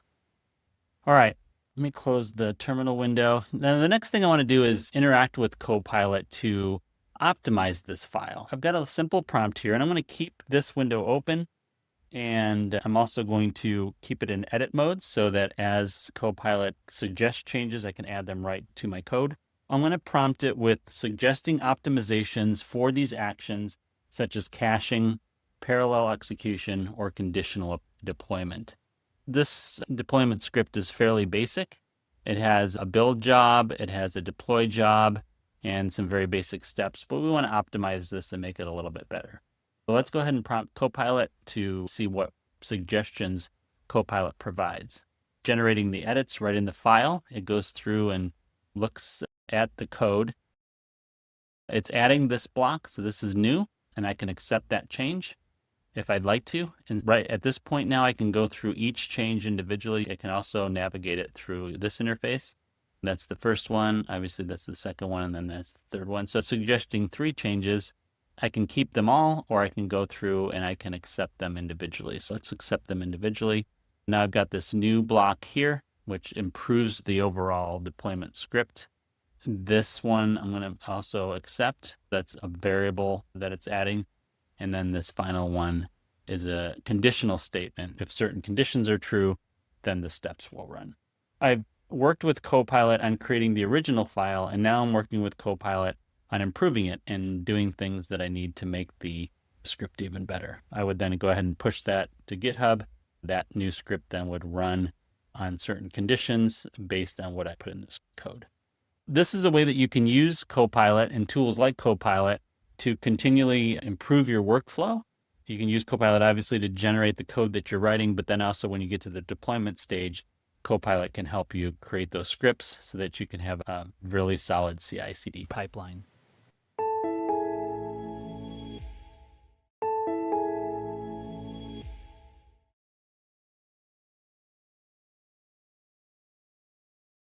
In this lab, we're going to develop and implement a CI/CD pipeline using Copilot-generated scripts within Visual Studio Code or VS Code.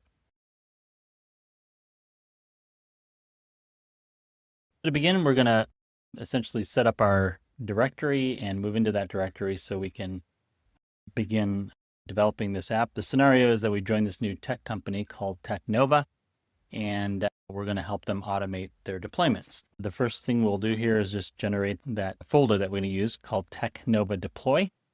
And then we're going to change directory using the cd command and move into the Technova Deploy directory that we just created. Now I've got this all set up already in the background, so we don't really need to do that. But if you were beginning a new project, this is the first step that you'd want to take. The next thing we're going to do is generate an initial pipeline script with Copilot. We can use Copilot integrated into Visual Studio Code like I have here. I can ask Copilot to do something, or we can use our standalone Copilot, which I also have here. Let's suppose that we prompted Copilot to generate a deployment script that will allow us to deploy a Node.js application to GitHub. The first thing we're going to do is look at the code that Copilot gives us back, and we're going to evaluate it to make sure that it has the things we want. If we have a trigger up here at the top on push branches, and we want to verify that that's the main branch that we're concerned about. If that's not what we want, we can certainly change that. Copilot would generally give us the main branch because that's fairly typical. And then we have our jobs, and our build job runs on Ubuntu latest, and then we have the individual steps. We first check out the code, which makes the code available to the workflow. And then we're going to set up node.js. We're going to use that action/setup-node command to make sure that Node is running in our environment as we run the workflow. And we want to do that with Node version 16. Now, if Copilot returned all this code for us, we'd want to evaluate that these are the actual things that we want. If we didn't specify in our prompt, for example, that we want a newer version of Node, and it gives us 16, we'd have to go ahead and change that. But we can also specify in the prompt so that Copilot gives us what we want. Then we have our dependencies that we're going to install, and we're going to use npm install. Copilot is trying to anticipate what I want to do next. It's giving me another set of options here, and I can continue to use Copilot to build out my test steps. I actually don't want to do this, so I would prompt Copilot with a different query. And let's suppose that I said I wanted to build the project and then I wanted to test the project using Node commands. Copilot might return something like this. that we can use to, again, evaluate and fill out. In step 3, we're adding our build and test steps, and we're going to use the command npm run build and the command npm test to implement those 2 steps. And of course, we give our steps names. The first one is build project, and then the second one is run tests. Now for step 4, we're going to commit and configure the pipeline into our Git repository. So we assume that we have a Git repository set up, and we're going to go ahead and commit the changes. I'm going to open up my terminal, and I'll clear out this so we can see it more clearly. I'm going to use the git add command, and I'm going to use github/workflows, which is the location of where I have my ci.yaml file. And I'm essentially just telling GitHub, add it to the repository as an item, stage it, and then I'm going to commit it using this comment, add initial CICD pipeline. So now we're putting it into our local Git repository. And when we push that to GitHub, then that YAML file will operate and work on GitHub as we push code to the repository, which is what we're going to do in step 5. We're going to push changes and trigger the pipeline.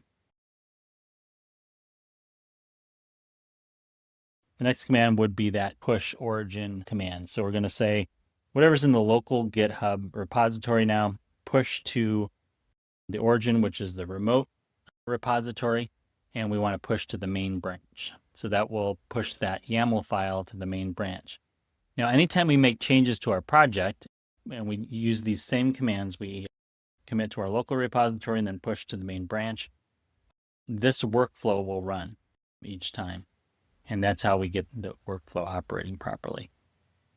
The Copilot may give us is to add caching to the pipeline so that we can reuse previously installed dependencies instead of relying on them each time. So what we're going to do then is add some code that Copilot gives to us so that we can better reuse resources. And I'm going to do that here. And Copilot would tell us exactly where to put that. And you can see that we've got the cache dependencies item here. And we're going to use the GitHub native cache to do that. And then we give it some parameters. We're going to give it the path here first. We're going to give it the key that we want to be able to use for this, and then any restore keys that we need. So we can use these parameters, key and restore keys, to better improve the cache and to actually work with the cache. By using this cache dependencies, we've improved our workflow, and we can continue to ask Copilot if there's other ways and other things that we can do here to optimize our workflow. Caching is just one of the things that Copilot will give us. So these are ways that you can, first of all, create your pipeline, but also use Copilot to set up the initial pipeline and then improve it as you go so that you can better optimize it for your workflows.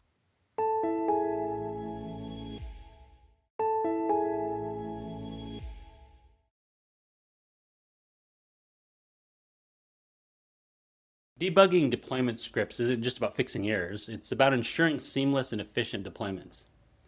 Copilot simplifies this process by helping developers identify common issues such as syntax errors, missing dependencies, and performance bottlenecks before they cause failures. In this video, we will explain how Copilot assists in debugging deployment scripts by identifying errors and inefficiencies. To begin, let's explore some key concepts for debugging with Copilot, starting with error detection. Error detection is the process of identifying and recognizing faults, inconsistencies, or issues in data transmission, software execution, or system operations. Error detection helps maintain reliability and performance in applications by enabling corrective actions before errors cause significant failures. Copilot can employ error detection techniques to identify problems in deployment scripts, such as syntax and logical errors, highlighting the issues and providing suggestions for fixing them quickly. For example, if you forget to declare a variable before using it, Copilot highlights the issue and suggests where to add the declaration. This immediate feedback helps you resolve small mistakes in your scripts quickly, allowing you to focus on more complex problems. After using Copilot to help address script errors, another key concept for debugging is dependency management. Dependency management is the process of handling external libraries, frameworks, and packages that a software project relies on to function correctly. It ensures that correct versions are installed, updated, and compatible, preventing conflicts and maintaining application stability. Missing or outdated libraries and scripts can cause deployment failures, and Copilot can help manage dependencies by suggesting the correct versions of libraries and frameworks needed for your project. For example, Copilot can analyze your script and recommend the correct command to fix issues like installing a missing library or updating an outdated one. When working on an application with multiple developers, you may also come across version control conflicts in your scripts that Copilot can help you resolve. Version control conflicts occur when multiple contributors make conflicting changes to the same file or code base, preventing automatic merging. These conflicts must be resolved manually by reviewing the differences and determining the correct version to keep. However, Copilot simplifies this process by identifying conflicting changes and suggesting merge strategies. For example, when two developers edit the same section of code in a shared repository, a version control conflict may arise requiring manual resolution. Copilot can assist by analyzing the conflicting changes, suggesting possible resolutions, and streamlining the merge process. Finally, even when all other bugs have been resolved, inefficiencies in your script can slow down the deployment process, which is where Copilot's suggestions for performance monitoring can be helpful. Performance monitoring is the process of tracking, analyzing, and optimizing the performance of application systems or networks to ensure they operate efficiently and reliably. It helps identify bottlenecks, detect anomalies, and improve overall user experience by providing real-time insights and historical data on resource usage, response times, and errors. Copilot helps improve script efficiency by identifying redundant operations and suggesting optimizations, such as restructuring loops or reducing unnecessary computations. For example, if a script contains a loop that processes the same files multiple times, Copilot may recommend restructuring the code to perform the task in a single step. These optimizations can make your deployments faster and more reliable. In this video, you learned about how Copilot assists in debugging deployment scripts by identifying errors and inefficiencies. Copilot empowers developers to debug deployment scripts with confidence. By simplifying and automating tasks, Copilot ensures smoother, more reliable deployments while saving developers time and effort.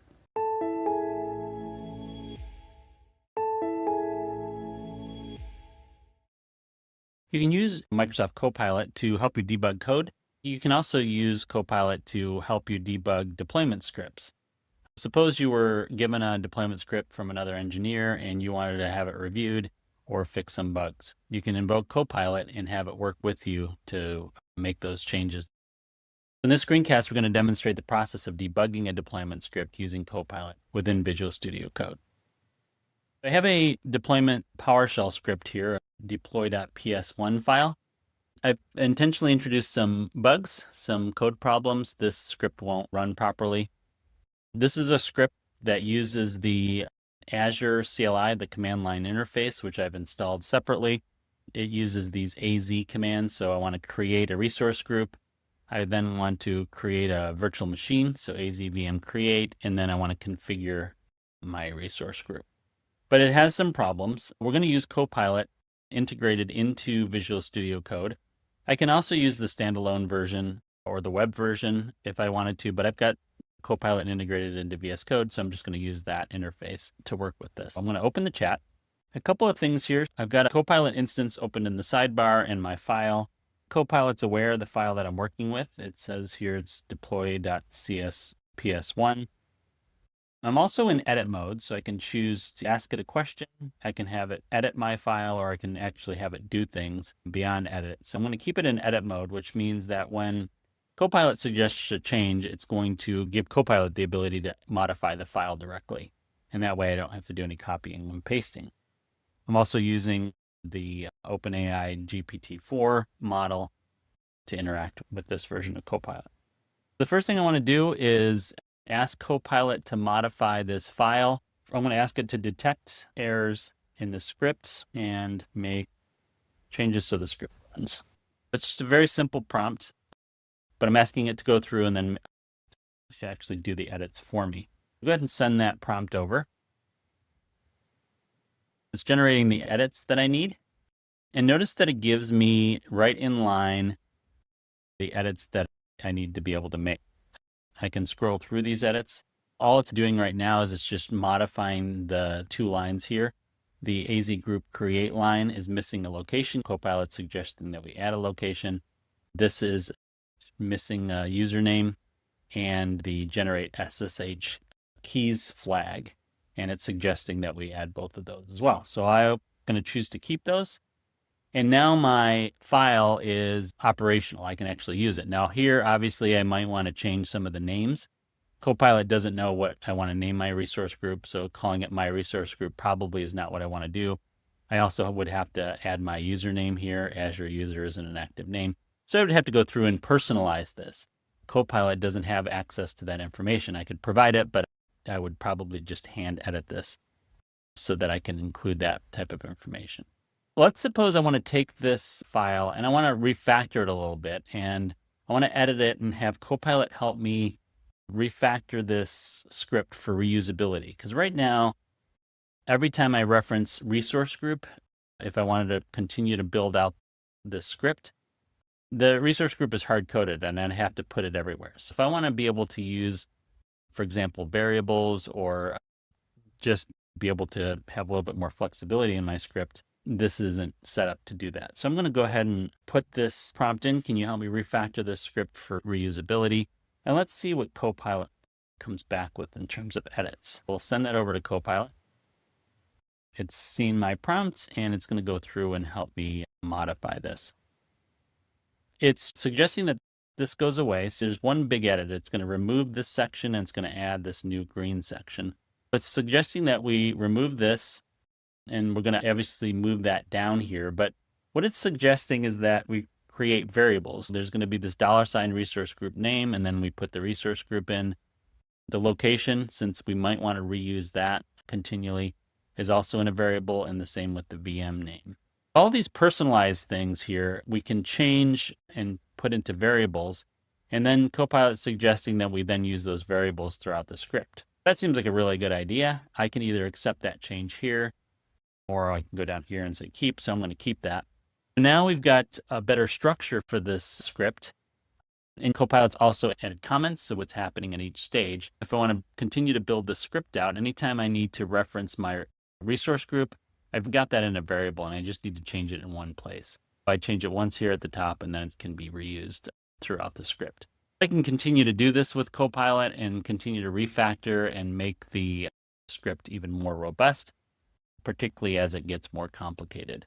Tools like Copilot are really helpful for not only developing original code, but for helping debug code that you may get from other engineers or from another source somewhere on the internet, and also helping you to improve your code so that it's optimized and much easier to read and edit.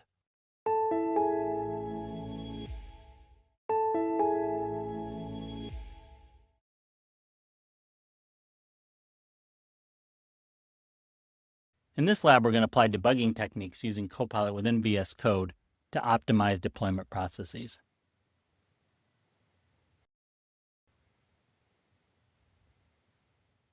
In step one, the first thing we want to do is initialize the Git repository in our local folder here so that we can make sure that we track our changes. I'm going to open up my terminal and use git init to set up the repository. If we would run this, that would set up a repository in the folder, and now we can track our changes.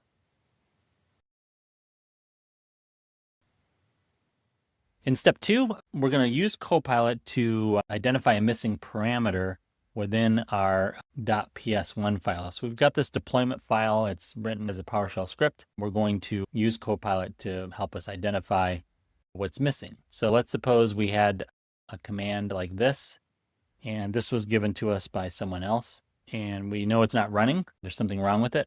I get prompted Control-I to continue with Copilot.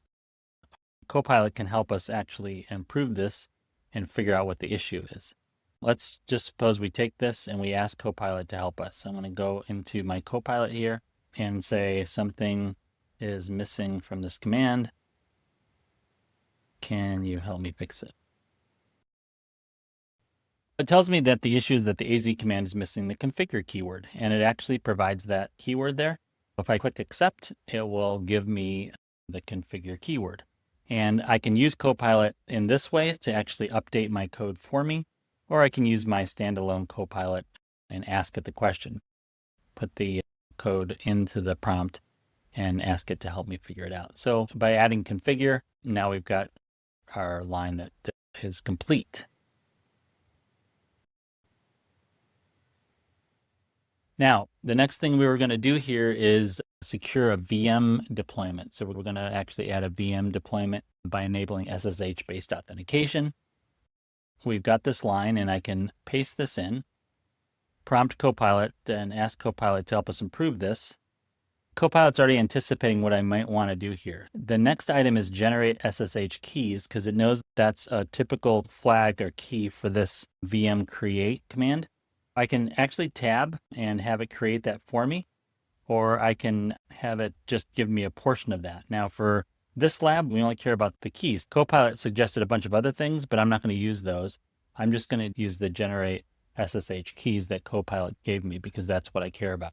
Copilot will give me a bunch of other things if I need it, or I can just accept the generate SSH keys.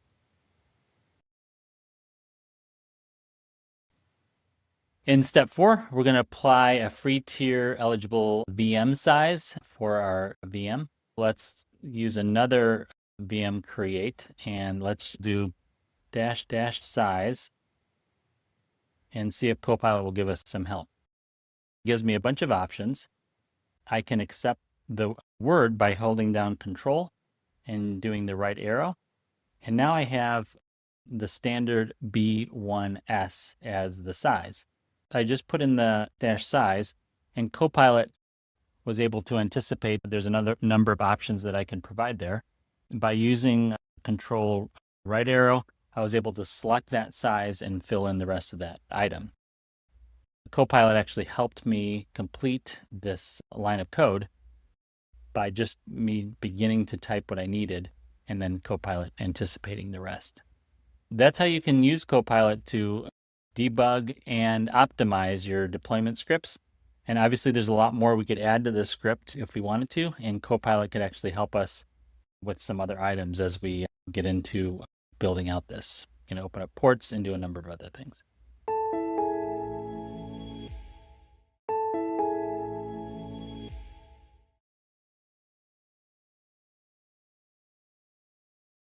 DevOps automation has transformed how teams develop and manage software, minimizing errors and accelerating deployments. GitHub Copilot takes this further by assisting with complex DevOps tasks, enabling developers to focus on innovation rather than repetitive processes. In this video, we'll describe how Copilot assists in automating DevOps workflows, improving operational efficiency. To begin, let's explore some DevOps automation concepts, starting with continuous integration, or CI. Recall that continuous integration is the practice of automatically merging and testing code changes frequently to ensure stability and avoid integration issues. Copilot enhances productivity by integrating with development tools to automate code reviews, optimize testing, and streamline continuous integration and deployment processes.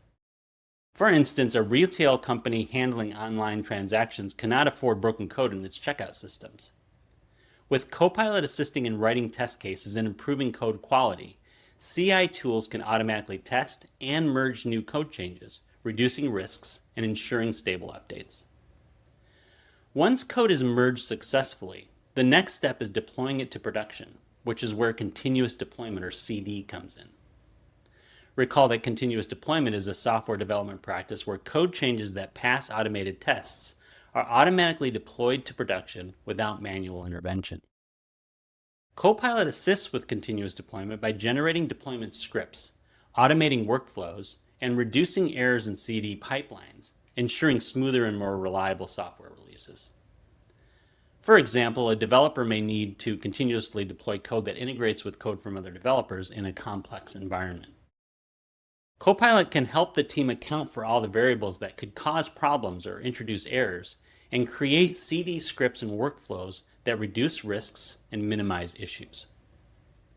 Along with deploying code, managing cloud infrastructure is also essential and is a key process developers can automate to make DevOps smoother. In the context of DevOps, infrastructure automation refers to the use of tools and scripts to automatically manage and provision IT infrastructure, such as servers, networks, databases, and storage. It eliminates the need for manual configuration and management, ensuring that environments are consistent, scalable, and easily reproducible. Copilot assists with infrastructure automation by suggesting code for defining and managing infrastructure as code, or IAC, allowing developers to quickly set up, configure, and update environments. For example, imagine a startup launching a web app that suddenly experiences a surge in traffic. If their servers aren't prepared for increased demand, the site could crash. With Copilot, the engineer can quickly generate infrastructure automation code to automatically scale resources, saving valuable time and ensuring the site remains operational under heavy traffic. Once infrastructure is automated and deployed, maintaining system performance through monitoring this implemented automation becomes the next challenge. In the context of DevOps, monitoring automation refers to the use of automated tools and processes to continually track the performance, availability, and health of systems, applications, and infrastructure. It enables real-time detection of issues like downtime, performance degradation, or security breaches, and can trigger automated responses such as alerts, scaling, or even self-healing actions. Copilot assists with monitoring automation by generating code for setting up monitoring tools, automating alert configurations, and helping developers quickly identify and respond to system issues. A video streaming service, for example, could experience slowdowns during peak hours. If engineers manually check logs, they might not detect issues until users complain. With Copilot assisting in setting up automation monitoring and alerts, teams can proactively address performance drops before they impact users. In this video, you learned how Copilot assists in automating DevOps workflows, improving operational efficiency. Copilot enhances this automation by reducing manual effort and increasing accuracy, allowing developers to focus on what truly matters, delivering reliable, high-quality software.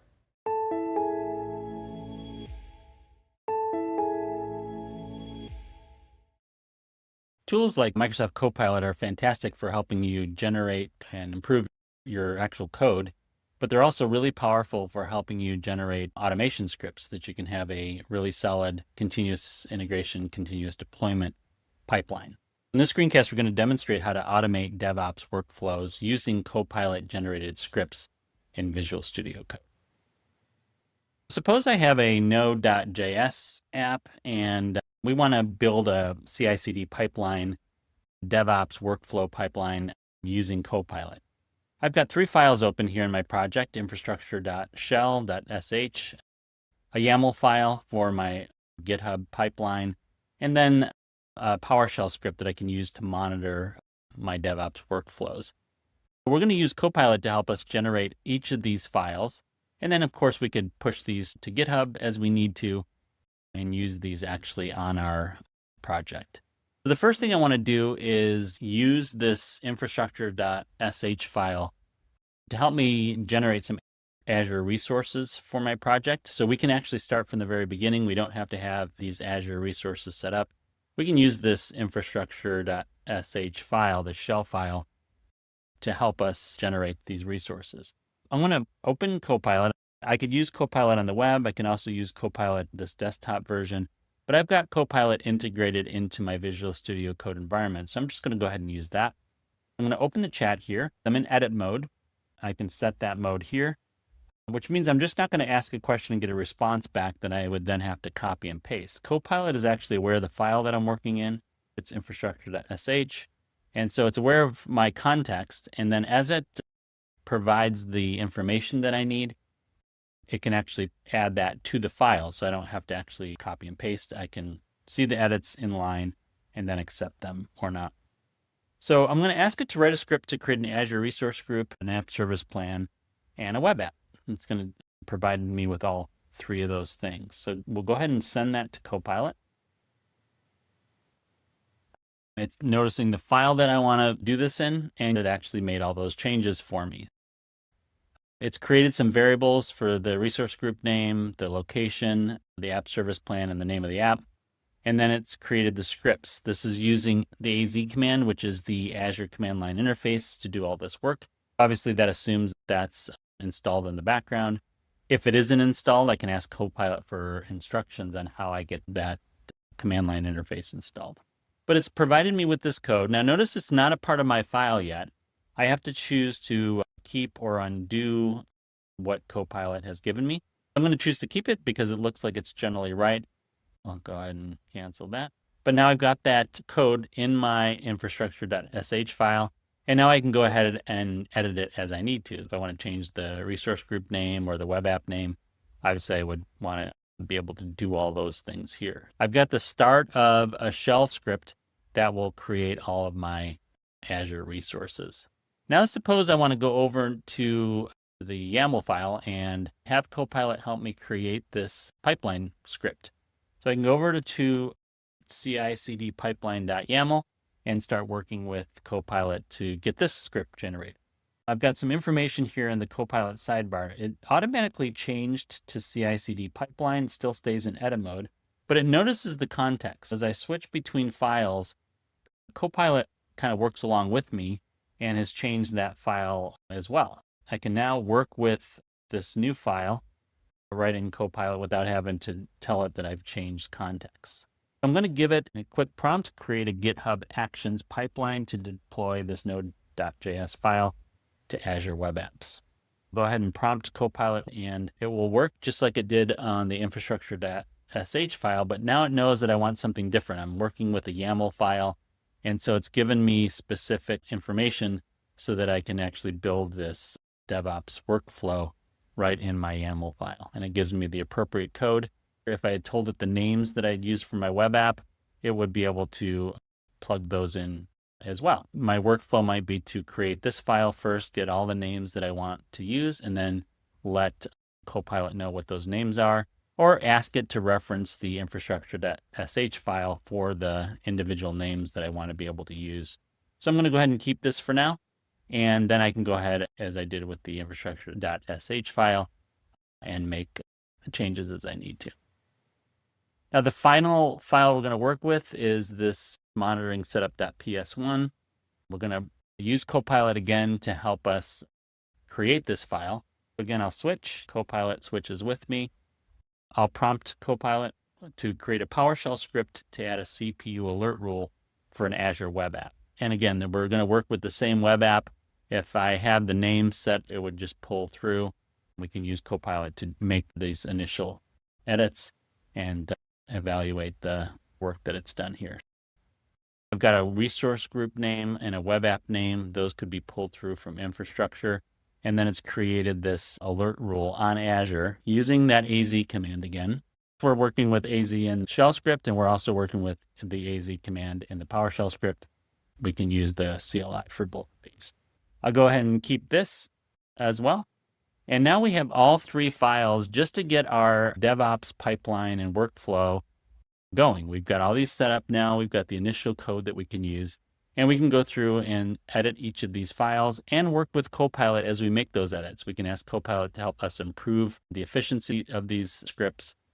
We can have Copilot improve our pipeline YAML file to make our deployment easier, and so on. So by keeping Copilot in that sidebar, switching between the files that we need, we can continue to work with Copilot to improve and expand our DevOps workflow.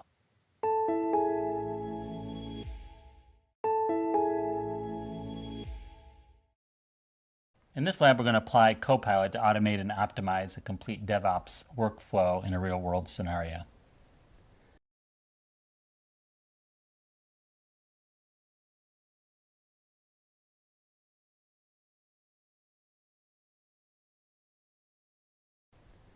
So I've got Visual Studio Code open here, and I've got a couple of files created in my project, a deploy.sh, which is a shell file that we can run independently, and a ci.yaml file, which we're going to use for our workflow. So in step one, the first thing we're going to do is initialize our DevOps project. So we're going to run a few commands here to get the project set up and ready to go. Paste this code in. We can run this off from the command line, but we're going to run this in our shell script. Create our folder, our directory called e-commerce-devops, and then switch to that folder so that all the commands that we're running subsequently will be run from that directory. And then we're going to use the init command get.init to initialize a repository. Once we've done that, then we can log into our Azure account using AZ login. When that command is run, there's typically a UI that will pop up asking for username and password, and then you can log into your Azure account. Now I've got the Git CLI installed in the background and the Azure CLI installed in the background, and you can get those from the Git website and the Azure developer website so that you can use those tools as you interact with Azure through the command line.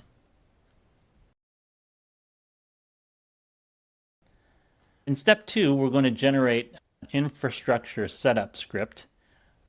Because we're in a lab environment, I've already got this created, but in a real world, we could ask Copilot to help us generate this.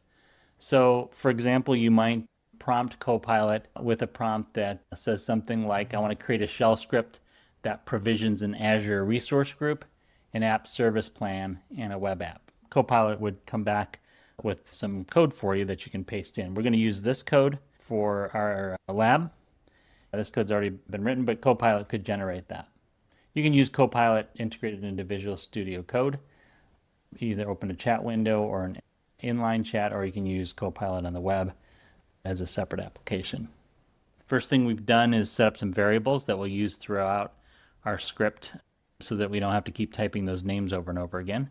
So we've got resource group, location, the name of the app service plan, and the web app name.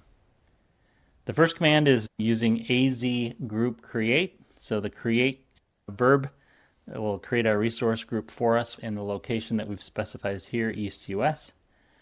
And then we're going to use AZ app service plan. So this will create that app service plan for us. It'll use the resource group that we created in the first step, and we're going to set that to a Linux platform. And then the final item is to use AZ web app create. So this will actually create our web app. Again, that create verb like we did with the resource group. We're going to use the create verb with web app this time, and we're going to use the resource group and app service plan that we created in the first two steps. Use our web app name, which we defined up here, e-commerce-app, and we're saying that the runtime that we want is Node for this project. Okay, in step three, we're going to create our CICD pipeline script, and we would use Copilot here to help us build that script out. We're going to switch over to our ci.yaml file, but Copilot can have the context of what we've already asked it to do. And we might prompt it with something like scaffold a GitHub Actions pipeline that builds and deploys the app to Azure. It's got the context and all the names from this file, so we can use that prompt to build out this file. So for our lab environment, we're going to go ahead and use this script, assuming that Copilot generated it for us. We've got a number of things that are happening here. We first of all just give it a name. We tell it an event, something to look for so that these jobs will run that we define here. And we want it to run on anytime there's a push to the main branch. That main is what we define for the branches that the workflow will look for. When anything is pushed to that branch, then it will run. Under jobs, we've got our build and deploy job, which runs on Ubuntu. And then here's the steps for that build and deploy job. First thing we're going to do is use the actions/checkout action, which makes the code available to the workflow. So we have to do that checkout first to make sure that we're working with all the code in our project. Then we set up Node. We use the setup Node action to get Node set up in our environment. And we're specifying version 14. We then run a couple of Node commands. So we have npm install, Node package manager install, Node package manager run build, which are just two Node commands that we use in our workflow to install any dependencies and then build the project for our environment. Then our next step is called deploy to Azure, and we're going to use the action web apps-deploy, and that's an Azure specific command, web apps-deploy. And then we give it some width parameters. App name is e-commerce app. And then we have a publishing profile, and the package means just use everything that's included in the project. So this is the first version of our deployment script, and we can continue to use Copilot to help us refine this, add some more steps, or add some new jobs. But we've got our framework here, and Copilot has helped us create that. And then finally, in step 4, we're going to automate some monitoring steps. We're going to go back to our deployment script here. We're going to, again, prompt Copilot and ask it to automate performance monitoring by setting up an alert rule for high CPU usage. So we want to add to this script and make sure that Azure can alert us when there's a high CPU usage in our app. So the first thing that Copilot would give us back perhaps is some variables. We've already got these defined, so we don't really need new ones. We've already got e-commerce app and e-resource group. So I'm going to just delete those. Sometimes Copilot will give you information that you don't really need because you've already got it in the script. So I'm going to go ahead and remove those.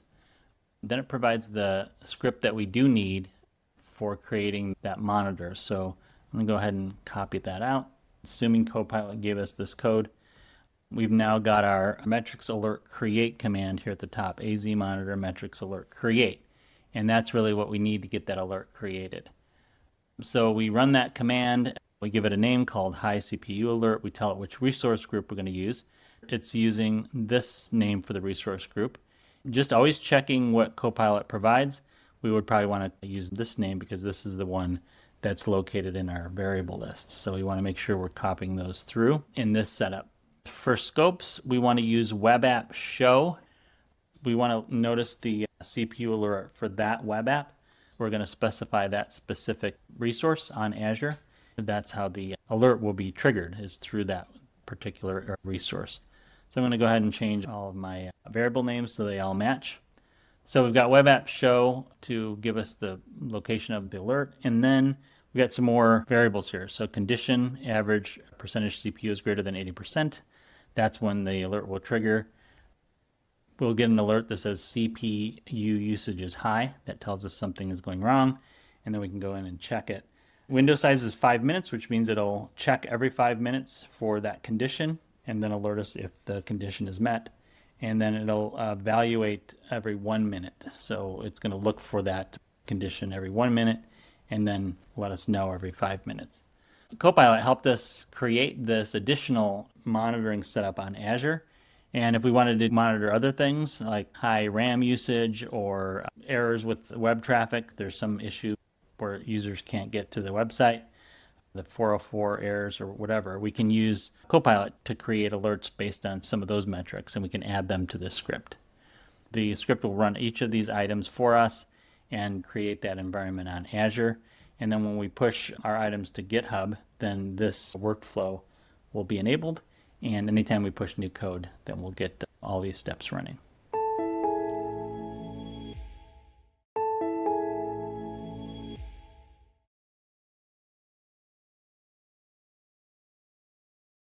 As you've discovered, automation is crucial in modern DevOps workflows.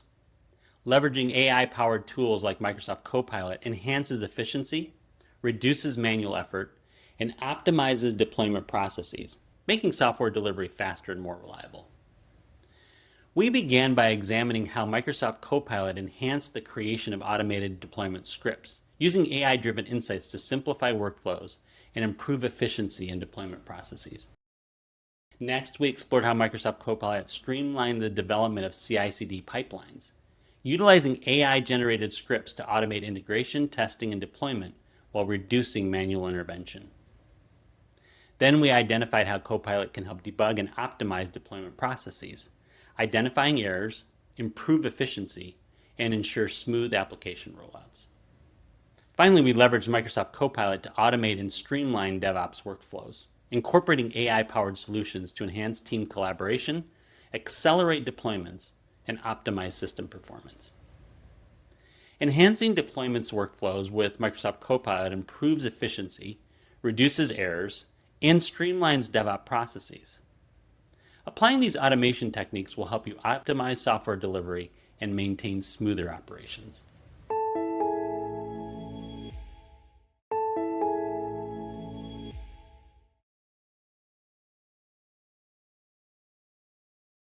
Behind every efficient logistics platform is a solid system for managing inventory and tracking orders. In this project, you'll begin building the core of that system for Logitrack, where smart business logic meets reliable data storage. In this video, we'll explain key concepts related to structuring business logic and integrating a relational database for logistics software platform. Let's break down the programming concepts you'll use as you build your backend capstone project. At the core of this activity is C#, the language you'll use to structure and organize your code. Here's a few things to keep in mind. Variables hold values like quantity or location. Methods define behaviors like printing or updating an order. Classes group properties and methods together so you can model real-world entities like inventory items and customer orders. You'll use object-oriented programming to represent each part of your logistics system as a class. OOP helps break down complex systems into manageable parts. It also organizes code using classes and objects. For example, an inventory item class could represent a physical product, while an order class handles customer requests. By designing classes that represent inventory and orders, your code becomes easier to understand and extend. In this activity, you'll start by creating an inventory item class. This class will include basic attributes like name, quantity, and location, plus a method to display that information in a human-readable format. Think of this class as a way to mirror real inventory data. When you call the display info method, it prints something like item, pallet jack. Next, you'll create the order class. This one models a customer's order and will include details like order ID, customer name, the date the order was placed, and the list of inventory items. The order class should include methods to add or remove items and generate a quick summary like order number 1001 for Samir. Once you've set up your classes, you'll connect them to a database using Entity Framework Core. This will allow you to persist your inventory and order data so it's not lost when the app shuts down. With EF Core, you'll define a context class and use commands to generate the database schema. You'll also use data annotations or Fluent API to configure your relationships, like one order having many items. Finally, you'll practice using Microsoft Copilot to review and refine your logic. Whether you're debugging a method or exploring performance tweaks, Copilot is a great support tool. You'll use prompts like suggest a way to print order summaries efficiently, then use Copilot's insights to refactor or improve your methods. This activity sets the foundation of your full order management system. By the end, you'll have a working business logic, database integration, and your first Copilot-powered improvements, all ready for expansion in the next capstone activity.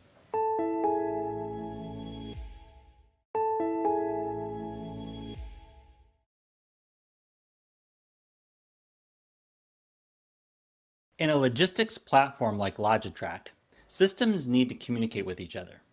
That's where APIs come in. They act as bridges, connecting your application's logic and data to external systems through well-defined routes. In this video, we will review the concepts behind building API endpoints. You'll use these ideas to complete your inventory and order controllers in this activity. At the heart of every web API is the controller. They handle incoming requests and decide what happens next, whether it's retrieving data, saving a new record, or deleting an entry. Let's start by understanding what an API controller is.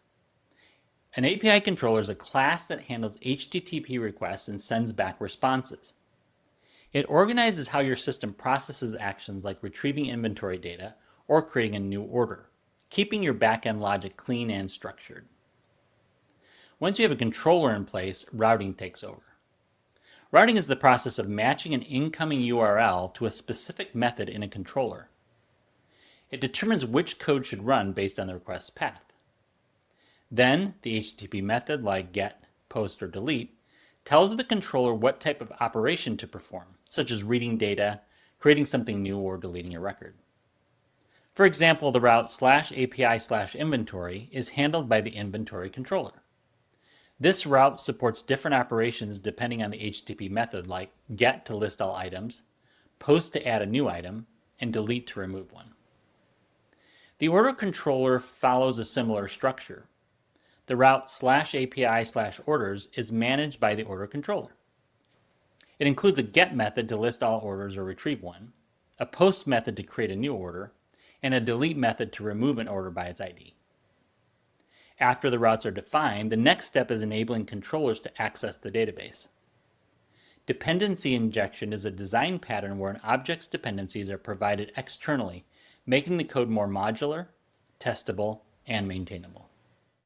It enables parts of the application, like controllers, to receive necessary services, such as a database context, without creating them directly. This allows API logic to retrieve data, create new records, or delete existing entries in a clean and efficient way.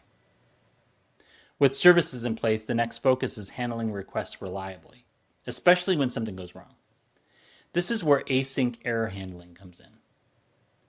Async error handling refers to techniques for managing failed requests and improving performance with asynchronous code. When a request fails, for example, if an ID doesn't exist, the API should return a clear and helpful response. Using asynchronous methods also improves performance by allowing the application to handle multiple requests more efficiently. Once the API logic is in place, the next step is refining and improving it. Handling requests efficiently is essential for a smooth API experience. But even well-structured controllers can run into problems. An endpoint might not return the expected data, or an error response might not be clear enough to be helpful. Finding and fixing these issues takes time. But AI-powered tools like Microsoft Copilot can suggest improvements, catch common mistakes, and streamline development. Copilot enhances development by identifying inefficiencies and suggesting improvements. It also helps refine route logic, generate missing endpoints, and ensure the API responds clearly and consistently, making development smoother and faster. If a controller method isn't using asynchronous code or lacks proper error handling, Copilot can recommend changes and improve performance and reliability. Imagine building a logistics system that tracks orders and inventory across multiple fulfillment centers. Here's how these concepts work together. The inventory controller structures how inventory data is accessed through routes like /API/inventory. HTTP methods such as get, post, and delete define what each endpoint does, whether it retrieves items, adds new ones, or removes them by ID. Dependency injection provides the controllers with access to the database, allowing each route to perform its operation without directly managing the database connection. Async error handling ensures that if a request fails or an ID isn't found, the API responds with helpful and efficient feedback. And Copilot supports development by suggesting better ways to write controller logic, generate endpoints, and improve overall performance. By applying these concepts, the result is a well-structured, maintainable API that serves as the backbone of a robust backend system. Modern web applications rely on clean controller architecture, efficient routing, and reliable error handling. Mastering these API development concepts allows applications to process requests accurately, scale effectively, and integrate seamlessly with other systems.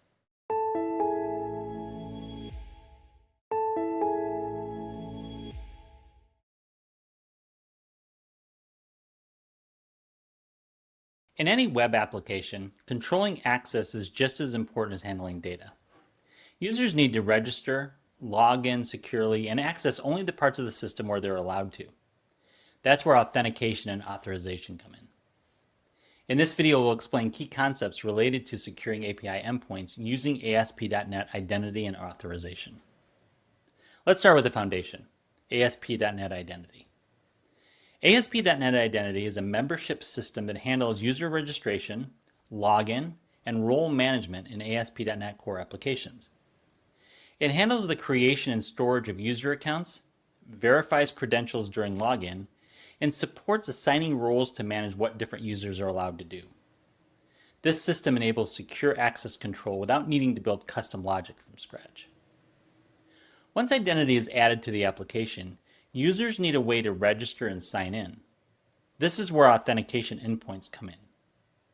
Authentication endpoints are API routes that allow users to register for an account or log in. These endpoints also return a token after login, which the client can include in future requests to prove the user's identity. These tokens make it possible for the system to recognize who's making a request and apply the correct permissions when processing it. After a user is authenticated, The next step is deciding what that user can access. This is known as authorization. Authorization is the process of controlling access to specific parts of an application based on a user's identity or role. In practice, this is often done by applying the bracket authorize close bracket attribute to API routes. The system checks whether the request comes from an authenticated user and, optionally, whether that user belongs to a specific role, such as manager, before allowing access. This helps enforce security boundaries in an application. Securing an API involves many decisions: what routes to protect, which roles to define, and how to handle access errors. That's where AI tools like Microsoft Copilot can offer support. Microsoft Copilot helps streamline secure development. It can generate endpoints for login, add authentication logic, and suggest ways to restrict access based on user roles. With the right prompts, Copilot can speed up secure implementation and help reduce common mistakes in authentication or role-based access. Imagine you're building an order management system that handles inventory and customer orders. Here's how these concepts work together. ASP.NET Identity manages user accounts and roles, ensuring that only authorized users can access sensitive operations. Authentication endpoints allow users to register and log in, ensuring tokens that verify their identity with each request. Authorization attributes restrict access to certain routes, such as deleting inventory or viewing all orders based on assigned roles. Copilot supports this process by suggesting secure authentication logic and helping configure role-based access efficiently. This level of control is essential for an order management system to protect business data, prevent unauthorized changes, and ensure each user has appropriate access. By applying these concepts, the result is a secure, role-aware API that supports safe and efficient system operations. Secure APIs rely on authentication to verify users and authorization to manage what users can access. Combined with tools like Copilot, these practices lead to a safer, more reliable application.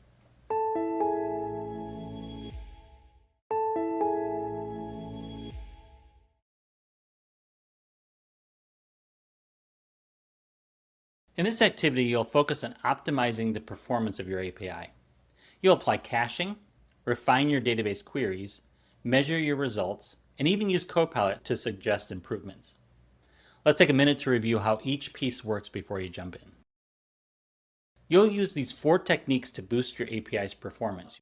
Each one helps your app respond faster and use resources more efficiently. Let's start with in-memory caching. This lets your app quickly return data without hitting the database every time. It's like saving a favorite search so you don't have to type it in every time you need to search for something. It's faster for the user and easier on the server. Once the data is cached, future requests can grab it right from the memory. That cuts out the need to rerun the same query over and over. Next is query optimization. Instead of pulling in more data than you need or tracking changes you'll never make, you learn how to write cleaner, faster queries. .include helps load related data in one go, while .asNo tracking skips change tracking when you're just reading data. Both improve performance without changing what your app does. Of course, you want to prove your changes actually help. That's where performance profiling comes in. By timing how long something takes before and after your updates, you'll know what's working. You'll use simple tools like Stopwatch to measure response times. It's a small step that gives you powerful insights into the effects of your changes. Finally, you'll use Copilot to help you review and improve your code. You can ask for performance tips, suggest ways to clean up your logic, or spot repetitive queries. Copilot helps you think through optimizations with AI assistance. It's like brainstorming with a coding partner that never gets tired. You now have a solid set of tools: caching, smart querying, performance checks, and AI support. In this next activity, you'll bring them all together to lever up your API speed and efficiency. Let's get started.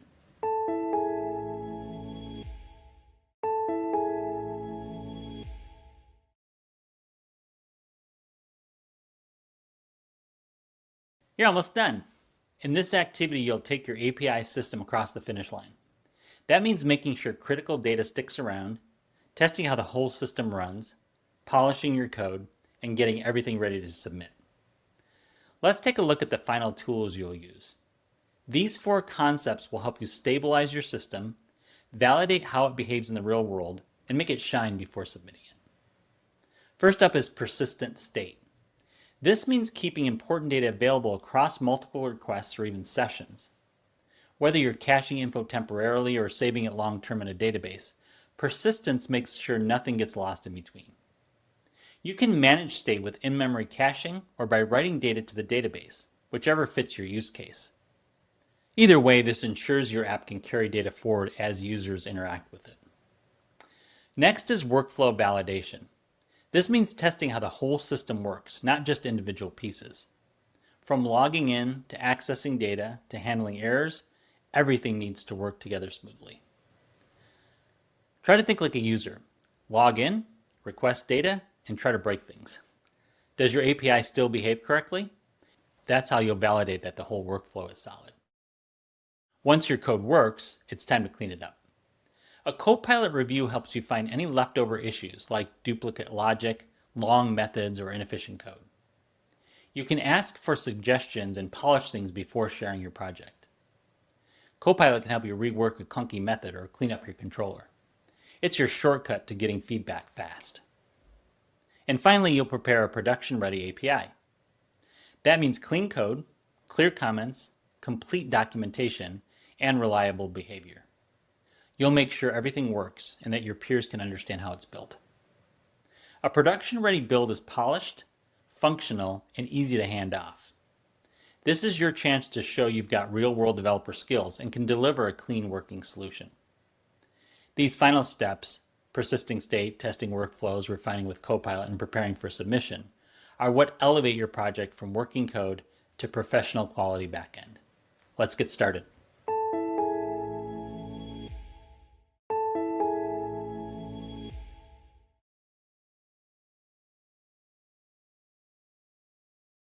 Congratulations on completing this course. Let's take a moment to reflect on the core skills and insights you've gained from deploying applications in Azure to automating workflows and ensuring long-term application stability. We began this course by introducing deploying applications in Azure, highlighting how cloud services support scalability, security, and performance. From there, we unpacked essential deployment steps, reviewing security best practices, and outlining effective strategies for managing applications in the cloud. Next, you configured CICD pipelines with GitHub Actions and Azure DevOps, discovering how automation streamline integration, testing, and deployment. You also learned how to monitor and maintain these pipelines effectively, applying best practices to support consistent and dependable software delivery. Then we focused on monitoring and maintaining applications, highlighting proactive approaches for tracking performance, managing logs, and automating routine tasks in Azure. You also examined methods for ensuring long-term application stability and maintaining strong security over time. After that, you leveraged Microsoft Copilot to automate deployment scripts and CI/CD pipelines, gaining insight into how AI-powered assistant improves workflows, simplified debugging, and enhances the efficiency of DevOps operations. Finally, you brought everything together in a capstone project, combining deployment, automation, and monitoring skills to build a fully integrated DevOps solution. With these tools and techniques now under your belt, you're well equipped to design and manage efficient, secure, and scalable DevOps solutions. Keep applying what you've learned, and continue exploring how AI and cloud technologies can elevate your development workflows.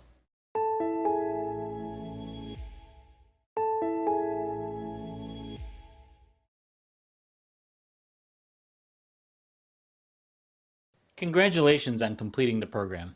You've built a strong foundation in back-end development, mastering essential tools, technologies, and workflows that are key to modern software development. We began by exploring the foundational principles and practices of back-end development. You then examined how to plan projects, use industry-standard tools, identified strategies for solving problems through logical thinking, and designed algorithms and flowcharts to map out programming logic. You also implemented control structures and loops for repetitive tasks and developed modular code using functions and methods. Next, we examined how to set up and configure .NET projects in Visual Studio Code. You applied core C# concepts like variables, control structures, loops, and methods to build basic applications. You also used object-oriented principles to create modular, scalable code. You explored asynchronous programming, practiced debugging, and leveraged Microsoft Copilot to enhance code quality and efficiency.